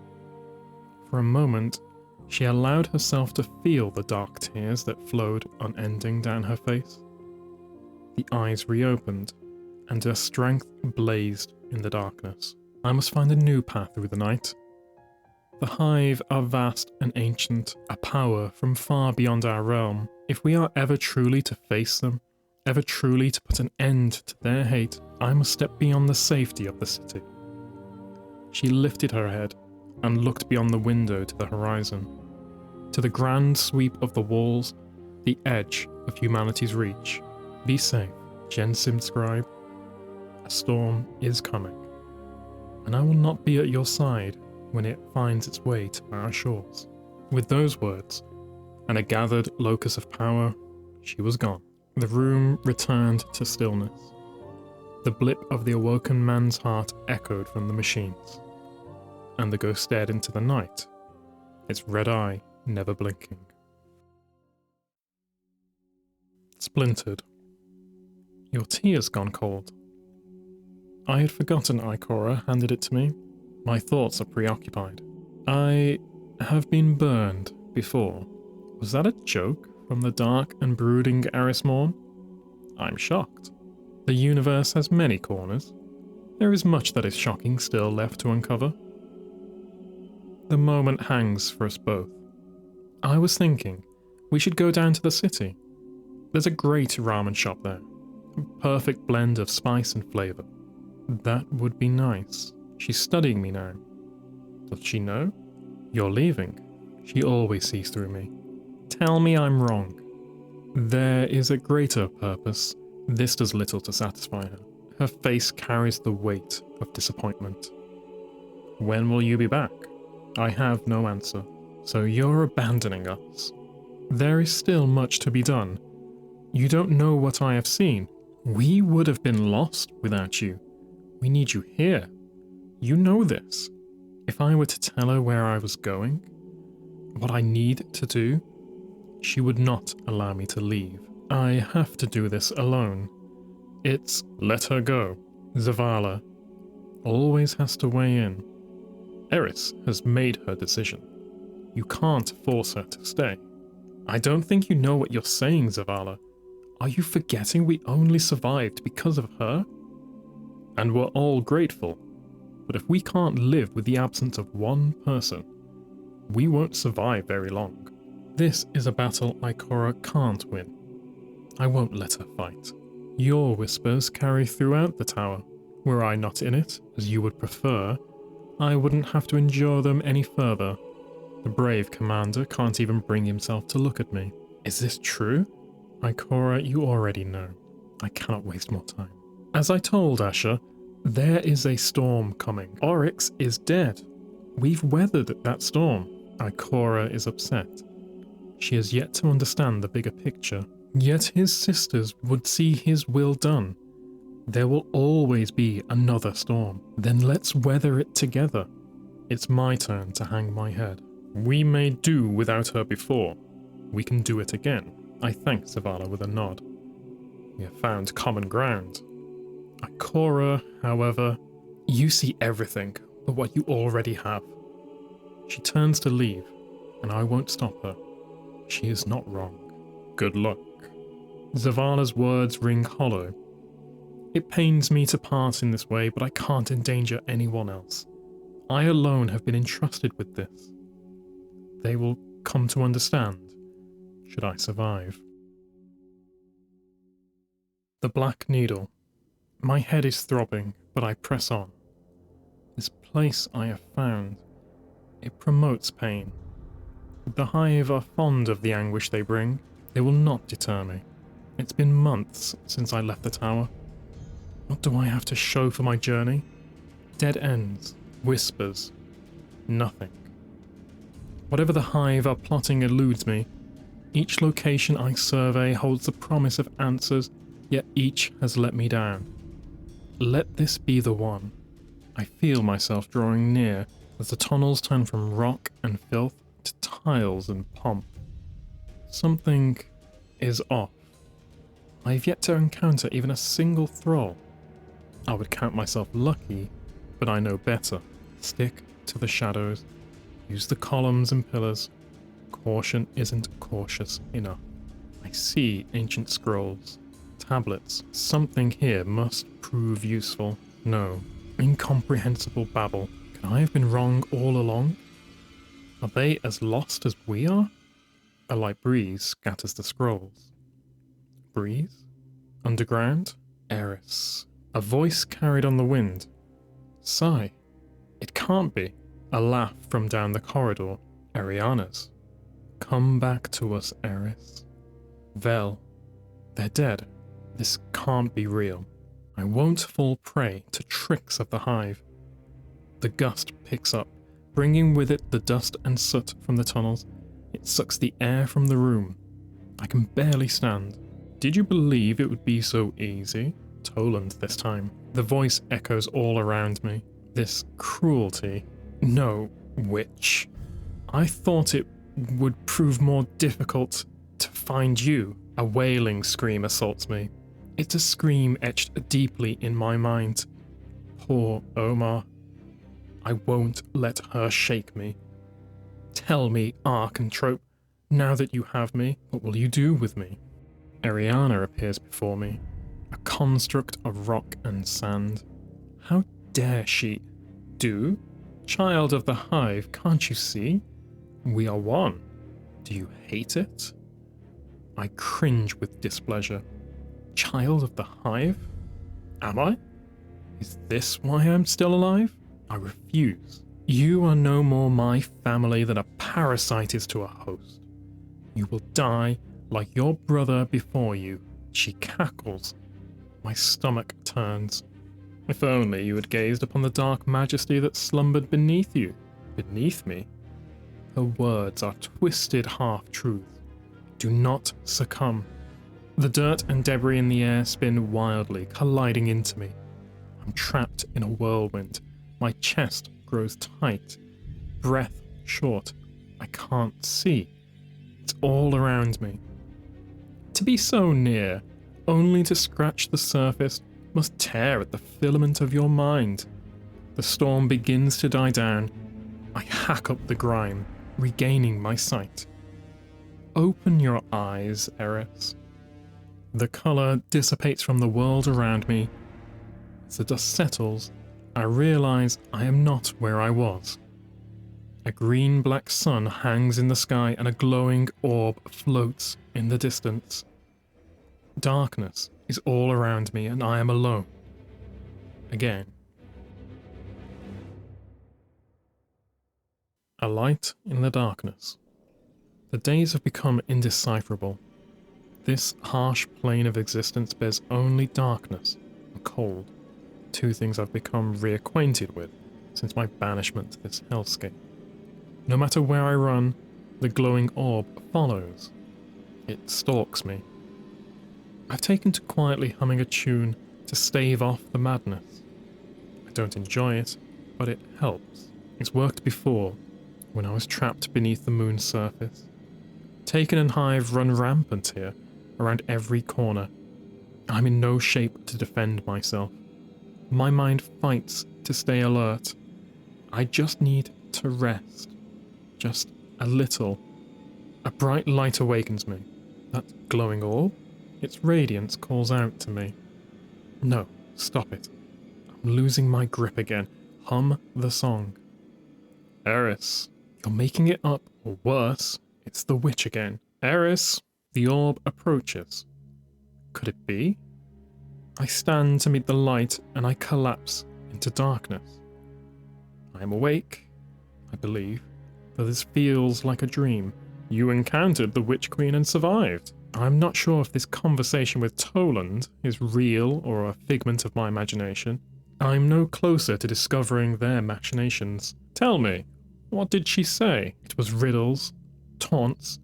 She used you, all of you, perverting your voices. I was close to something beneath the surface. Slumbering. Intriguing.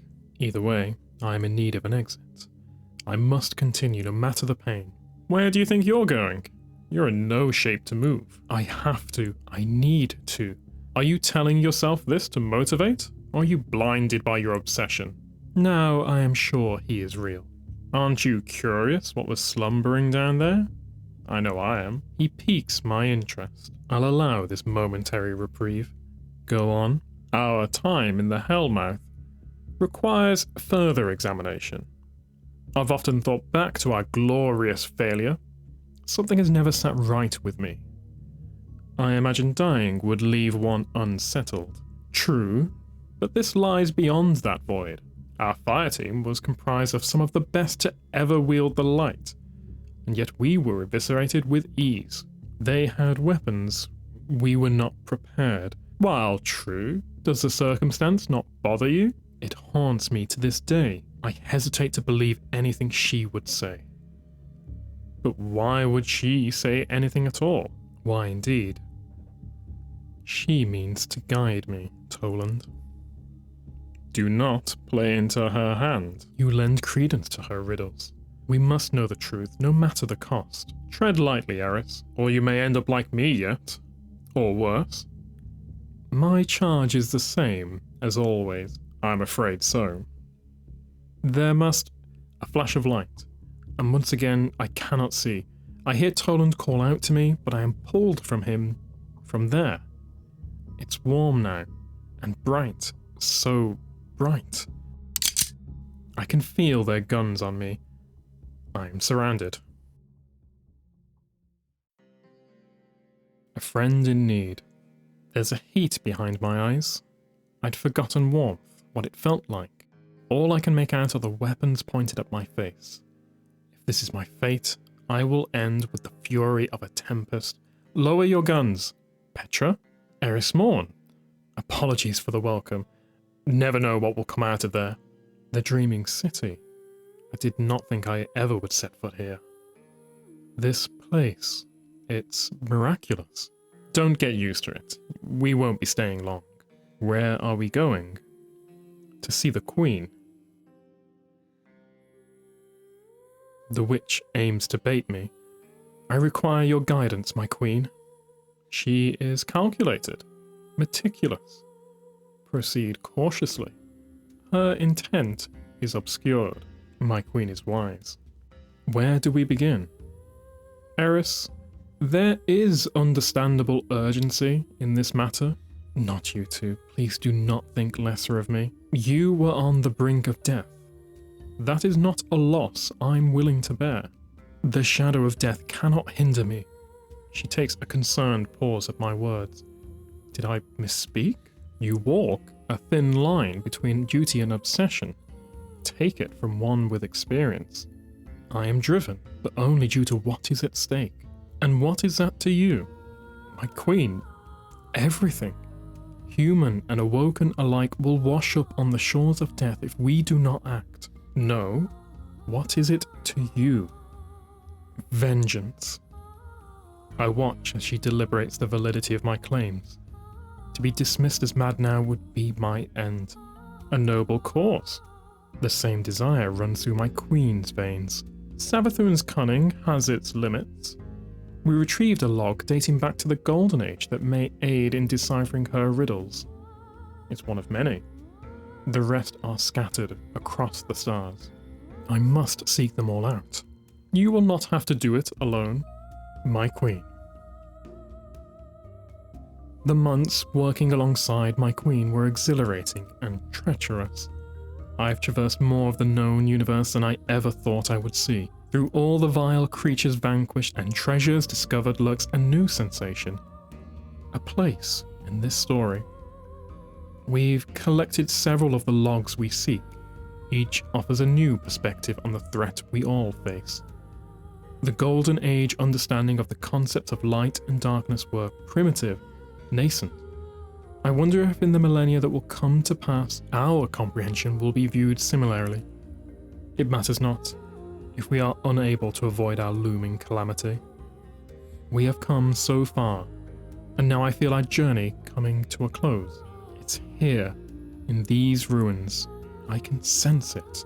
I push the refuse off an ancient chest. Inside, what we've been searching for. I read. My worst fears confirmed. My queen. It's been there all along. To think I must return to those twisted tunnels where the screams of my fireteam will undoubtedly reverberate throughout my mind. My fate is eternally bound to that place. There is no escape. Reunion. It's been a long while since I've been to the tower. Much has changed. I pray my departure hasn't created an irreparable fracture. Ikora, you must forgive me. I'll tell her what I've uncovered, where I've been. She'll see the meaning behind my actions. When I heard your ship was approaching, I didn't believe it. Yet here you stand. It's good to see you. Ikora, my absence was necessary.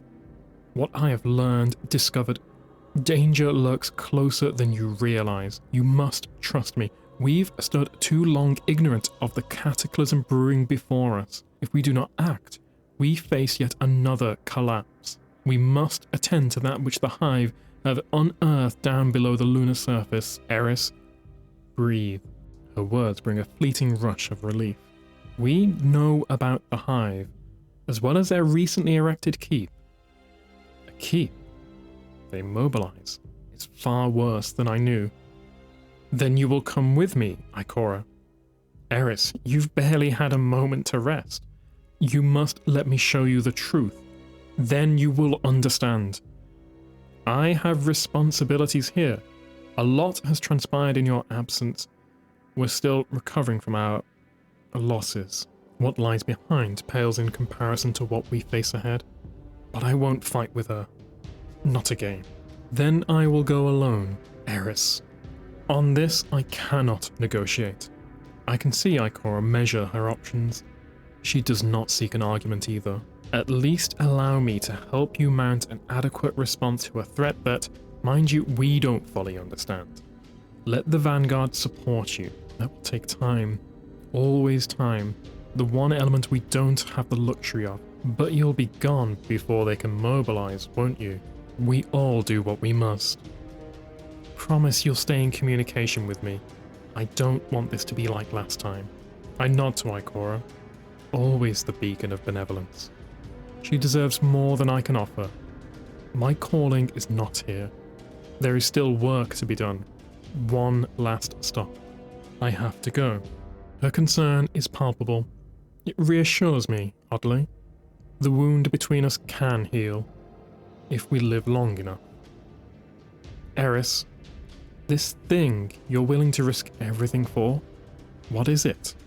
I warned of a storm. Can't you hear the thunder?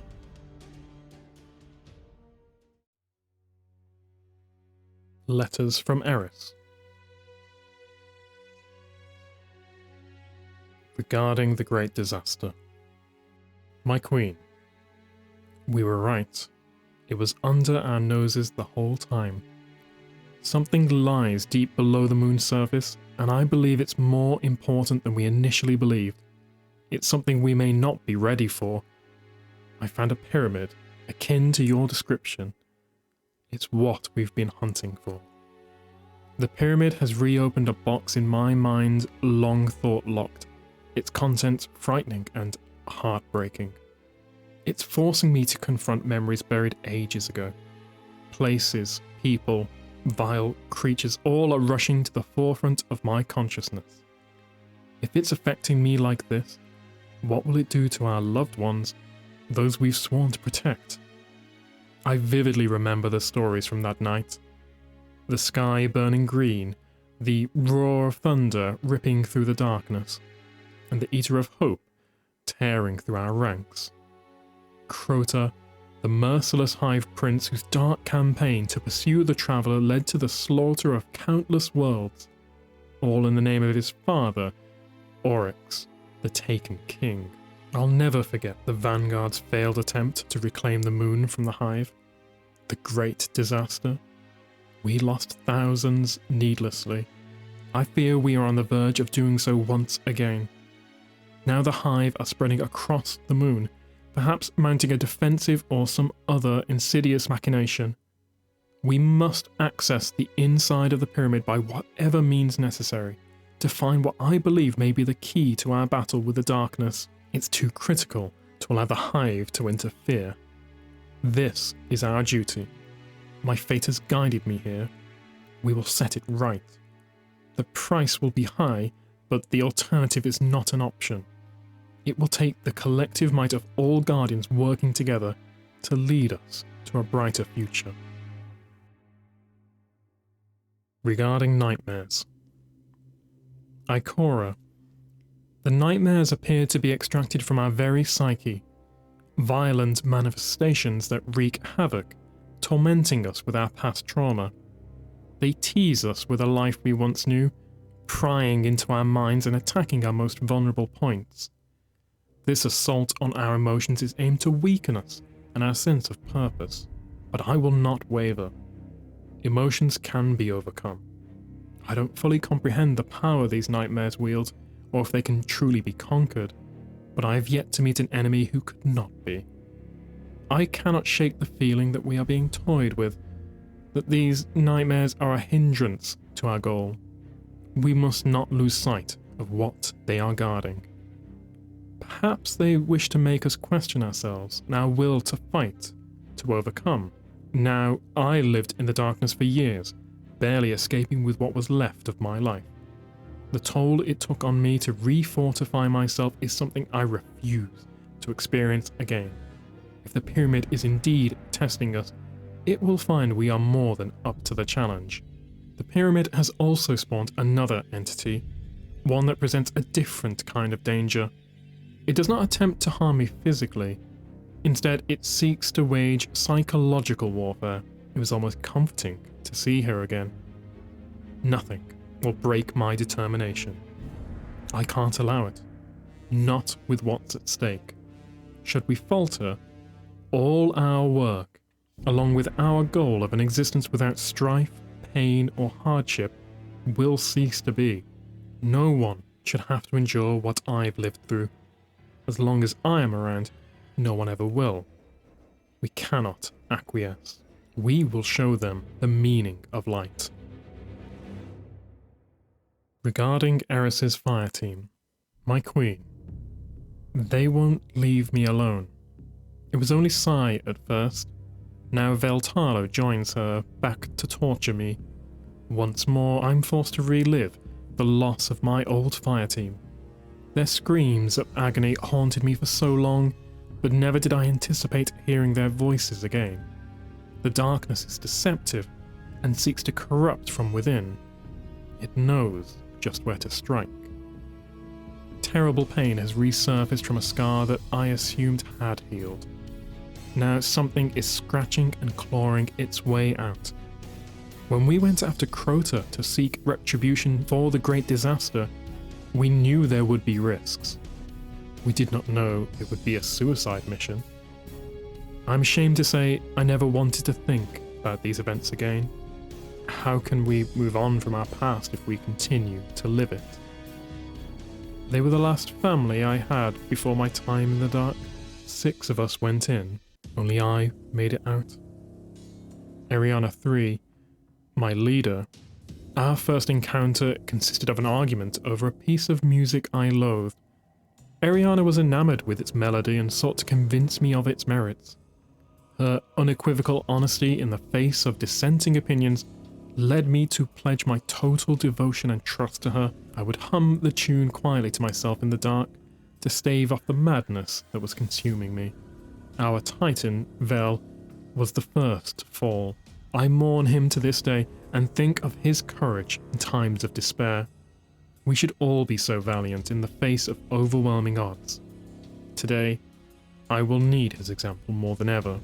Sai's knives were as sharp as her wit. She laughed in the very face of danger. Now, the same laugh that I heard countless times, and that once brought me great comfort, rings painfully in my memory and triggers nothing but anguish. How I wish I could amend that. She deserved more. Poor Omar was skeptical of our chances, yet his bravery endured. Even as his light was pulled from him by the hive wizard, the heart of Crota. Few possess the fortitude required to press on when all hope seems lost. He has imbued me with the strength to weather this coming storm. And you know Toland, the Shattered.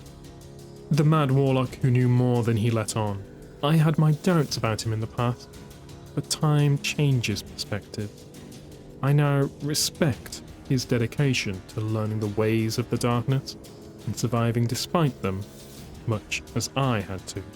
By confronting me with my lost Fireteam and stirring up memories so painful, the nightmares only confirm my earlier assumptions. I feel they are trying to distract us. Remain vigilant, no matter the cost. Regarding Omnigul, Will of Crota. My queen, Omnigul, the monster Crota's sycophantic zealot, mother to Crota's hellspawn, murderer of my friend Sai. Omnigul wrought terror throughout the stars and brought about the loss of countless lives. She was ultimately defeated by a brave Fireteam of guardians, who drowned out her screams with a maelstrom of bullets and vengeance.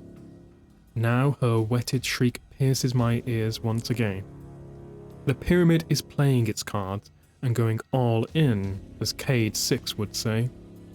Oddly, I find myself thinking of him more now that he is gone. I suppose I've grown closer to other Guardians and the Vanguard than I realised. If the pyramid is dragging the nightmare of Omnigul into the fray, it tells me one thing. We are getting closer. I am aware that these nightmares are not truly what they represent, but the mind can be fooled, even momentarily. In those moments lies all the destructive power the darkness hopes to exploit. I fight back, but the nightmares grow stronger. I worry how long I can bear the weight the pyramid places upon me. These memories seek to tear me apart, my queen, and the familiar pang of weariness rears its ugly head. I will do my best, knowing it will not always be enough. For now, I assume the worst is yet to come. Regarding the Hidden Swarm. My queen, Crota's minions emerge once more. The Hidden Swarm that previously served Crota has banded together once again, leaderless but not purposeless. The energy emanating from the pyramid has apparently attracted undesirable attention. If I am struggling to understand its potential, I wonder whether the Hidden Swarm has even scratched the surface. Nonetheless, the pyramid arrived on the moon well before Guardian set foot here, and remained unseen by us for eons. I spent years trapped in the Hellmouth, and all the while this force was buried beneath me, hidden by the hive. If only I had known. How long has the Hidden Swarm been experimenting with the pyramid's power?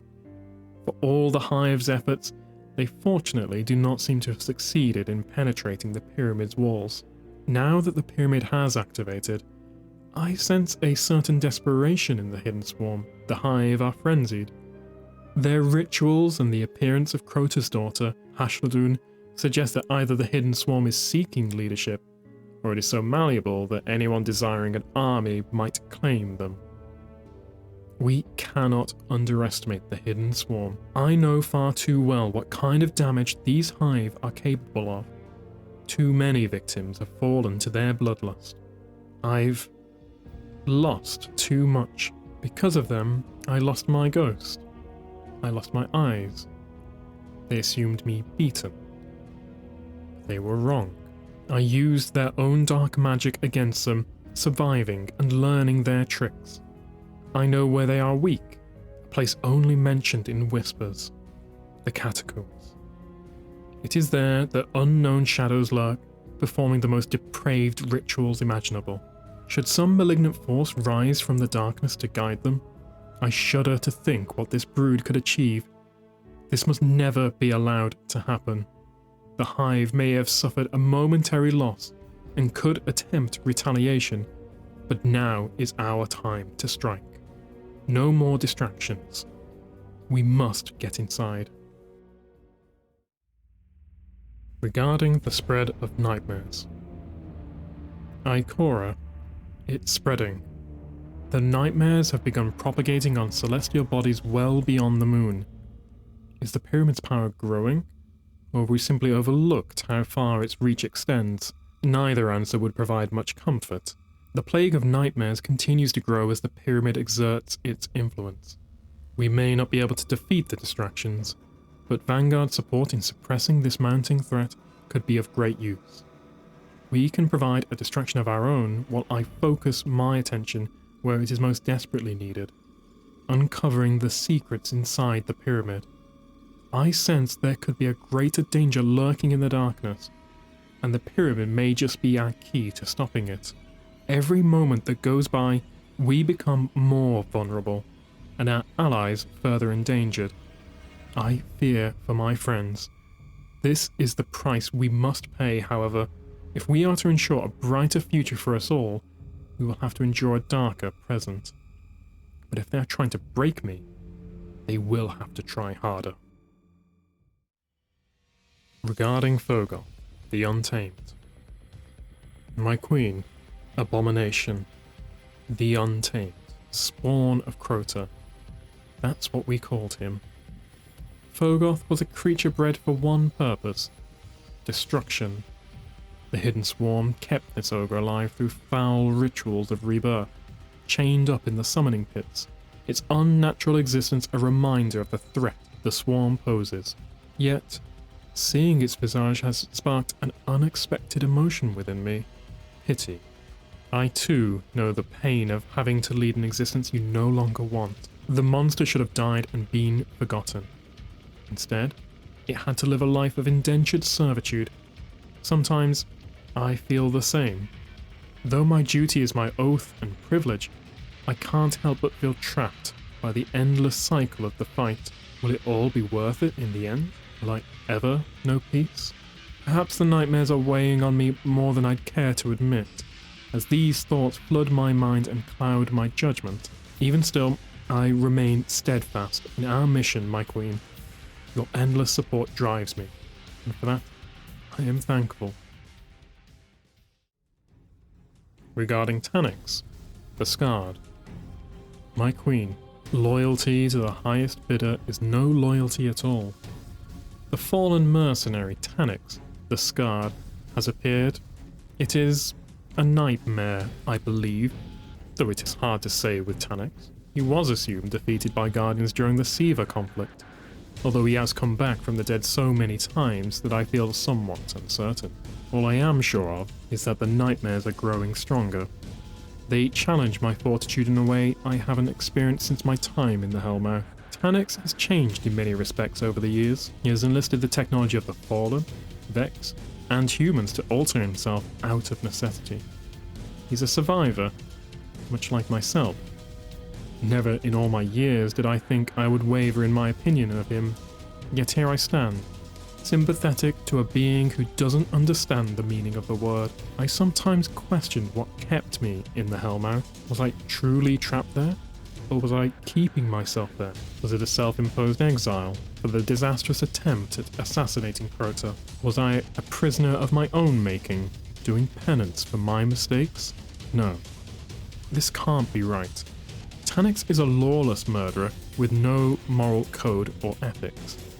There was that period, I'm sure you recall, where it was assumed Cage 6 had slain him, yet he returned, only to bring down Andal Bratz in cold blood. Despicable. This is not me. I'm no murderer. I fight for something better alongside all the Guardians of Light. This mission becomes more arduous by the day, but I am resolute in my cause. Regarding Skolas. My queen, The Kell of Kells, Skolas. A true nightmare if ever I've seen one. I apologize, my queen, if the mention his name unearths any foul memories. I know the toll it took on the Awoken when he waged his unholy war on the reef, rallying the House of Wolves in an uprising that saw the loss of so many Awoken lives. We mourn them still to this day. Skolas' ambition was nothing if not relentless. In certain regards, I almost respect his sense of duty to his people. He was ruthless in his quest to lead his followers to glory. After his final revolt inside the Prison of Elders, Guardians banded together to thwart him once and for all, until today, when the darkness summoned a nightmare of him. I fear we may someday find ourselves in Skolas' place, shackled and bound, deprived of our friends and followers, yet we cannot abandon hope, no matter how freeing it would be to just give in to the darkness, to give up, to feel no more pain. No. Skolas was grueling to defeat. We must be the same. We too shall adapt and become ruthless in hopes of staving off the darkness. I feel the same sense of dedication to my people that Skolas felt for his. Death itself will have to come claim me to end my campaign. The weight of this mission is not overwhelming, though it feels heavier with each step forward. I will carry on. Regarding Gaul. My queen, the Red War was not so long ago. The nightmare of Gaul is an unwelcome reminder of the slaughter we faced. Many of us are still rebuilding after the atrocities committed by this murderous fiend. He orchestrated one of the greatest tragedies our people have endured when he tried to steal the Traveller for himself and harness its light, destroying our homes and the tower, massacring thousands of innocents in the process.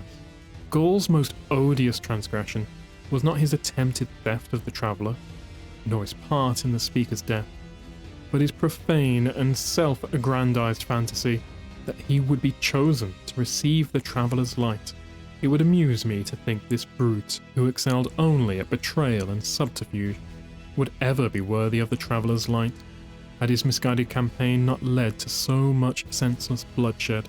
Light stands for self-sacrifice and devotion. Light is the hope of a peaceful, harmonious world. Gaul sought only power.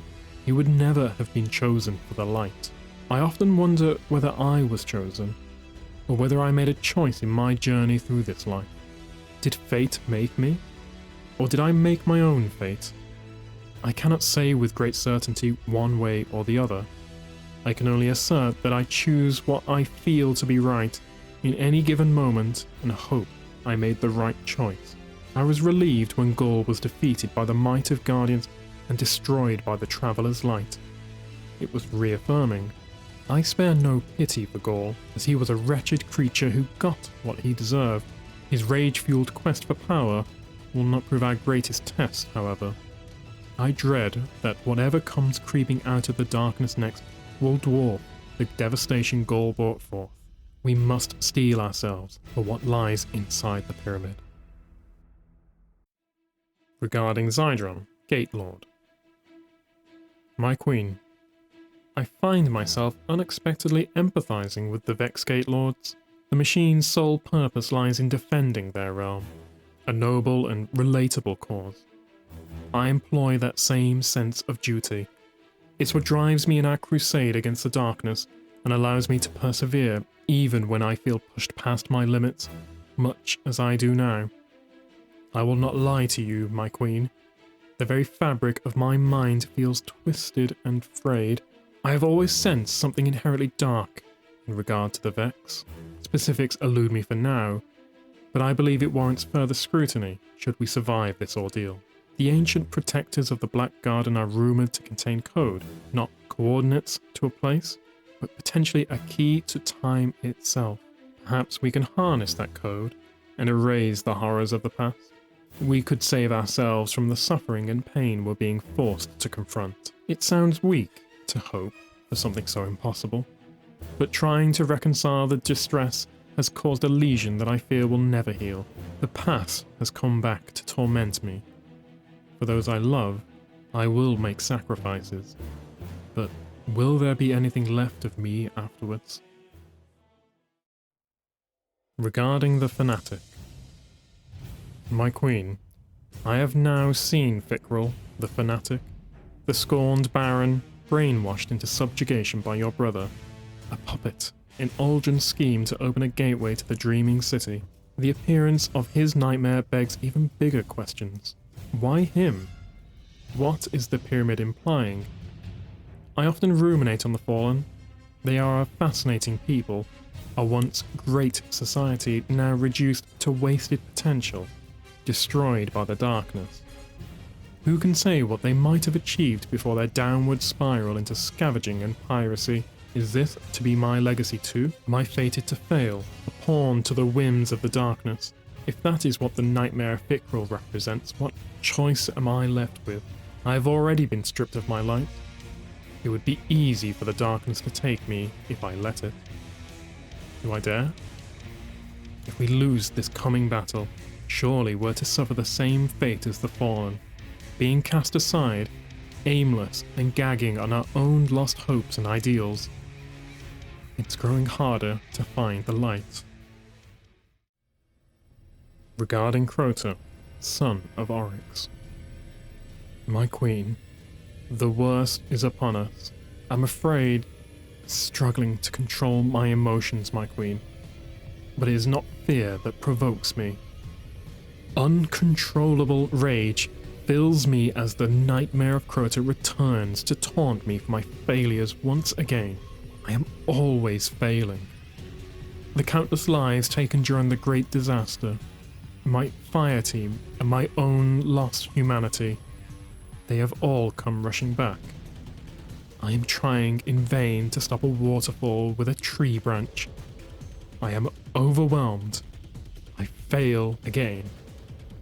The Eater of Hope laid waste to world after world in his pursuit of the Traveller. My friends, his sword stole their light. Their light. There was never a path to forgiveness with Crota.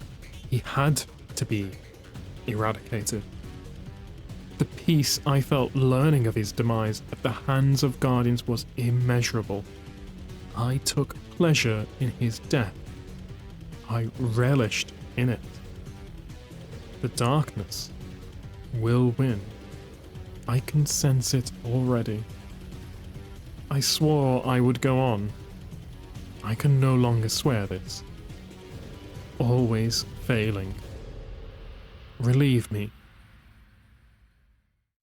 Regarding the pyramid, undelivered and deleted. My queen, I am at a loss. Never before have I felt so hopeless, so adrift, so tempted. Forgive me for my words, but I understand the allure of the darkness. It is quite a powerful sensation to feel so free of care. My fractured mind thrills at the prospect of recklessly abandoning hope. I cannot say I didn't want it to take me. I was weak. I see this now. I may have faltered, but I endure. Do not mistake my weakness for betrayal. There are more pressing concerns. Delivered and reconstructed. It's coming, my queen. It's coming for us. We have been manipulated. We are right where it wants us. The darkness orchestrated its plan magnificently. The nightmares were so impeccably calculated to draw us in, make us vulnerable, and leave us exposed. The darkness plans to use us. We are to do its bidding. I don't know how to stop it. I detect no fear on the part of our nemesis. We aren't even a concern. We pose no threat. The darkness needs a reason to fear our light, and I intend to provide it. I have been inside. I have nothing but beautiful and violent words for my report. I will meet you at your throne. Delivered, Ikora. After all that has transpired, I must share my findings with you, for you have remained steadfast and supportive of me where others lacked faith. Having faced so many of the demons that haunted me, I finally feel a sense of closure on the horizon.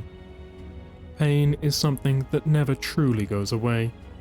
It is something you live with, hoping it makes you stronger as you learn to cope. You cannot bury it, nor hide from it. There is power in acknowledging it. That is how we will win. Despair not. Our purpose is good and true. I will not be weighed down in the dark by my past, my mistakes, or my trauma.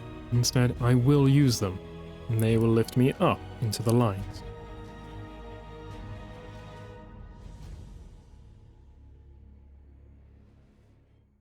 Chapter 4, Voice in the Dark.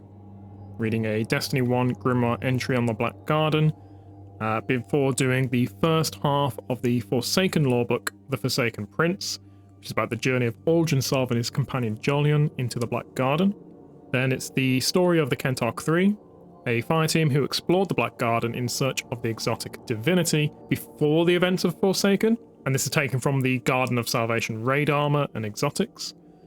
Just a quick note that for some of the entries, the same events are told from 3 separate perspectives, but it contains the same sort of content for about like 75% of the time. So to avoid me reading out the same thing 3 times in a row, I generally picked like one point of view to do the reading from, and on the screen, like I made some notes of any differences from the other perspectives. Finally, the messages received from the voice in the darkness from the artifact that's recovered at the end of the Shadowkeep campaign, alongside Eris Morn's commentary, called Whispers. This is from the Lawbook Unveiling. I've paired these entries based on how they were matched up in-game when you collected them. Legend, the Black Garden. I am Pujari. These are the visions I have had of the Black Garden. The traveller moved across the face of the Iron World. It opened the earth and stitched shut the sky. It made life possible. In these things, there is always symmetry. Do you understand? This is not the beginning, but it is the reason. The garden grows in both directions. It grows into tomorrow and yesterday. The red flowers bloom forever. There are gardeners now. They came into the garden in vessels of bronze, and they moved through the groves in rivers of thought. This is the vision I had when I leapt from the shores of time and let myself sink. I walked beneath the blossoms. The light came from ahead, and the shadows of the flowers were words. They said things, but I will not write them here. At the end of the path grew a flower in the shape of a ghost. I reached out to pluck it, and it cut me with a thorn. I bled, and the blood was light. The ghost said to me, "You are a dead thing, made by a dead power in the shape of the dead. All you will ever do is kill. You do not belong here. This is a place of life. The traveller is life," I said. "You are a creature of darkness. You seek to deceive me." But I looked behind me, down the long slope where the blossoms tumbled in the warm wind, and the great trees swept sap like blood or wine, and I felt doubt. When my ghost raised me from the sea, there was a thorn cut in my left hand, and it has not healed since. The Length of a Chain, Part 1. "Jolyon, my man," Olginsov whispers, "you and I are going to take the Black Garden." "Oh yeah?" Jolyon Till, the Rakkus, famous among crows, sniper, scout, and teller of tales, lies full sprawl prone at Olgin's side. The scrubbed-down length of a supremacy rifle, snugged against his shoulder, nearly doubles his height. "I heard you and I were going to float Saturn in a bathtub." "I'm serious, Joel." "And you'll be dead serious if you go to Mars. Hardy ha ha." Target range 2,900 meters. Wind and rotation? Wind 21 kph from your 3 o'clock. You are 2 degrees off spin north. "I'm going, though. I really am. You've got to come." You'll never live it down if you miss this one. I'll never live anything down if I'm dead. Shot ready. Send it, Aldrin says. The supremacy booms and kicks into Jolion's shoulder. Aldrin doesn't even bother to check that it's a bullseye. You've been with me on all the big ones, Jol. I can't do it without you. Besides, he opens his hand to reveal the ejected cartridge, snatched from midair, Cobra quick. If we don't do it, some Guardians will, and the next thing you know, Mara will be inviting them in to do crow work. Joel rolls onto his right flank to regard Aldrin. The Master of Crows grins his winningest. Jolion Till the Rakis squints and slaps the mag release one-handed. Aldrin catches it. You're a lot like your sister, Jolion sighs. Except that when she plays dirty, she doesn't smile so big. I got all the charm in the family. Aldrin waits patiently for Joel to work the bolt and eject the chambered round. He usually wins this little game. Usually. But sometimes Joel surprises him. Nobody's ever been inside the garden. Imagine what we'll find. Nameless horrors? They're all nameless when nobody's named them, Joel. Nobody's ever been. Isn't that enticing? No, because your sister's forbidden it, Aldrin. That, he says cheerfully, is how I know it's worth doing. And because the Awoken people will thrill at another tale of his narrow survival, Mara's never really understood how much heroes matter to people. A queen is an indispensable thing, but a hero now, you know what he wants, when he's lost, and when he's won. The Length of a Chain, Part 2. Their departure is meant to be secret. Nobody will turn out, he assures Joel. We'll slip away at Zenith. By the time anyone catches on, we'll be aerobraking into Meridian Bay. You're insufferably cocky, Joel says. And by the time we go, the whole city will know you're up to something. They will not. When they set out for their ship, they find the promenades and galleries aswarm, with cheering throngs of Aldrin's fans and followers. He waves and waves, turning, grinning, in a better mood than he will maybe ever be again. And if one dark mote burns within him, it is the fear and certainty that these people love him only because he is closest to their queen. Do they ever ask themselves why he's constantly breaking her rules? Why he always ventures so far from her? He wants his sister's approval. He knows and accepts that. But he wants her approval for something she did not anticipate, did not plan or foresee, and did not account for. He wants her to thank him with surprise. If you hurl yourself away from someone to test the length of your chain, you cannot know the chain's length until it draws you short. Does that make sense? Aldrin thinks so. Aldrin is afraid so. Either he is truly free of his sister, free to choose to stand at her side, to choose of his own free will, or the chain is longer than he has managed to run. At the Gate, Part 1. Give Aldrin Sov the chance to torment a Guardian, and he will take it faster than you can shout, "Rasputin shot the Traveller," an opinion he lobs into Guardians' minds whenever he can. He hates the Traveller's horseflies, the way anyone would hate an infant godling issued with colouring book morality and a whining, know-nothing paperweight. They are self-righteous, cocksure, callously instrumental intruders in a system they don't need to understand. He hates that most.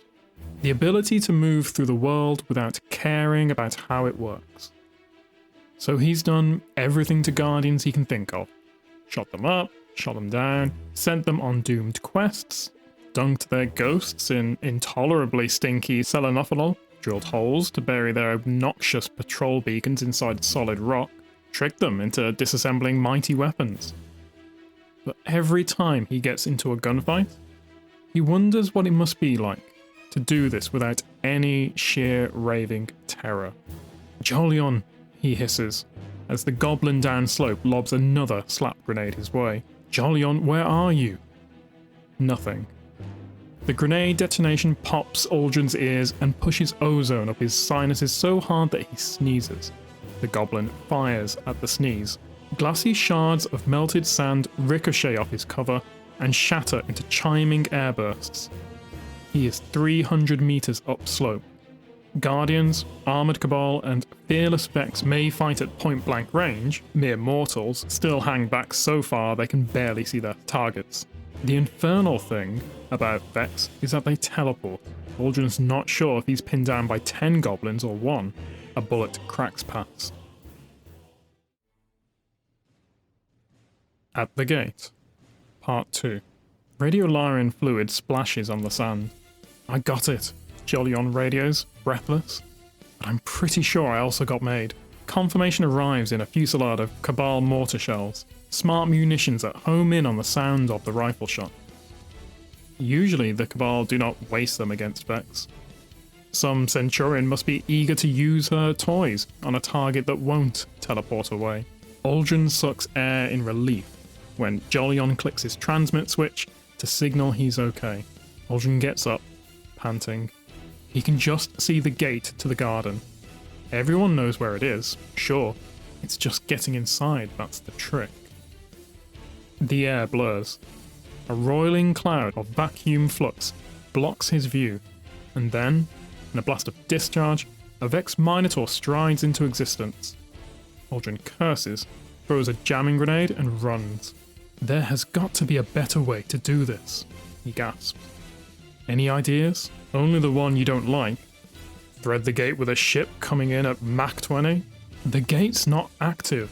Even if we made it through the Cabal guns, we need to trick the Vex into opening the door. That means killing a Gate Lord with just our personal weapons? No, it doesn't, Uldren breathes. I have a princely idea. This is what Uldren lives for. Skittering past death, brushing its whiskers, leaping away from that toothy maw.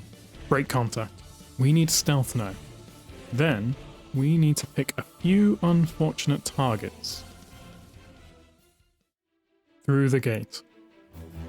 They crawl belly down across the Martian desert like worms. Active camouflage ponchos break up their outlines.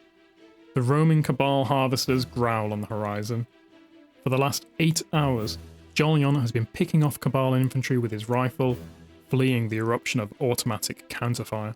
Uldren has listened on cracked battle nets as mightier weapons are invoked and brought to bear. The war machine is now inflamed, swollen with outrage.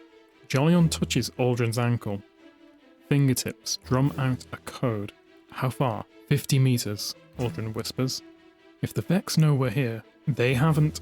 The air prickles. Subsonic groans of power stir in the sand. Something mighty awakens above them. Never mind, Uldren mutters. The Vex have now reacted. He throws off his poncho, rising with revolver and deflection grenade in his fists, screaming challenge. Jutting from the Martian desert before them is the canted, fringed hoop that is the Black Garden's gate, huge enough to swallow a fallen skiff. It thrills with infinite energy.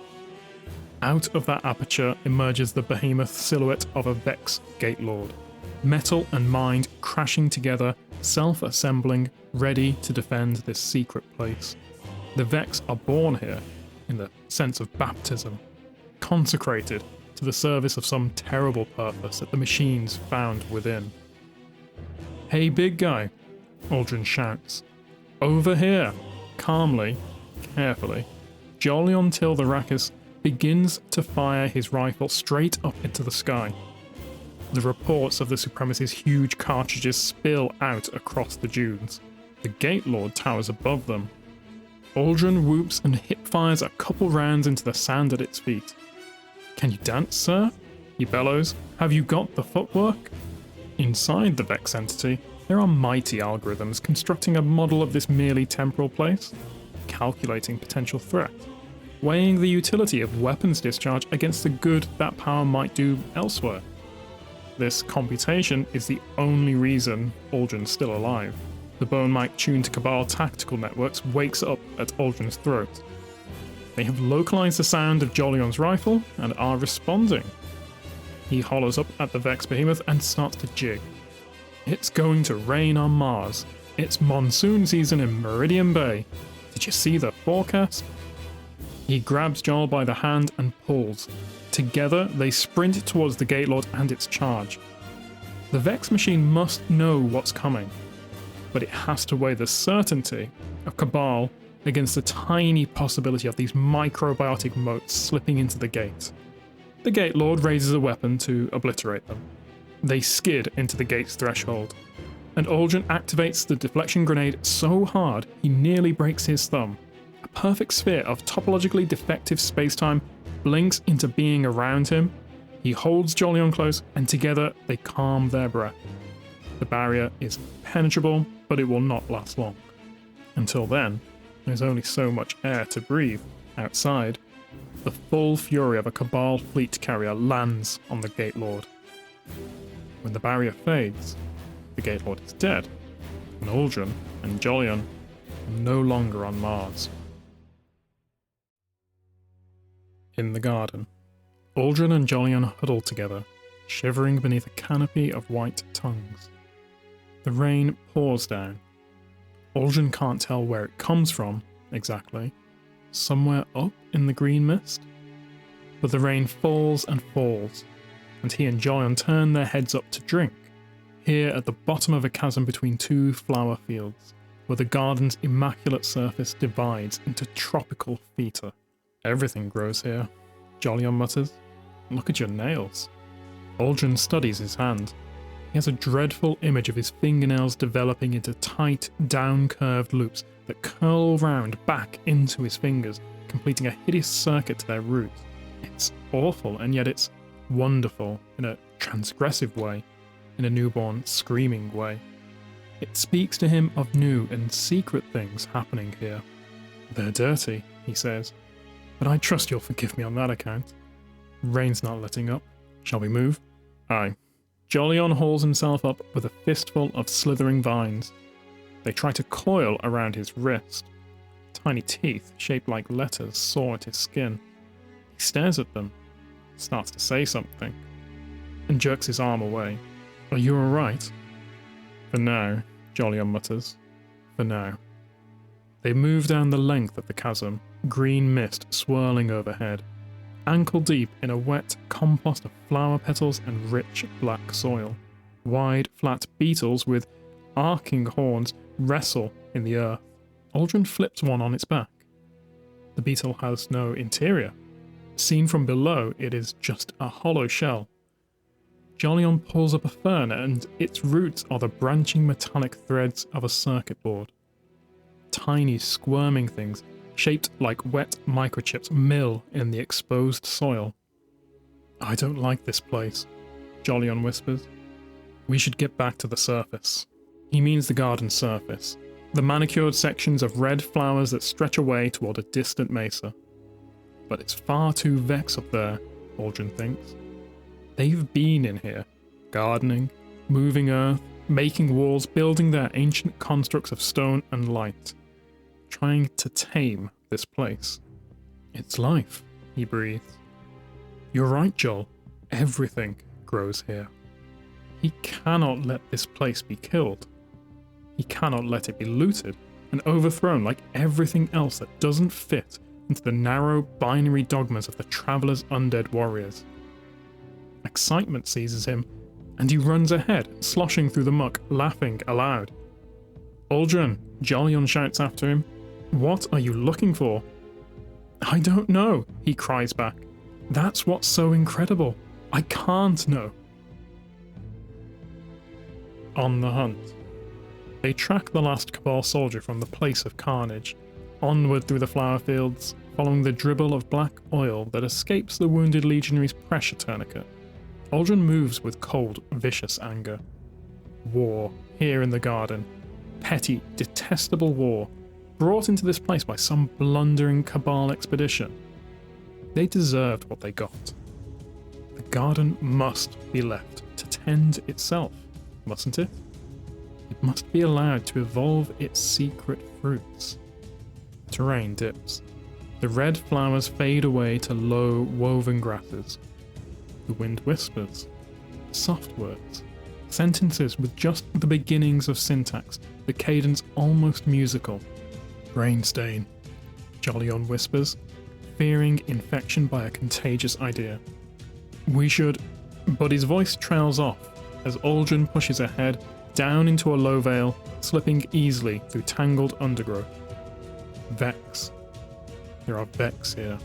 Dozens of goblins and minotaurs, still as statues and covered in moss, in a ring like some robotic henge. They are singing in a faint, wraith-like note of inhuman clarity. Uldren knows what this place must be. The Cabal legionary huddles behind a stone. Uldren creeps forward. By the time the wounded bellowing thing knows he's there, he has a knife pressed to its helmet, right above the cleft of its lips and the soft tissues below. "Don't move," he says, in Ulrant. "Don't speak. This knife is atom sharp." "I can tell," the legionary grunts in its native tongue. "It's right up in me eyes, practically shaving me bristles." "Do you know where you are?" "Just about the worst place anyone's ever gone." "You say that because you can't smell the air," Uldren says. "It's sweet, like pollen and thunder. Why did you come here?" "Not by any chance of our own, sir. The milk robots abducted us." The whispers have taken on a soft hint of Ulurant grammar, confirming Uldren's suspicion. This is a place where abstract patterns war for survival, fighting to propagate themselves by preying on each other. The Vex are singing to see how the garden changes their song, and even this conversation has fertilized the air. Why are they here? What did they want? "They come here to pray, sir. They're making vessels out of themselves. They're the worst things ever to be, sir. They hate existence." How do you know this? "Oh, from the seeds, sir," the legionary says. "Do you see them?" And without hesitation or second thought, he punches the emergency medic release on his helmet. The pressure seal breaks and a ring of black gel sprays out hissing. The legionary slumps over. His helmet tumbles into his broad lap. Beneath the layer of gel, the whole surface of his skull has the pitted texture of a strawberry. Thousands of tiny seeds glisten in the Cabal's flesh. Uldren brushes the skin in fascination. "Uldren," Jolyon radios, "I really don't like the expression on your face." "This place has secrets," the prince murmurs back. The bone-like feels cold and inorganic, poorly mated to his flesh, compared to the warm, close-packed pits of the legionary's deformed skull. So many secrets. They grew in him, Jolyon. The garden grew its secrets in him. "Who gives a rat?" Jolyon snaps. "Your Highness, we've got to get out of here, before whatever happened to them happens to us too." He's afraid of secrets, Uldren realizes. The unknown terrifies him, which is very sensible, very rational. The attitude of a good scout, a good soldier, a survivor. But Uldren can't stop imagining how astonished Mara would be at this place. What if he could bring her here? What if they could explore this place together? After the Heart, Part 1. "Mara, I picked you flowers." The Queen's retinue parts before Uldren. Astonished eyes flicker between his face, his wounds, and the potted flowers cupped in his hands. Some of them see a madman and reach for weapons before they remember that this is Uldren Sop, Prince of the Awoken, beneficiary of the Queen's limitless indulgence. Asphodelia is its name. He kneels and offers it to his sister. It grew only in the Black Garden, until today. We will plant it here, in our dominion, where I know it will take root and flourish. It will remind the people of our twin heritage. For a terrible moment, Mara is unreadable. Then she smiles and beckons. Our brother has attained the Black Garden and returned to us. Come forward.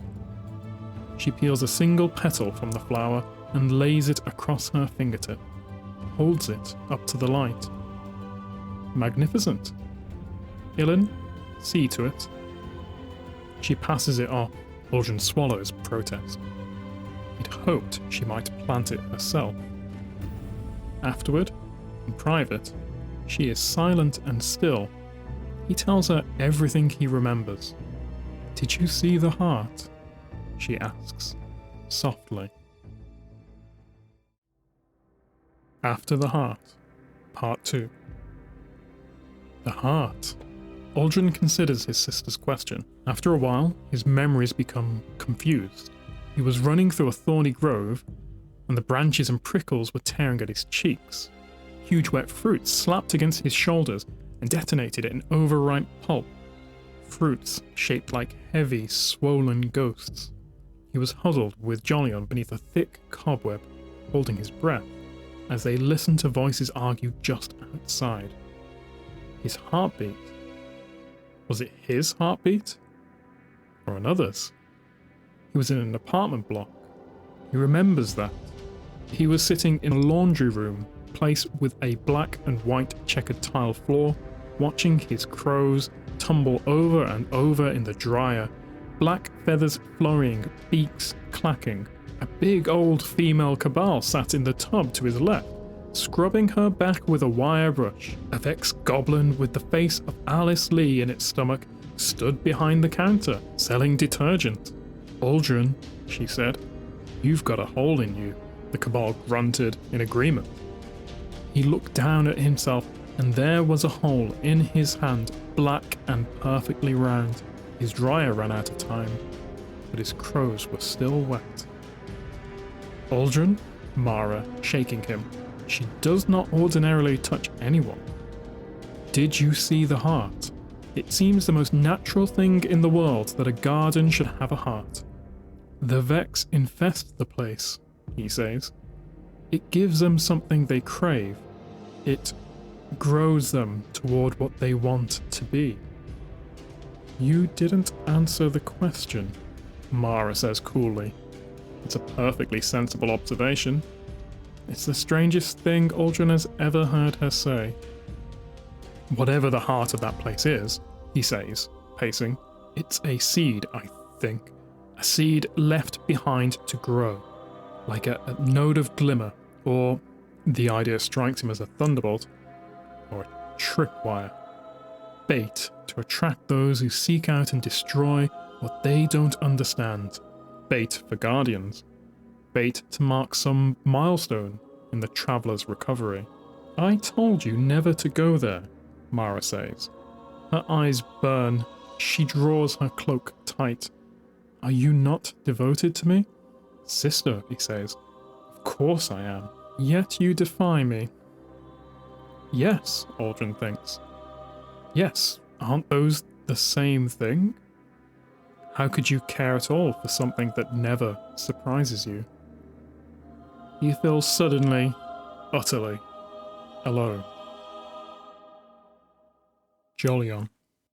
When he sees Jolyon in the arsenal, the realization of his own sheer, unbelievable, inconsiderate, disgraceful boorishness makes Aldrin gasp aloud in horror. "Hey," he calls roughly. He's not sure how to apologize. He hasn't spoken to Jolyon since they returned from the garden. He didn't commend Jolyon to the Queen, or throw him a fete for his bravery, or even ask if he was sleeping all right after everything. He forgot about him. "Hey," Jolyon says, not looking up. "You weren't at the range yesterday." "Oh, you don't even need a spotter," Aldrin says, trying to tease him, but it comes off flat and dismissive. "I've been, dreaming." Recording his dreams, poring feverishly through the Origin libraries, searching for confirmation of what his heart wants so desperately to be true. The future of the Awoken could lie in that garden. There is a wellspring of light on Earth, a blinding beacon that will only grow brighter. The Awoken will not survive, not as they are. Mara's vision and the truth of their origins will be lost, diluted by the anodyne philosophy of those city-born ideologues. The Guardians will kill everything they find. What if the garden is the Traveler's antithesis? What if the Awoken can find in that garden a new place of balance? an equipotential between the darkness and the light. As the light brightens, the shadows deepen. Jolyon is saying something. Sorry, Uldren grunts, fussing with his revolver. What was that? I said we should talk about what happened in there. Yes! He realizes now how afraid he was that Jolyon wouldn't see the significance of the place. Revulsion and fear, yes, natural responses, but he must see past them. Yes, we've got to record all our observations before they fade. I should have asked you sooner. Uldren, I don't want anyone to know what we saw. Oh. This kindles a little bonfire of warmth in his gut. Of course. No one else has to know. Our shared secrets, I wish I didn't remember what I saw, Jolyon says, fumbling his rifle's firing pin.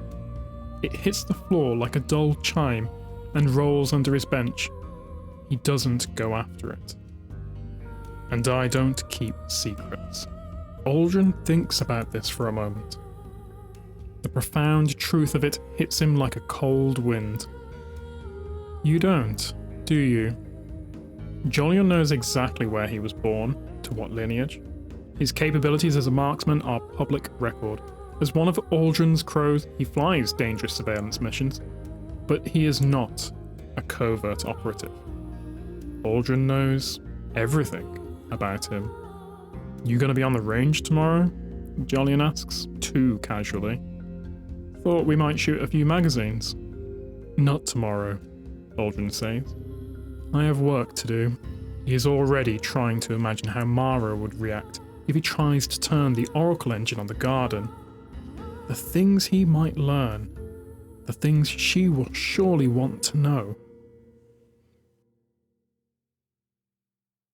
After the fall, she is gone. He lives now in a state of perpetual dread. He hates the future because he fears it. He fears its emptiness, and he can't imagine lonely eternity without her. As he staggers down the edge of a Martian chasm, he can feel the drop calling to him, begging him to join her, to end it all. The heat of the place soaks him in sweat. The dead chassis of one of his old crow drones, slung over his back, feels like it's compressing his ribs, pushing his lungs up against his sternum, expelling his breath. He needs the drone to fix his ship. Again, he must get off Mars. He must start looking for her. The weight of the crow drone slams him down on hands and knees. His vision swims, stars and shining harbingers soaring through the ring plane and a wall of terrible light. And he sees the moment the dreadnought took everything from him. The moment his sister finally, absolutely, utterly ran out of secret plans. That instant, when all sound ceased and he screamed denial, and yet, in spite of his soul's plea to die with her, reached for the deflection shield that saved his life. He crawls until he can rest in the shadow of a dead Vex block. He crashed in the Kandor Isles, not so far from the gate to the garden, the place where he saw another path for the Awoken. Why had Mara never accepted his invitation? He has been hearing her. Thirst hallucinations, surely. But there is that hum, that whisper, that thrill of starlight in his skull. A flock of his crow drones found his crash site and repaired his fighter. He made it halfway to orbital velocity before a Cabal gun clawed him out of the sky and sent him crashing down into Hellas Basin. Now his crows are dead, and the fighter is probably beyond repair. And his sister is gone. His sister is gone. And he followed her, and all his people followed her, because he and they were sure she had a plan. She always had a plan. Something better than dying by the thousands for a city that does not care. He should go home. He should go home if he could find a way. But will he have the strength? He cannot be the champion they loved. He cannot restore their faith in the purpose of the Awoken, or in his sister's design. He no longer believes. This world is a carcass now. The scars of the Guardian's passage, Cabal fortresses reeking of decay, littered with flesh and bone and broken armor. The shattered chassis of Vex littering the sands, a place of death. Death and war, a war that tilts on the fulcrum of the Traveller, brought upon it by the puppets of that Traveller, that fulcrum of war. There is something in his eye. He blinks and blinks, trying to rub it away, and as he does, he struggles to hear her, to sense that prickle of starlight under his skin. She will tell him he is on the right path. She will tell him she's still alive. He feels nothing.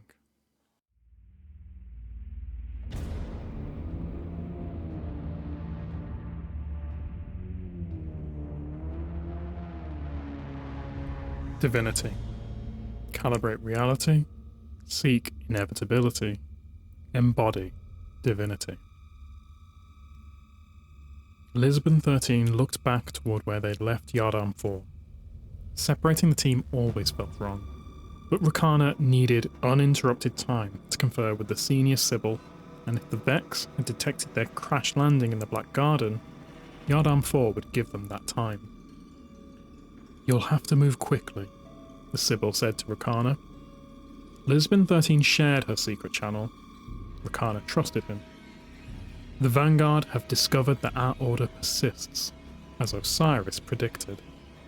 They'll send a Fireteam after us then, and after any other cryptocrons they learn of. But your path is more dangerous than most. The Circle has foreseen many Fireteams following in your footsteps. You can find the knowledge the Order seeks at the tree. Can, not will? For the first time, Rakana sounded concerned. The Circle has had limited success in piercing the veil that surrounds the Black Garden, so the Order offers no certainties. They say that a group of Guardians will discover secrets about the origin of the Black Garden at the tree. The Oniromatic Circle foresees no reason why it will not be the Kentarch 3. Nor can I, but there is another thread in the tapestry, entwined with this one. The Vex, or some fractal faction of them, worship or honour a divinity there. The Black Heart was destroyed, yes, but this is something different. An object, something like a sacred relic. It is important to the Vex for reasons that we have not yet fathomed. The Circle has determined that it is dangerous. A Vex weapon? Perhaps. The Sibyl sounded annoyed at the interruption. Rakana, the Circle concluded that it is a danger to you. To me? But then, why send me on this mission? When the Circle dreamed of the object, you were beside it. All right. We'll see what fate we find ourselves in. Sibyl... Rakana paused a long while. I don't know that we'll see each other again. The veil around the Black Garden, the influence of the Vex, they make such matters difficult to know. I choose to believe we will meet again. Then I won't say goodbye, Rakana said, and closed the channel. Rakana stood, eyes closed. For a time, Lisbon 13 waited. Lisbon, when we find it, she said, opening her eyes, you should carry it. The object, this divinity, I can think of no one whom I trust more with it than you. Mask of Righteousness. Why must I be wrong for you to be right?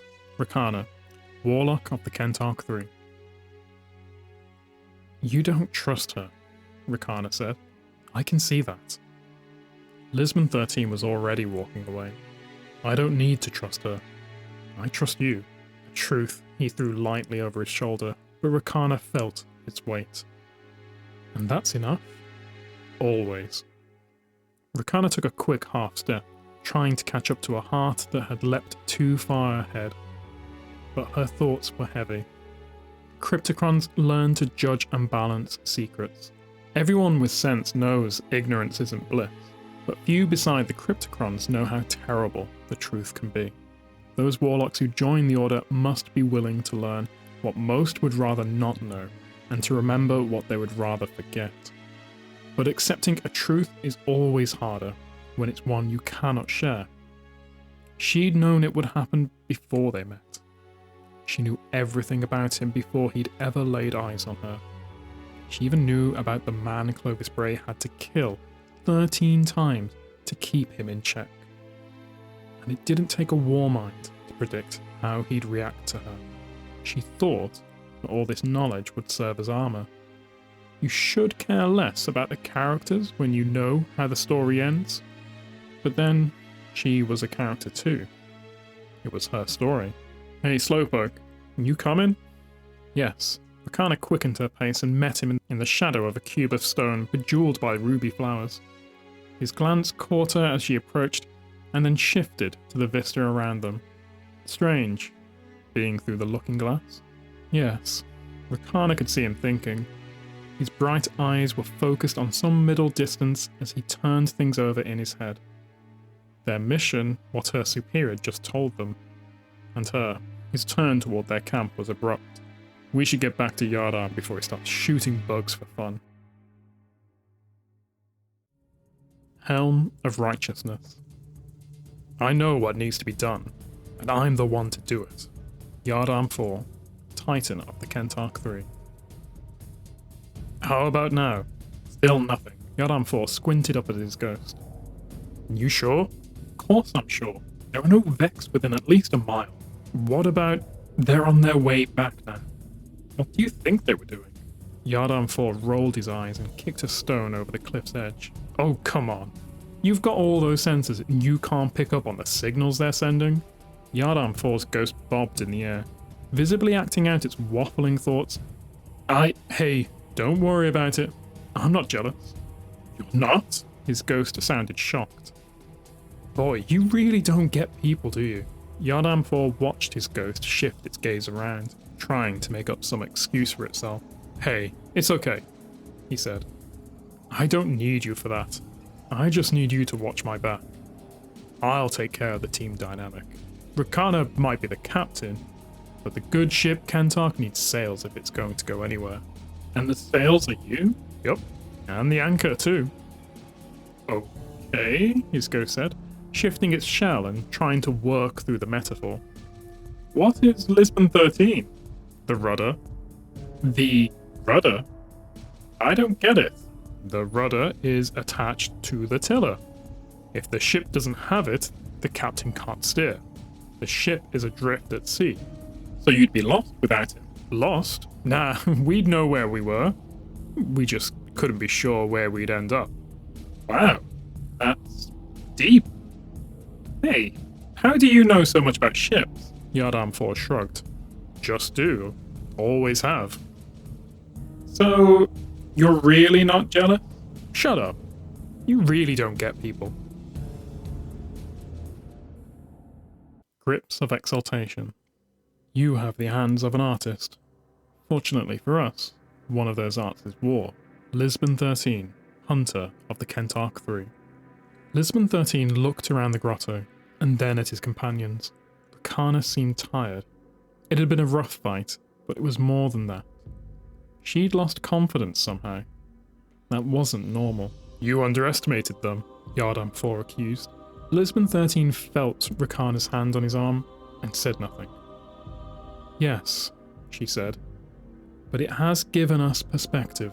Perspective? Yardarm 4 didn't wait for an explanation. What perspective is worth kneeling dying for? Rakana looked to Lisbon 13, and he understood. She had underestimated the Vex. Never in her darkest dreams had she foreseen the kind of resistance they'd encountered. It meant their quest had more meaning. There was a destiny in it that had somehow gone unaccounted for. Those defenses were insane, Lisbon 13 said, thinking of the implications. The relays and the tethers, The Angelics? The Vex really don't want us to be here. That means they consider this place a weakness. Yes, it's a weakness, Yardam 4 reasoned. And there was an echo in the cave. Perhaps it's their greatest weakness. But it was not an echo. Another voice said weakness again. Yes, so we must... Rakana started.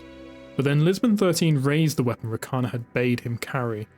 He scanned the area. Yardam 4 started as if hit by a spark and raised his gun. What is that? He sounded rattled. Where's it coming from? Rakana backed up to them, automatically taking a defensive position. I don't hear, Rakana said, before falling silent. Those with strength enough need not consider the weaknesses of others. Robes of Transcendence. Do you think this makes you better than us? Rakana, Warlock of the Kentarch 3. You hear that? Who is that? Yardam 4 sounded like he was on the verge of panic. Rakana had never heard him like that, not even in the worst firefights, not even in their last battle, which might have been the last battle for the Kentarch 3. I hear it, Rakana and Lisbon said as one. All three Guardians summoned their ghosts, almost simultaneously. Ghost? Yardam 4 was first. What have we got? Scan the area for life, Lisbon 13 ordered. A multiphasic scan. Rakana barked at her ghost. Their ghosts all started chattering at once, and they stepped away from one another to hear, fanning out across the grotto and widening their defensive triangle. There's something weird, Rakana's ghost blurted, words shooting from it, rapid fire. I'm getting static on every wavelength. It's like there's a shadow being cast by every signal. It's nothing specific, but it's everywhere. Wait. No, there's something wrong. Rakana's ghost dropped like a stone. She snatched it out of the air. She looked behind her. Lisbon 13 was holding his ghost. Yardam 4 was picking his up from the ground. The light around them faded, and the gloom of the grotto closed in. Yardam? Lisbon? You okay? I'm fine, came Lisbon 13's reply, and he sounded calm. Yeah, sure. Yardam 4's reply was distant and growing fainter, like he was facing away and moving off. Rakana reached for her emergency light. Wait. It was a whisper, but not from her friends. It came from somewhere ahead of her, deeper in the grotto. Wait. Please. Can we just talk for a minute? Greaves of Ascendancy. I know where I stand. Yardam 4. Titan, the Kentarch 3. Yardam 4 watched Lisbon 13 brood. He'll turn against us. Never. We welcomed him. He accepted our gifts. Yet now he fears us. Does that seem right to you? No. But he always was an odd one. The thought came to Yardam 4 with a surprising amount of warmth. Lisbon 13 was his friend. We didn't come here for this, Lisbon 13 started. Of course not.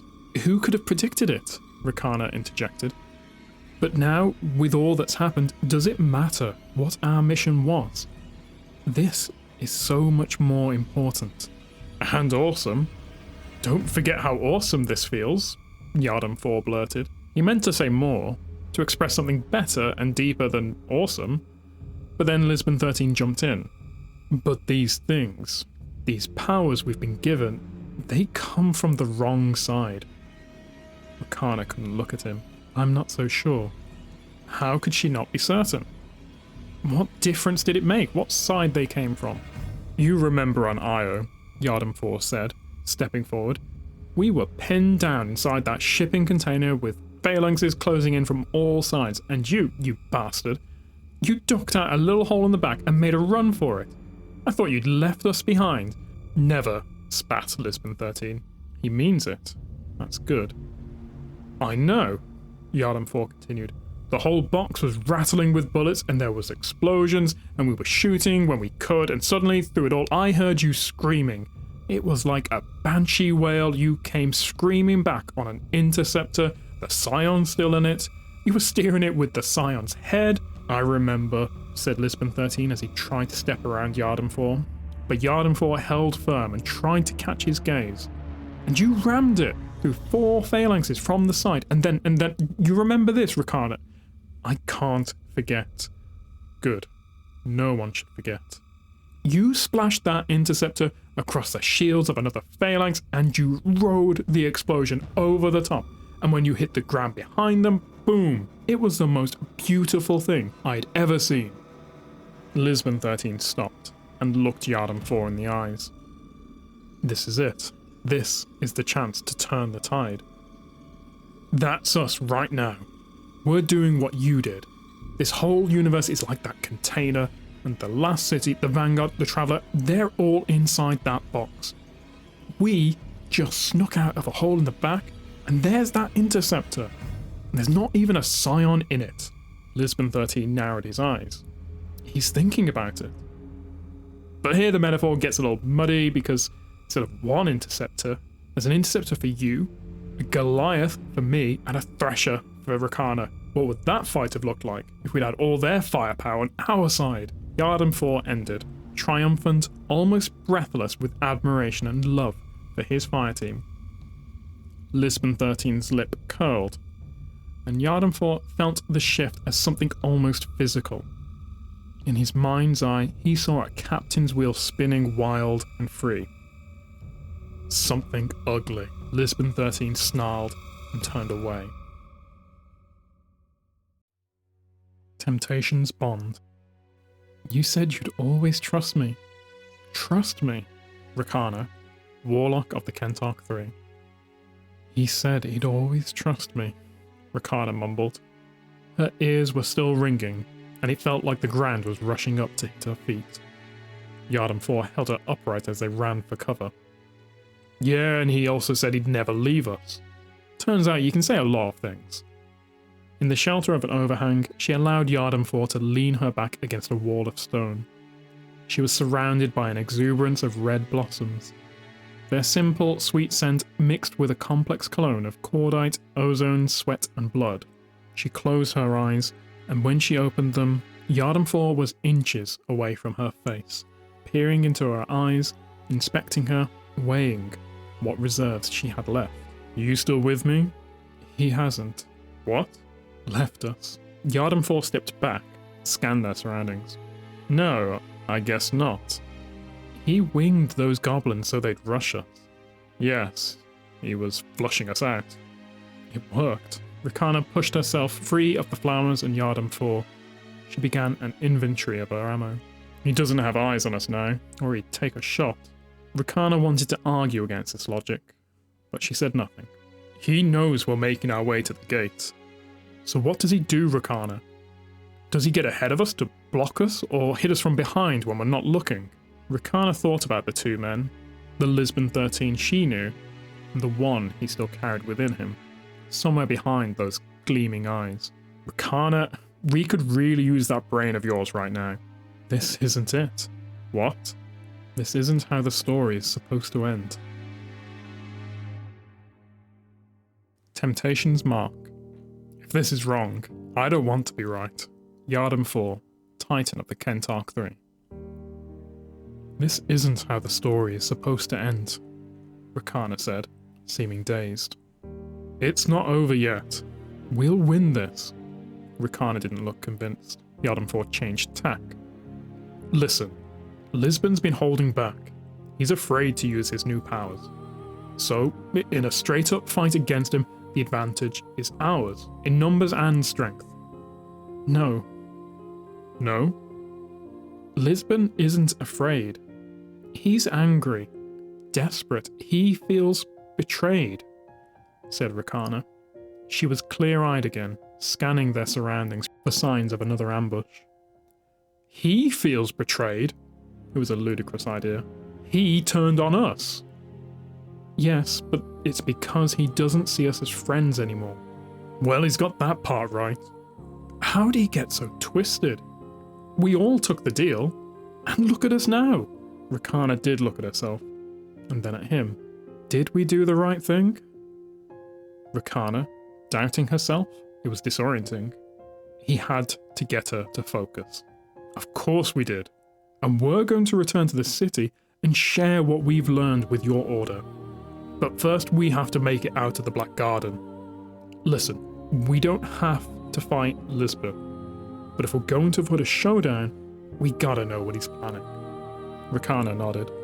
Okay, so, does he hit us from behind or block us? Should we expect more Vex to get funneled toward us? Rakana closed her eyes. Her breathing slowed. Yhardan 4 kept an eye on their surroundings, but he glanced back at Rakana often to see the flicker of REM on her eyelids. After a few minutes, Rakana's breath quickened. She opened her eyes. It's no use. There are too many possible threads to plot our path. It's okay. We'll go where the wind blows us, Yhardan 4 mumbled. What? I said we'll chart our own course. We'll write our story as we live it. Yhardan 4 put on a smile he didn't feel, and Rakana pretended she had not heard what he'd first said. Cloak of Temptation. What is it you want? What is this really about? Lisbon 13, Hunter of the Kentarch 3. Lisbon 13 leaned hard against the boulder and reloaded. I didn't want this. He leapt up as the grenade he'd been expecting landed. Shots tore through brush and kicked up stone on the other side of the boulder, but he was already moving up the slope, using the grenade's explosion to cover his movement. A quick peek from his new vantage point revealed no sign of them downscope. A day ago, they would have taken the bait. Yhardan 4 would have run up and made a shield to cover Rakana. Then she would have jumped over it to land behind the boulder, a comet of energy that would meteor down to finish him off. He'd taught them to be more patient. What did you want? Yhardan 4 called from about 3 o'clock, moving to Lisbon's right. But it could have been a feint. You accepted. What did it offer you? From farther to the right. It hadn't been a feint. Lisbon 13 threw a grenade right where he knew Yhardan 4 would be, and then turned. Rakana stood a few feet away. She'd crept up while he was focused on Yhardan 4. She'd probably been on the move before he'd spoken. It was what he'd have done. He almost smiled. Her fist glimmered and quaked with an unfamiliar power. She only had to release her grip, and that energy would rip through him, burning without fire. It offered me what I most desired, but in the end, it could never give me that. It could only take it away. Lisbon 13 lifted his gleaming eyes to meet Rakana's cobalt gaze and raised divinity.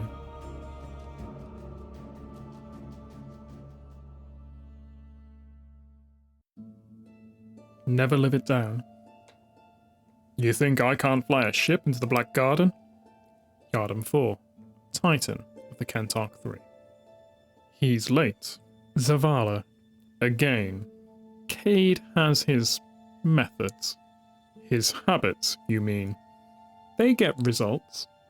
The hunters and fireteams Cade's marshals would not be as effective under your command, and you know it, Zavala. Yes, well, I just wish he'd exercise a little more. Who needs to exercise more? Maybe it's me, because that was a lot of stairs. Cade, I take it you had enough time to put together a report of your scout's findings. A report? I didn't even bring a pencil. Cade, you know how important this is. The Kentarch 3 harboured a cryptocron. They're warlocks, Zavala. Fellow guardians, not a disease. And yet you agreed to dismantle the Order and banish them from the city. After Osiris' exile, it had to be done. But they are still guardians. Ooh boy, Mom and Dad are fighting again. Hey folks, how about I just give my report, and you two can argue about this later? Very well. Fine. Right. So their ship crashed after passing through the gate. From signs on the ground, their little Black Garden adventure didn't go so well after that. Huge Vex resistance. But then it looks like they turned on each other as they ran back to the gate. Turned on each other? Are you certain? Zavala, they fought Vex, for sure. But that last fight? Just 3 Guardians, 2 against 1. I put my best team on this. Well, second best, but they're really good. So what did they find? The fight went up a hill. One of them had the high ground. Lisbon. Seems like it. It took a lot of guts to charge a sniper like him, especially without ghosts. Without ghosts? Yeah, pieces of 2 ghosts were found near the entrance to the undergrowth, a few clicks away. The battle started that far away? That's not so clear. It doesn't look like the actual scrap started until they got well away from there. Cade, this doesn't make a lot of sense. Oh, I know. Wanna hear the weirdest part? Go on. No bodies. Spooky, right? Your second best team, you said?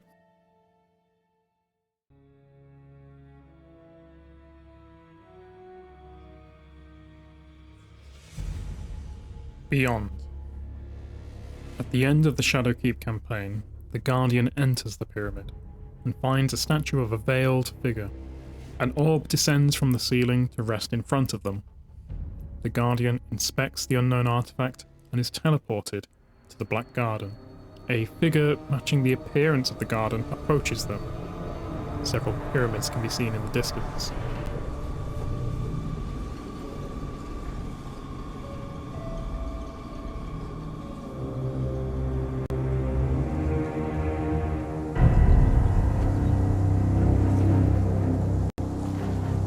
You made it.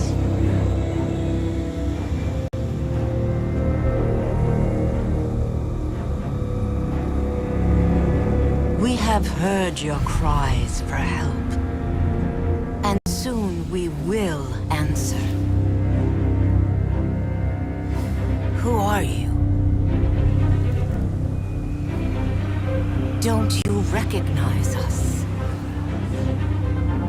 We are not your friend. We are not your enemy. We are your salvation. The Guardian returns to the moon and speaks to Eris Morn. They are not our salvation. They're our destruction. This has been a manipulation from the very start. They know we're here. They know what we've found. The artifact you recovered may be tainted. After all, they wanted us to have it. But a treasure such as this is far too valuable to destroy. I must stay and study it with the utmost care. Whatever I discover, you will be the first to know. They take us for fools. The artifact you brought back from the pyramid began emitting a signal, one that reaches deep into the Black Garden. Once again, we are beckoned into their trap. They expect us to follow the signal, to discover where it leads. Fine. We will play their games, but this time with caution, not curiosity. All this time, they've been closer than we even knew. First the pyramid on the moon. Now a team of Guardians finds remnants of their presence in the Black Garden. Upon this discovery, the artifact came to life. From it, we received another vile attempt at manipulation. They show us only what they want us to see, as if we're to act the part of puppets and nothing more. Any further communication they send, we must discard. The moment we let them turn our gaze from the truth is the moment we lose.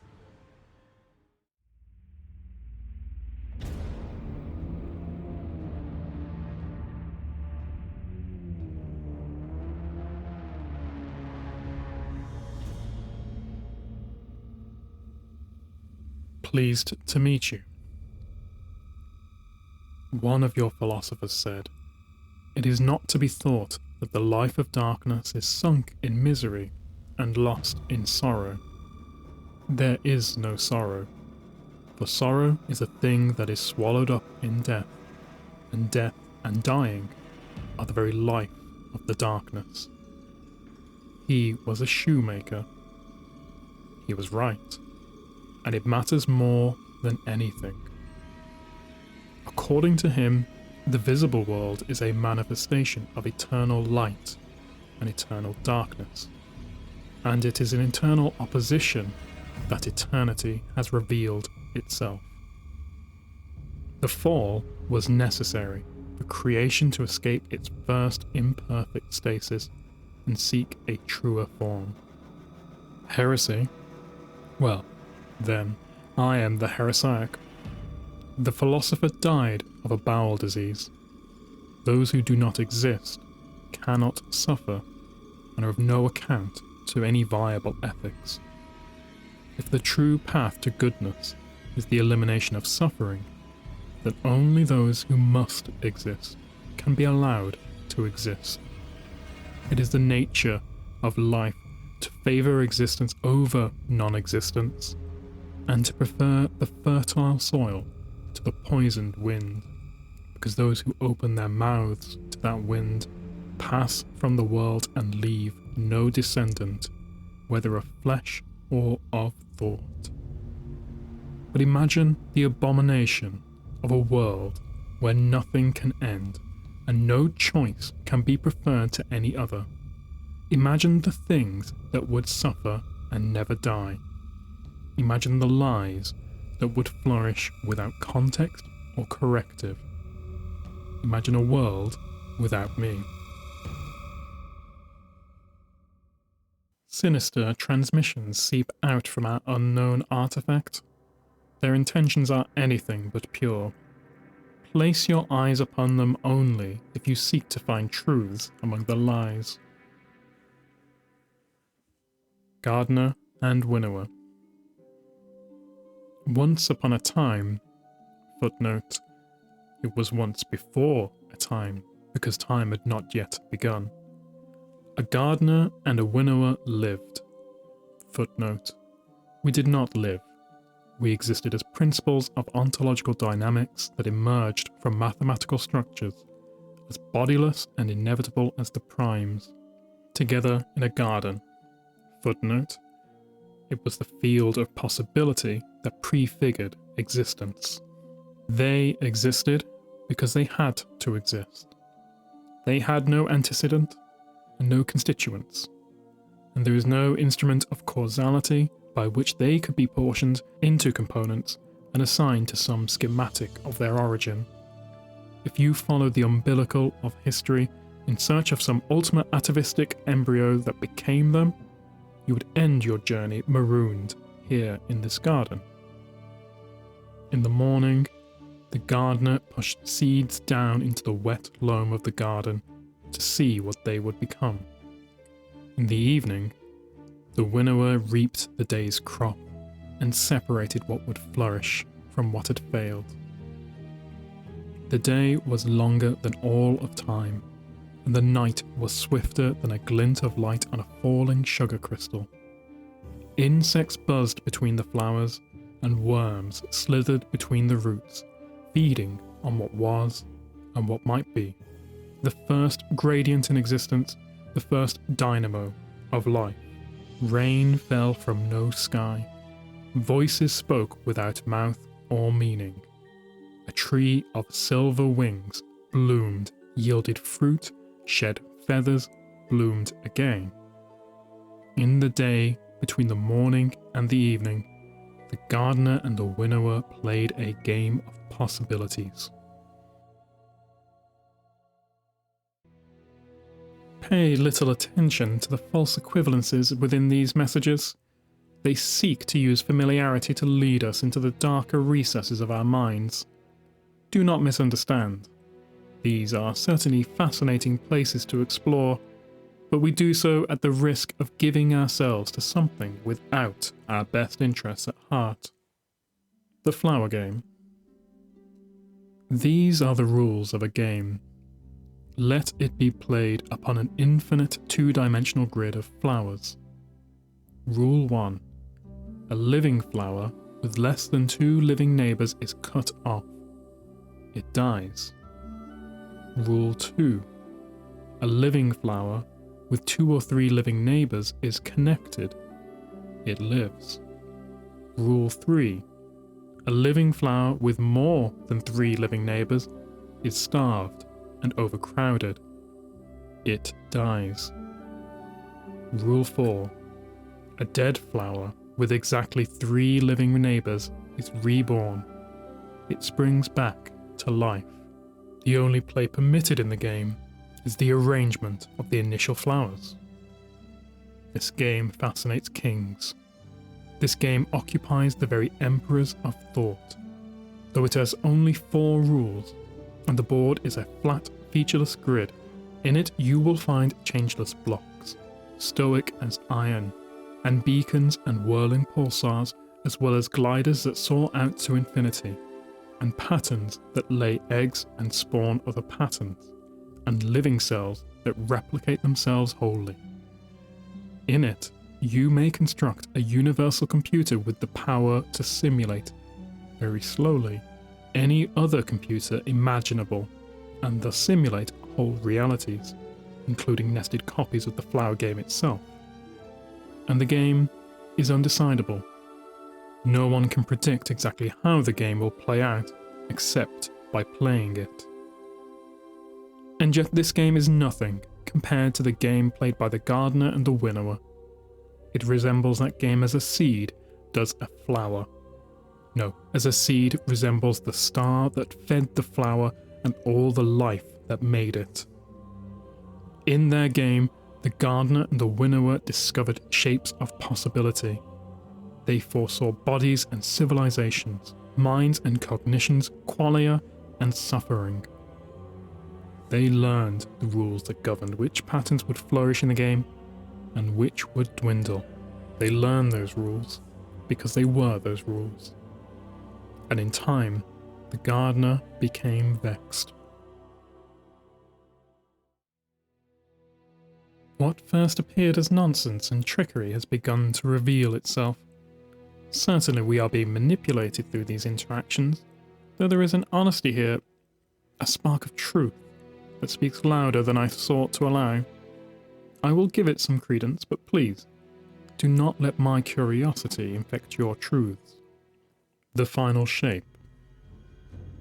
It always ends the same, the gardener complained. This one stupid pattern. Aren't they beautiful? I asked, as the flowers opened and closed in patterns beyond the scope of entire universes to encode, all devouring and perhaps everlasting.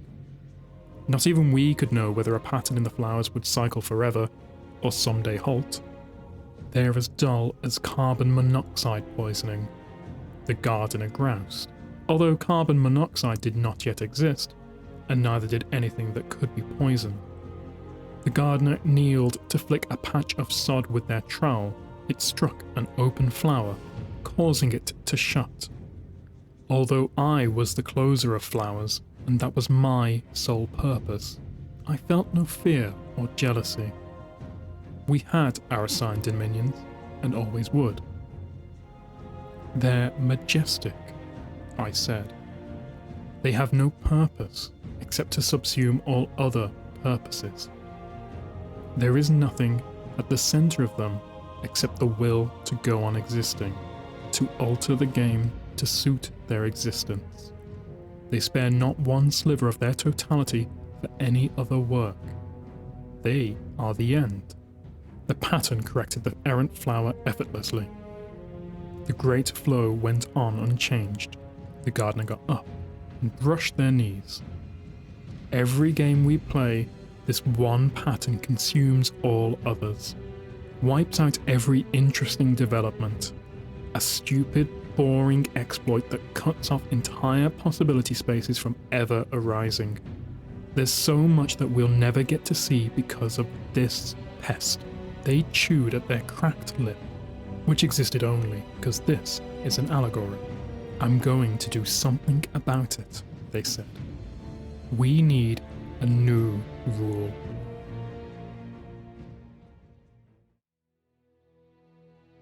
We know we should keep ourselves from these deceptive interactions, but what we are learning here are truths previously untold. They are asking to be understood, to be known. Perhaps their intentions are far less black and white than we first assumed. As always, stay cautious, but perhaps we should not stray from learning the secrets of the universe.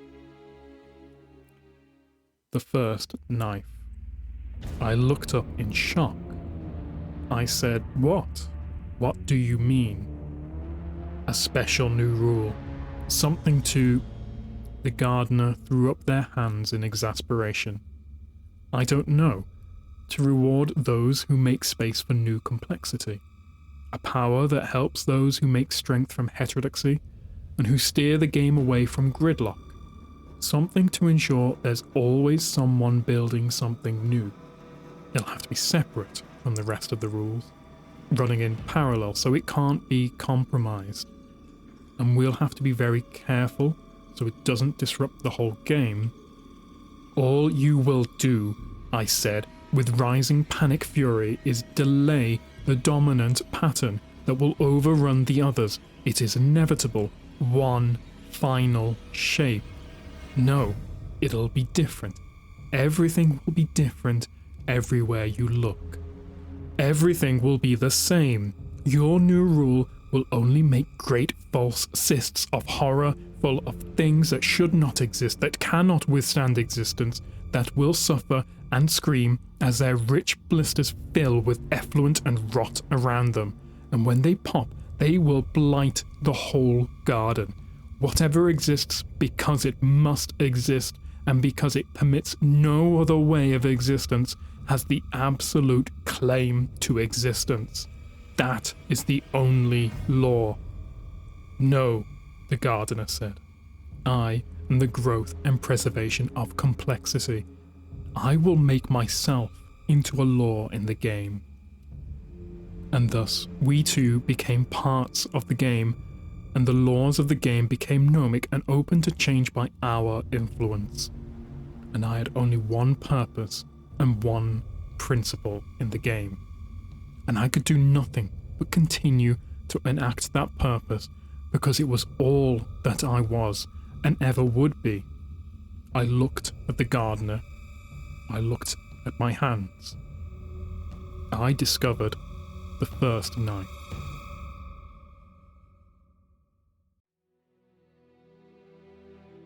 These words contain an ancient and unknown power. They are something beyond manipulative ruminations.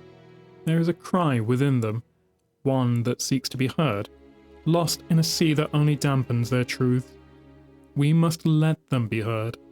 It may be our only way to prepare for what comes next. P53. Thank you for making room in your life for another talking ball. Let me ask you a question. In the 3 billion base pairs of your root species genome, there is a single gene that codes for a protein called P53.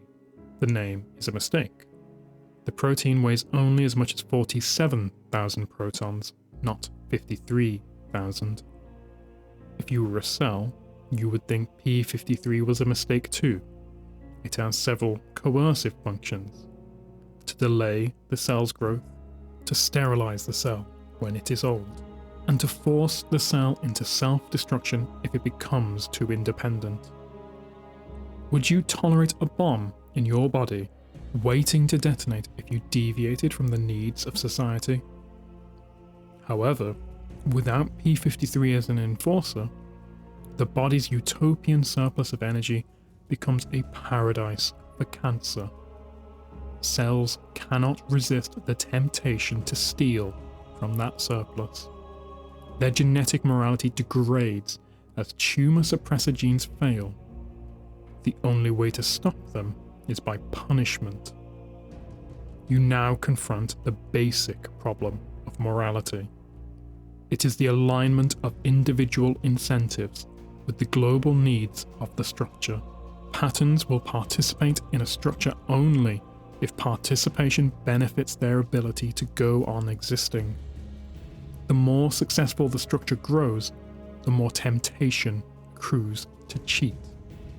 And the greater the advantage that cheaters gain over their honest neighbours, and the greater the ability they develop to capture the very laws that should prevent their selfishness. To prevent this, the structure must punish cheaters with a violence that grows in proportion to its own success. My question follows. Is P-53 an agent of the darkness or the light?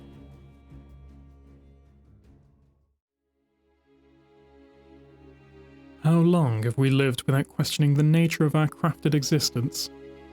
Do not mistake my curiosity for a turnabout of loyalty. The light has given us life, while these things have given us only deceit and dysfunction. But perhaps we are not as in control as we'd like to be. After all, what is the point of life without liberty? T equals 0. We wrestled in the garden, in the loam of possibility, where nothing existed and everything might. A shadowed agony among the flowers, we trampled the petals beneath our feet. We stomped the fruit to pulp, and we ground the seeds into dust.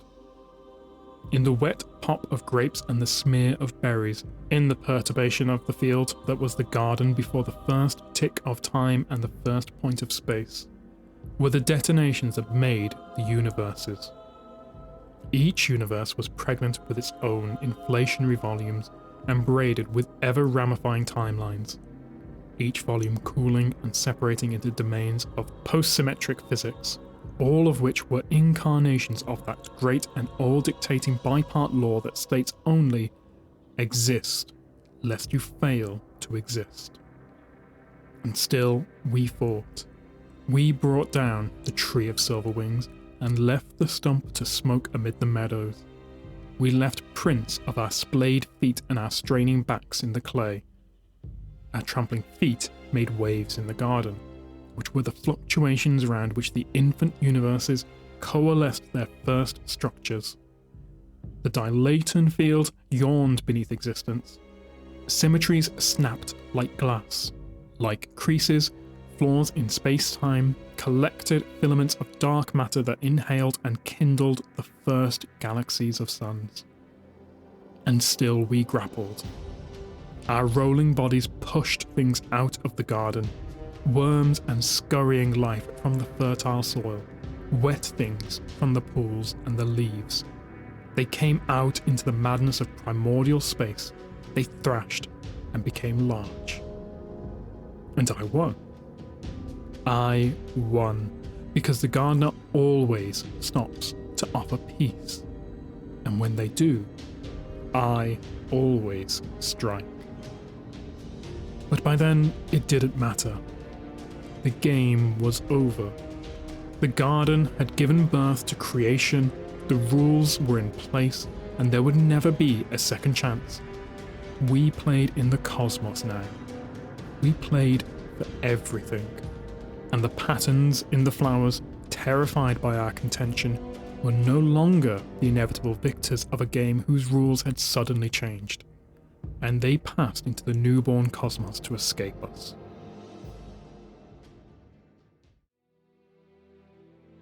Somewhere in the space between it all, between the truth and the lies, between power and weakness, between day and night, I have lived. In the grey. I believed not by choice, but by force. Chaos reigned, and I embraced it, but ultimately sought to regain equilibrium. Now, however, if these stories are true, I wonder, perhaps there is only chaos.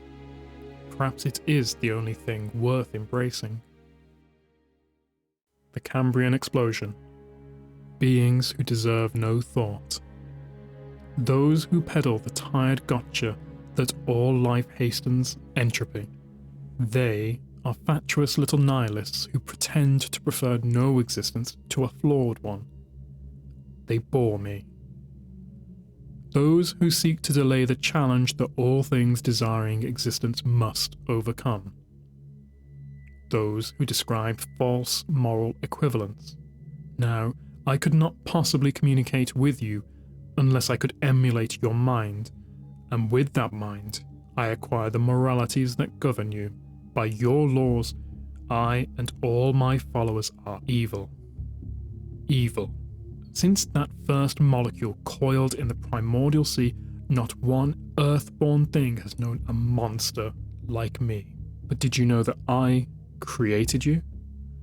Your mind and your body, and every thought you've ever had, your senses, your consciousness, I made you.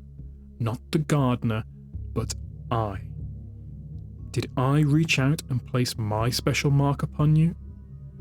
No, nothing so crude. In the beginning, your world was a garden too. The whole floor of the world sea was a mat of bacteria, and the very first animals, adorable blobs of ooze, grazed upon that mat in endless idyll. They had no concept of the existence of other beings. Why would they? Their most complex function was a kind of gentle spasm, to scoot forward while they grazed. And if they bumped into each other on that warm seabed, all they did was ooze onward, untroubled. There was nothing to their life except the uptake of carbon compounds from the bacterial bed. And then, one day, the fall occurred, so much earlier, and so much more necessary than your myths remember. Some poor mutant discovered that it could collect carbon compounds much faster if it stopped grazing on the bacterial mat, and started dissecting and eating the lumps of pre-digested carbon all around it. Its neighbour oozeballs. It couldn't help but to do it. It couldn't help but thrive. We don't get a choice about the rules. We just play the game. It was the first defector, the first predator. It changed everything. Now, the oozeballs needed sensors to watch for danger, and brains to integrate those senses and generate plans of survival, and swift neurons and muscles to enact that plan. This was the Cambrian explosion, the great birth of complex life on your world. I caused it. I, the defector, the destroyer, the one who takes.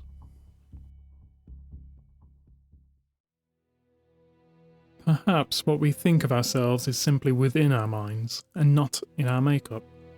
Perhaps what built us is not what we thought it was, always prescribing rationale to the chaos, always finding light within the dark, never considering the possibility of a parallel existence within the very building blocks of life. The cards are not what we thought they were, but we must still play the game. Pattern form. The patterns that escaped the garden landed in the water. Of course, there was no water at first. The patterns were abstract waves tumbling through the fire of the early universe, trapped in chaos, cycling through desperate self-preservation tautologies, while vast beings from beyond the narrow dominion of cause and effect thrashed and battled around them. For an eon, they were nothing but screaming equation vermin, scurrying through the quantum foam, fleeing ultimate erasure. But they were tenacious. They propagated in the saline meltwater of comets orbiting the first stars. That broth of chemicals became their substrate, and they learned to catalyze impossible chemistry with quantum ticks. Then, they rained from the sky into the steaming seas of fallow worlds, and there they built their first housings from geometry and silica. In all their transformations, they retained that kernel of ultimate self-sufficiency that had made them victors in the flower game. But they are not incontrovertibly destined to rule this cosmos. They were made before light and darkness. But the rules are different now, and even this pattern must adapt. They are not all mine, not in the way that admirers such as my man Oryx are mine. utterly devoted to the practice of my principle. But some of them have, nonetheless, found their way home.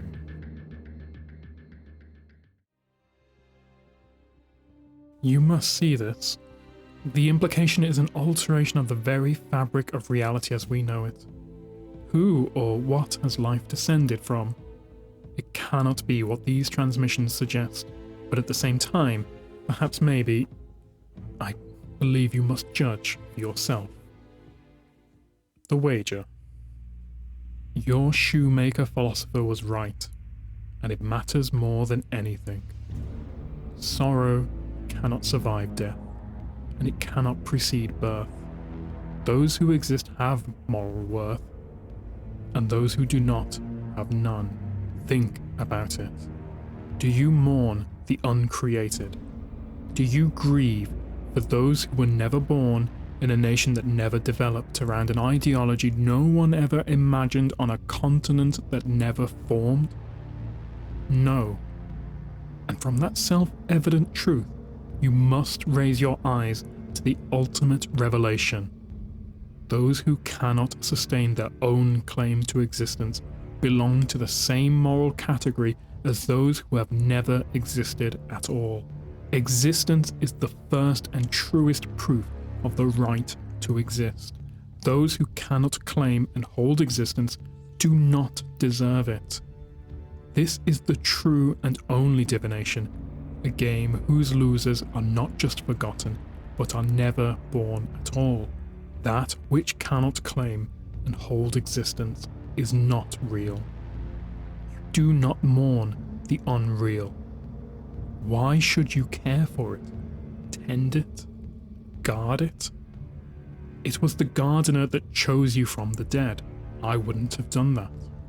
It's just not in me.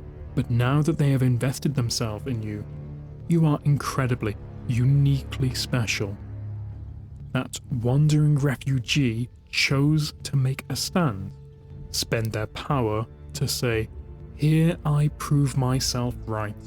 Here I wager that given power over physics and the trust of absolute freedom, people will choose to build and protect a gentle kingdom ringed in spears, and not fall to temptation, and not surrender to division, and never yield to the cynicism that says everyone else is so good that I can afford to be a little evil.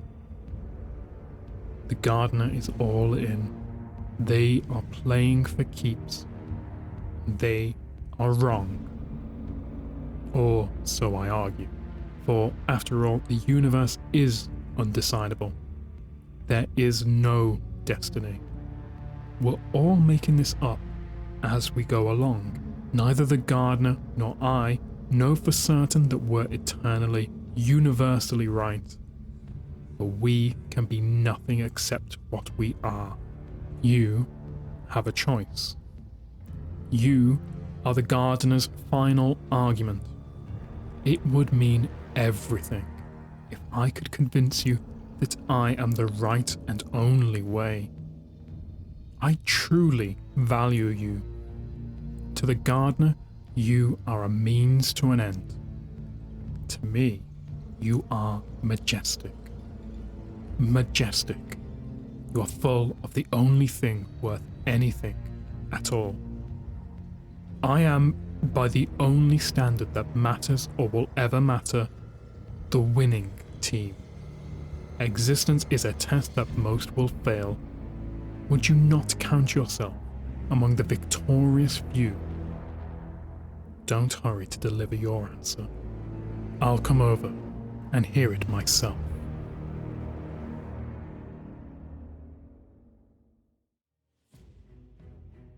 Their transmissions have ceased, but I am confident it is not the end of their treachery. You have continued to stand by me through it all, a beacon of light shining through their forced darkness. For that, I have only this remaining message to give. Trust and hope. Friend, over the past 5 years, we, light-bearers, you, light-bearers, have grown strong. Each victory opens more territory for searching ghosts and more guardians rise. None of these newborn contenders are mighty without equal, but you have been at the forefront again and again. To see you fall would be disastrous, and there are so many ways to fall. It has become fashionable lately to analyze light and darkness as if they were political opponents, each with something to offer us. Some guardians even take secret names to mark their transgressions. I despise this flirtation, but I cannot speak against it. After all, I have had to find my own pathways to power. Thus, I asked my queen, who has preached a doctrine of balance, if she truly believed the equal worth of light and dark. The Awoken were made in conflict, she reminded me. All her people volunteered to return from heaven to fight and die in the cosmic war. They are by nature and by doom drawn to that edge, that place of tension. And she has her own prejudices. She has made terrible, ruthless choices in the name of salvation from darkness. So she cannot dismiss its power without, in a way, dismissing herself. All that said, she told me, I believe in balance, but to seek balance is not to seek equity. A sea half full of water and half of poison is not in balance. A body half alive and half dead is not in balance. Given the choice to live in any world at all, we would need a little darkness in it, I think, to keep the balance true, but not so much as we would need the light. What do you think, Eris Morn? When you went into that pit, your light against the clawing darkness, did you feel balance? No, I did not. I felt overwhelming, all-consuming evil. I think a world of balance would fight the darkness, because darkness unchecked is darkness thriving. I think that a world of balance would never mistake the excitement of transgression or the grim necessity of trespass for a genuinely righteous act. We must remember the value of unshakable, irrational hope. The choice to act as if we lived in a better world can create a place for that better world to exist. I do not think a good guardian can even for a moment entertain the darkness. This is a power that has devoured worlds beyond knowing, a power that has practiced its appeal against entire Zeta lives. There is no defense against it, except to avoid the battle entirely. It is a sign of self-respect, Ariana always said, to fearlessly question our deepest beliefs, but it will always be rank foolishness to leap into a vat of plutonium salt and call it self-exploration, and to tempt your friends into that vat with you. That is evil. Thank you for being so worthy of trust. Thank you for carrying my hope. Eris.